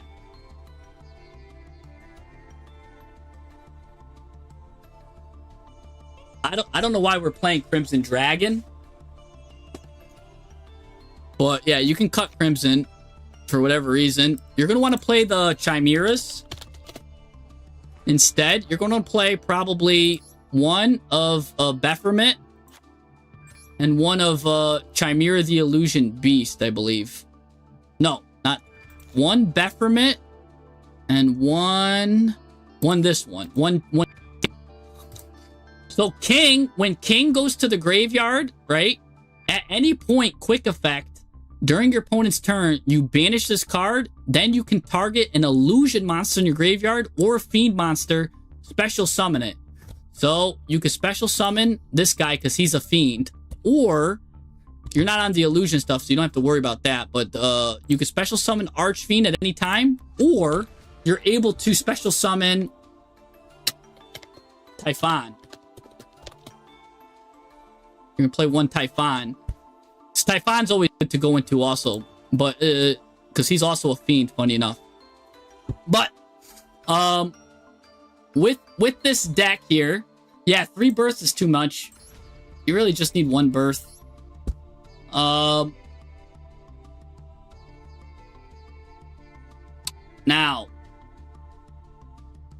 we're gonna want, so you're on 2 Lava Golems, which is great. You're on 3 Archfiend. I like to play a card that can search both. Which is called, it's forgot its name, but it's you want one of these, Dark Spirit's Mastery. This card lets you add a level 8 fiend from your deck to the graveyard. All you have to do is discard a card. So you can add Lava Golem, or you can add Archfiend. The choice is yours, right? Really good there. So now you've got another starter or board breaker. So the fact that it could become either or is well worth the fact that you're just discarding a card. Because if you need a starter, it's there for you. And if you need the board breaker, that discard a card is more than welcome. You just need 1 Fleur-de-Lis. Thunderbolt, actually. Because here's the fun thing. If this card ever goes to the graveyard, Nadir Servant can also add a Dogmatica monster from the graveyard to the hand, not just the deck. So really, you just need 1 Fleur-de-Lis. And you might be like, oh, but what happens if it's in my hand, right? It's also got the magic stat line. If it's in your hand, well, then these cards are off, but then you also have Ecclesia here. So you've got more than enough. You've got, oh, and you've got Maximus. Yeah, you only need 1 of these then. You don't need more than 1 Fleur-de-Lis. In fact, you might want the other Fleur-de-Lis, actually. You might want this Fleur-de-Lis right here, because this one can special summon itself. So, because you're on this whole line, I'm surprised you're not playing Gangrenol. Right? Because when you send Gangrenol to the graveyard, it could special summon a Dogmatica monster, or you could play Lulu Lilith. right? If this card is sent to the graveyard, you special summon Ecclesia. Ecclesia adds Fleur-de-Lis. So this gives you another line as well as another monster. So that's good there too. So some of these lines are really nice. You're on a Fenrir package. Okay, I see. So you're playing Kashtira with Regenesis, which kind of mixes okay, only because Unicorn has the magic stats, which is all right. It's not really crazy. I know Fenrir can search him, but it's all right. You're playing 2 Regenesis, which that needs to get bumped up to 3. That's your best starter. It also can search any Regenesis. You're playing 2 Dragon, fine. 2 Warriors, good. You just need 1 Sage, though. You don't want to play... because here's the thing. Sage is the best monster, but for some reason, he can't work on his own. He needs a Regenesis card with him. While these guys you can tech into other decks. They can work alone, so you could play these cards at 2. This card, you only play it at 1. And remember, if he goes to the graveyard, you can get it back with Regenesis. If he gets banished, you can get him back with Code. So it's fine to only play this guy at 1. And that's what you're probably going to want to do. Because remember, you can always just special summon it with this guy. But you never want him in your hand alone, especially when you're playing a large deck like this. Because there's a lot of times where he'll be able to special summon himself, but he might not have an accompanying Regenesis card to get rid of. Or even if you do, you don't want to get rid of it right then and there. So he kind of got to get set up for Sage. So you don't want to be playing more than 2 Sage, right? Just 1 Sage is fine. Going back here, again, this Fleur-de-Lis is really good because Ecclesia at any time can add Fleur-de-Lis.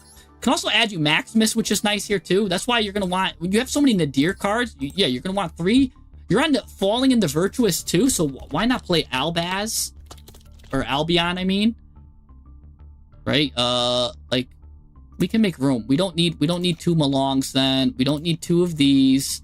Right? Let's just make... We're making room right here, but we're going to get one of these, because this guy, if you send him, right, during the end phase, it could set this.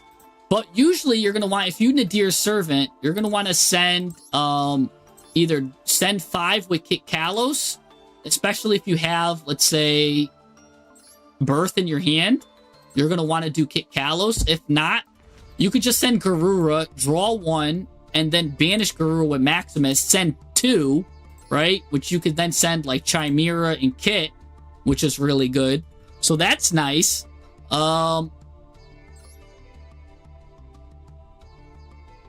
Yeah, a Gemini monster. Let's see, we've got this here, that there. Heavy Storm and Harpies. Okay. That's fine. When you get the chance, if you want to play these board breakers like this, change your Regeki out for an Illusion Gate. Illusion Gate is just better. Hold on. My mouse is dying on me here. My mouse pad. You're going to want an Illusion Gate. When you get the UR points, right? Illusion Gate is just upgraded. And, yep, that's fine then. Again, the Theosis, I hate that because it's bad on its own. You get Unicorn or Fenrir out or Ice Heart. You're definitely going to want that 1 Typhon, though, because that could go a long way. This. That's fine then. Since you're on a big Kashtira package, this is good. I don't know if you need these hand traps then if you're going for board breakers, right? Because the question is, are you trying to break their board, or are you trying to prevent them from setting up their board? If you're trying to break their board, then you don't need these. If you're trying to set up their board, then you don't need these. Because your deck is a 2-card combo, I like the board breakers more than I like the hand traps. So if anything, just get rid of the hand traps, right? That don't necessarily end the game. Like, Droll and Lockbird's good because that's a continuous one that can just end the game. Pirelli is good because it's, like, free. It's fine, I guess. It's good against some matchups right now, so that's really good. You only also really need one punishment as well. You don't need to clog up your deck so much, right, with a lot of these. Because remember, you can always just set Fallen into Virtuous instead of punishment by doing Albion instead or something like that. Because this still is a Dogmatica card. So Ecclesia can still add Fallen into Virtuous instead of Dogmatica punishment. So Fallen into Virtuous is in some ways a lot better now than Dogmatica punishment. Kashtira Big Bang, you definitely don't need, because this is the epitome of a win more card. You only have 1, 2, 3, 4, like 4, 5 ways to get into Kashtira starters. And this card only works if you drew into like these 5 cards. So, and because you're playing such a big deck, Big Bang will never come into effect. Very rarely. And it's just clogging you more than it's helping you. So, because getting to this guy is enough of a win condition where you don't need Big Bang. Like, he's Big Bang himself. Like, yeah, you don't need that.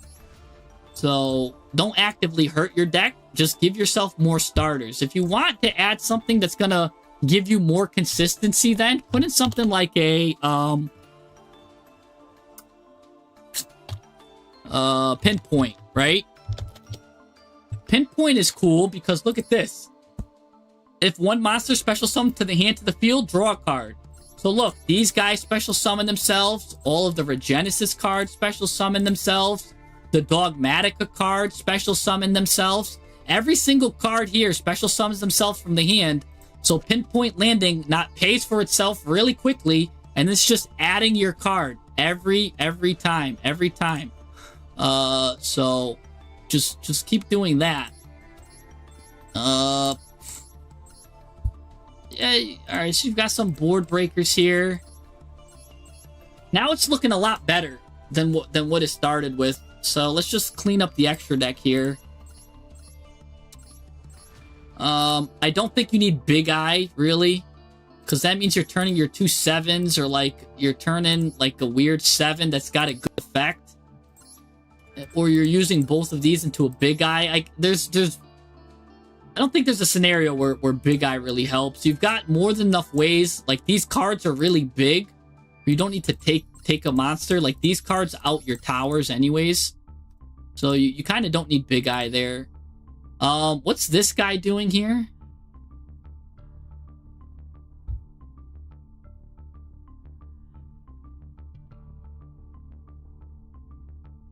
Yeah, you don't need this guy.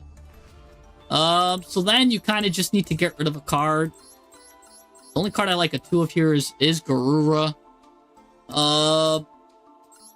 You're gonna want... Oh, I know what he's there for. He's there for your, Ultimate Slayer, huh? So then add Cambroster then, if anything. If you need a card, you can add Cambroster. Because look at this, you target a set card. If a set card gets destroyed, you can banish this. Or honestly, Bucellifus can be your Ultimate Slayer for Link. Because remember, whenever you send Bucellifus to the graveyard, if this card's sent to the graveyard, you could send a Winged Beast monster from your extra deck to the graveyard.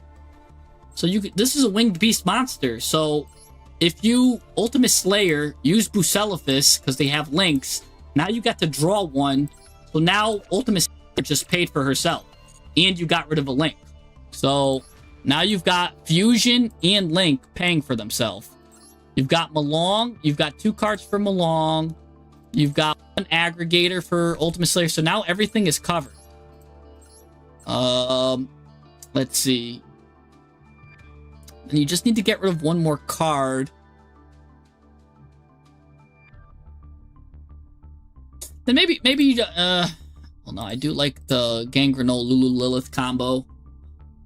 Because you can special Lulu Lilith. But sometimes you're locked from special summoning from the extra deck. So Gangrenol can't special summon Lulu Lilith. So maybe just take out Lulu Lilith and Gangrenol, right? Just take out that line.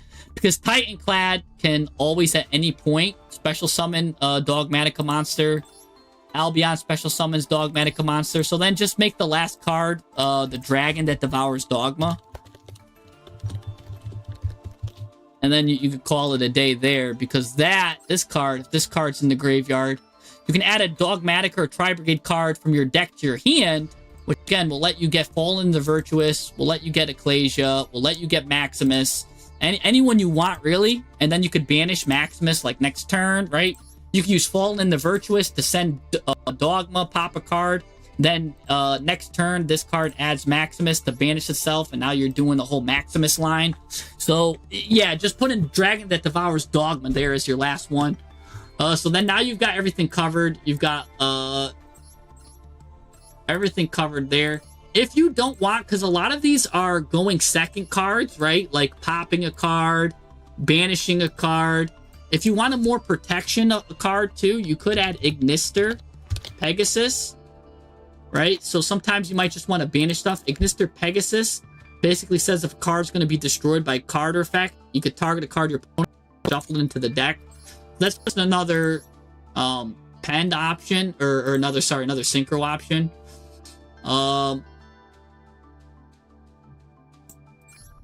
So yeah, then you got like all of these, which I don't know which one I would want to get rid of, because then they're all good. So it would be between these two. I would just however you feel. Do you want to Malong them as well with the Ultimate Slayer, or do you want to just have a Pegasus with Ultimate Slayer? So probably up to you. But yeah, this looks a lot better here. I love this, the way this looks now. This looks a lot cleaner, a lot less bricky for sure, and really good. So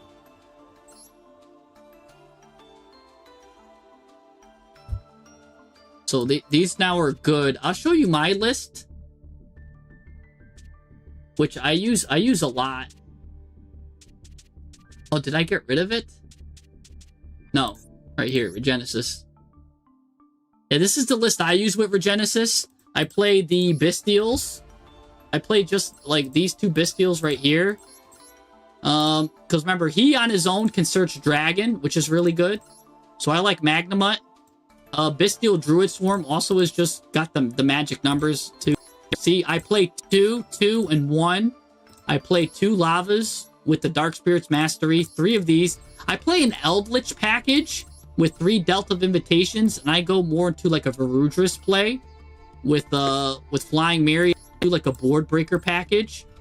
I'm also on the Pinpoint Landing. I'm on Regained, because remember, I do like the branded cards because they are like more of a grind game kind style, so I don't kind of mind that stuff. I do play 1 Punishment, 1 Dragon's Mind, but now that Fallen the Virtuous is here, also on just 1 Maximus, 1 Fleur de Lis, 1 Ecclesia, I might change that package, right? So like now I might go into more of the Fallen and the Virtuous. So here I was on Lulu Lilith, Gangrenol, Titanclad. I was on both of the Chimeras, 1 Garura, 1 Kit Kalos, 1 Entis. See, and I did have Malong and I had Ignister. So you could see I do kind of like that kind of stuff for my extra deck, because you know I do enjoy that stuff. Maximus, the Clutch. So this is how I kind of run this. But maybe I would play Fallen the Virtuous stuff instead. I do play a Pot of Desires, banish 10 cards. So I try to do as much as my combo as I can, then banish 10 cards, because this deck has so many win conditions, right? You just try to like strangle and squeeze. I don't care, like if you could cut off half of this deck, and then like the other half is still functional. You could win with half of the deck. So it doesn't matter that whatever cards get banished. And funny enough, I also was on Skill Drain. I think it's good. I think there can only be 1 is really good. Dragon's Mind is really good too. This is another good card with the Graveyard effect that works well with monsters with 2500. So just all that's really good stuff.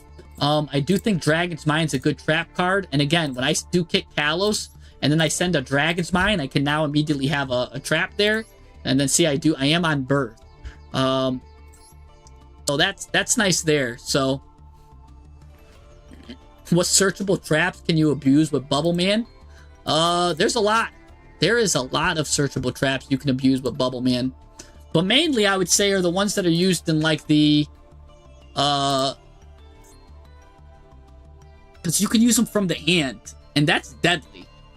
Yeah, Yeah, there's a lot of good ones. Probably it would be the ones that could special summon themselves as monsters. I really think the Odeon, the man with the mark cards are good.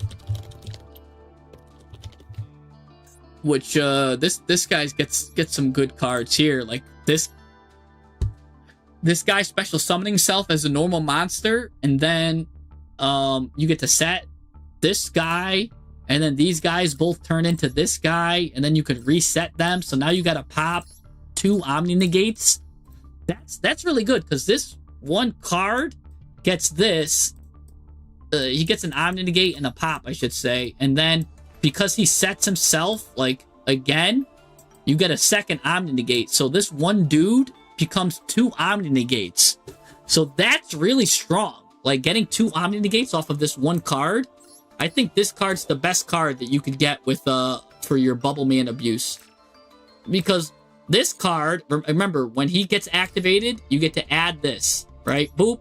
Then you get to go into Apophis. Then Apophis resets both of these. Then on your opponent's turn, this guy adds a second one of these.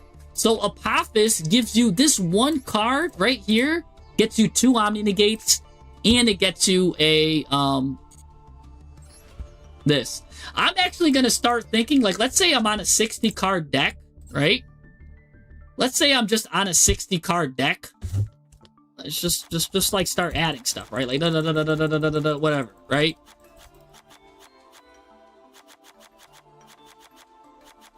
Whatever. Just pretend you're on a 60 card deck, right?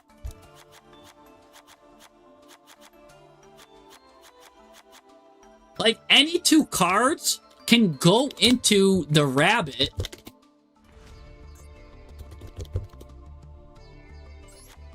The rabbit, right?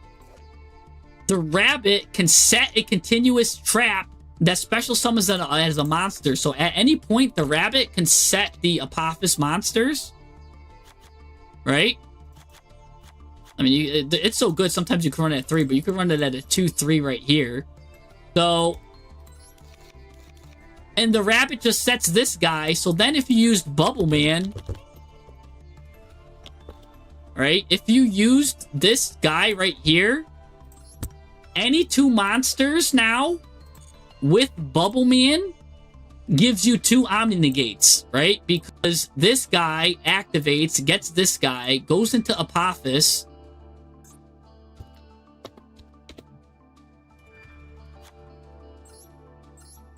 Who Apophis resets the 2 monsters. Right? So he'll reset this. So he'll reset these 2. So then this guy, again, adds a second one. So now you've got 2 Omni Negates plus this guy out with Apophis with this card, all off of 2 monsters. So if you do this, I think,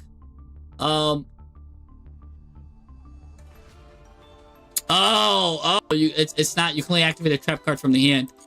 Whoops. Well, hold on, let me think, because that was still good. Let's still think then. Oh, because that would have been good there. Because, yeah, this trap is broken. You just need to get this trap. Well, this card is still abused. The best card to abuse from the hand. Let's see. Add 1 trap. Let's see if there's a card that adds a trap. It's like a link. It's a generic link, right? We want a generic link that can add 1 trap.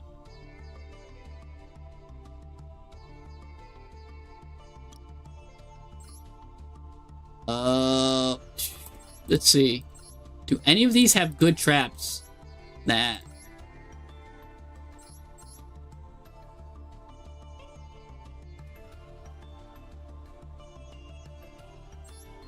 I'm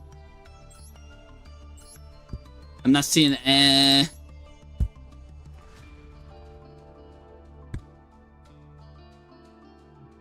I'm not seeing anything crazy then. Not off the rip. A Dragoonity trap, maybe? Then you need 2 dragon monsters.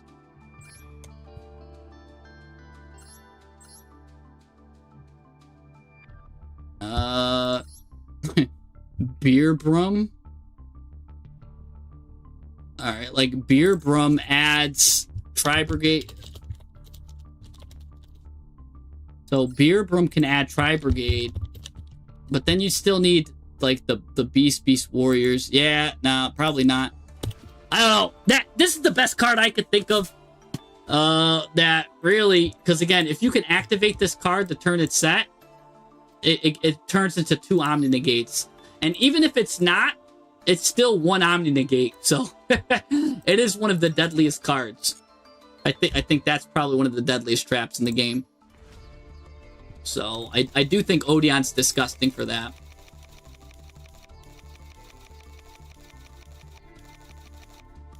Alright, but alright, yeah, that's it for today's Deck Doctor. We'll jump out for another time because it's already 10:30. So, thanks guys for joining. Thanks for everyone who became a member too today, and the donations that we got. I really appreciate you guys.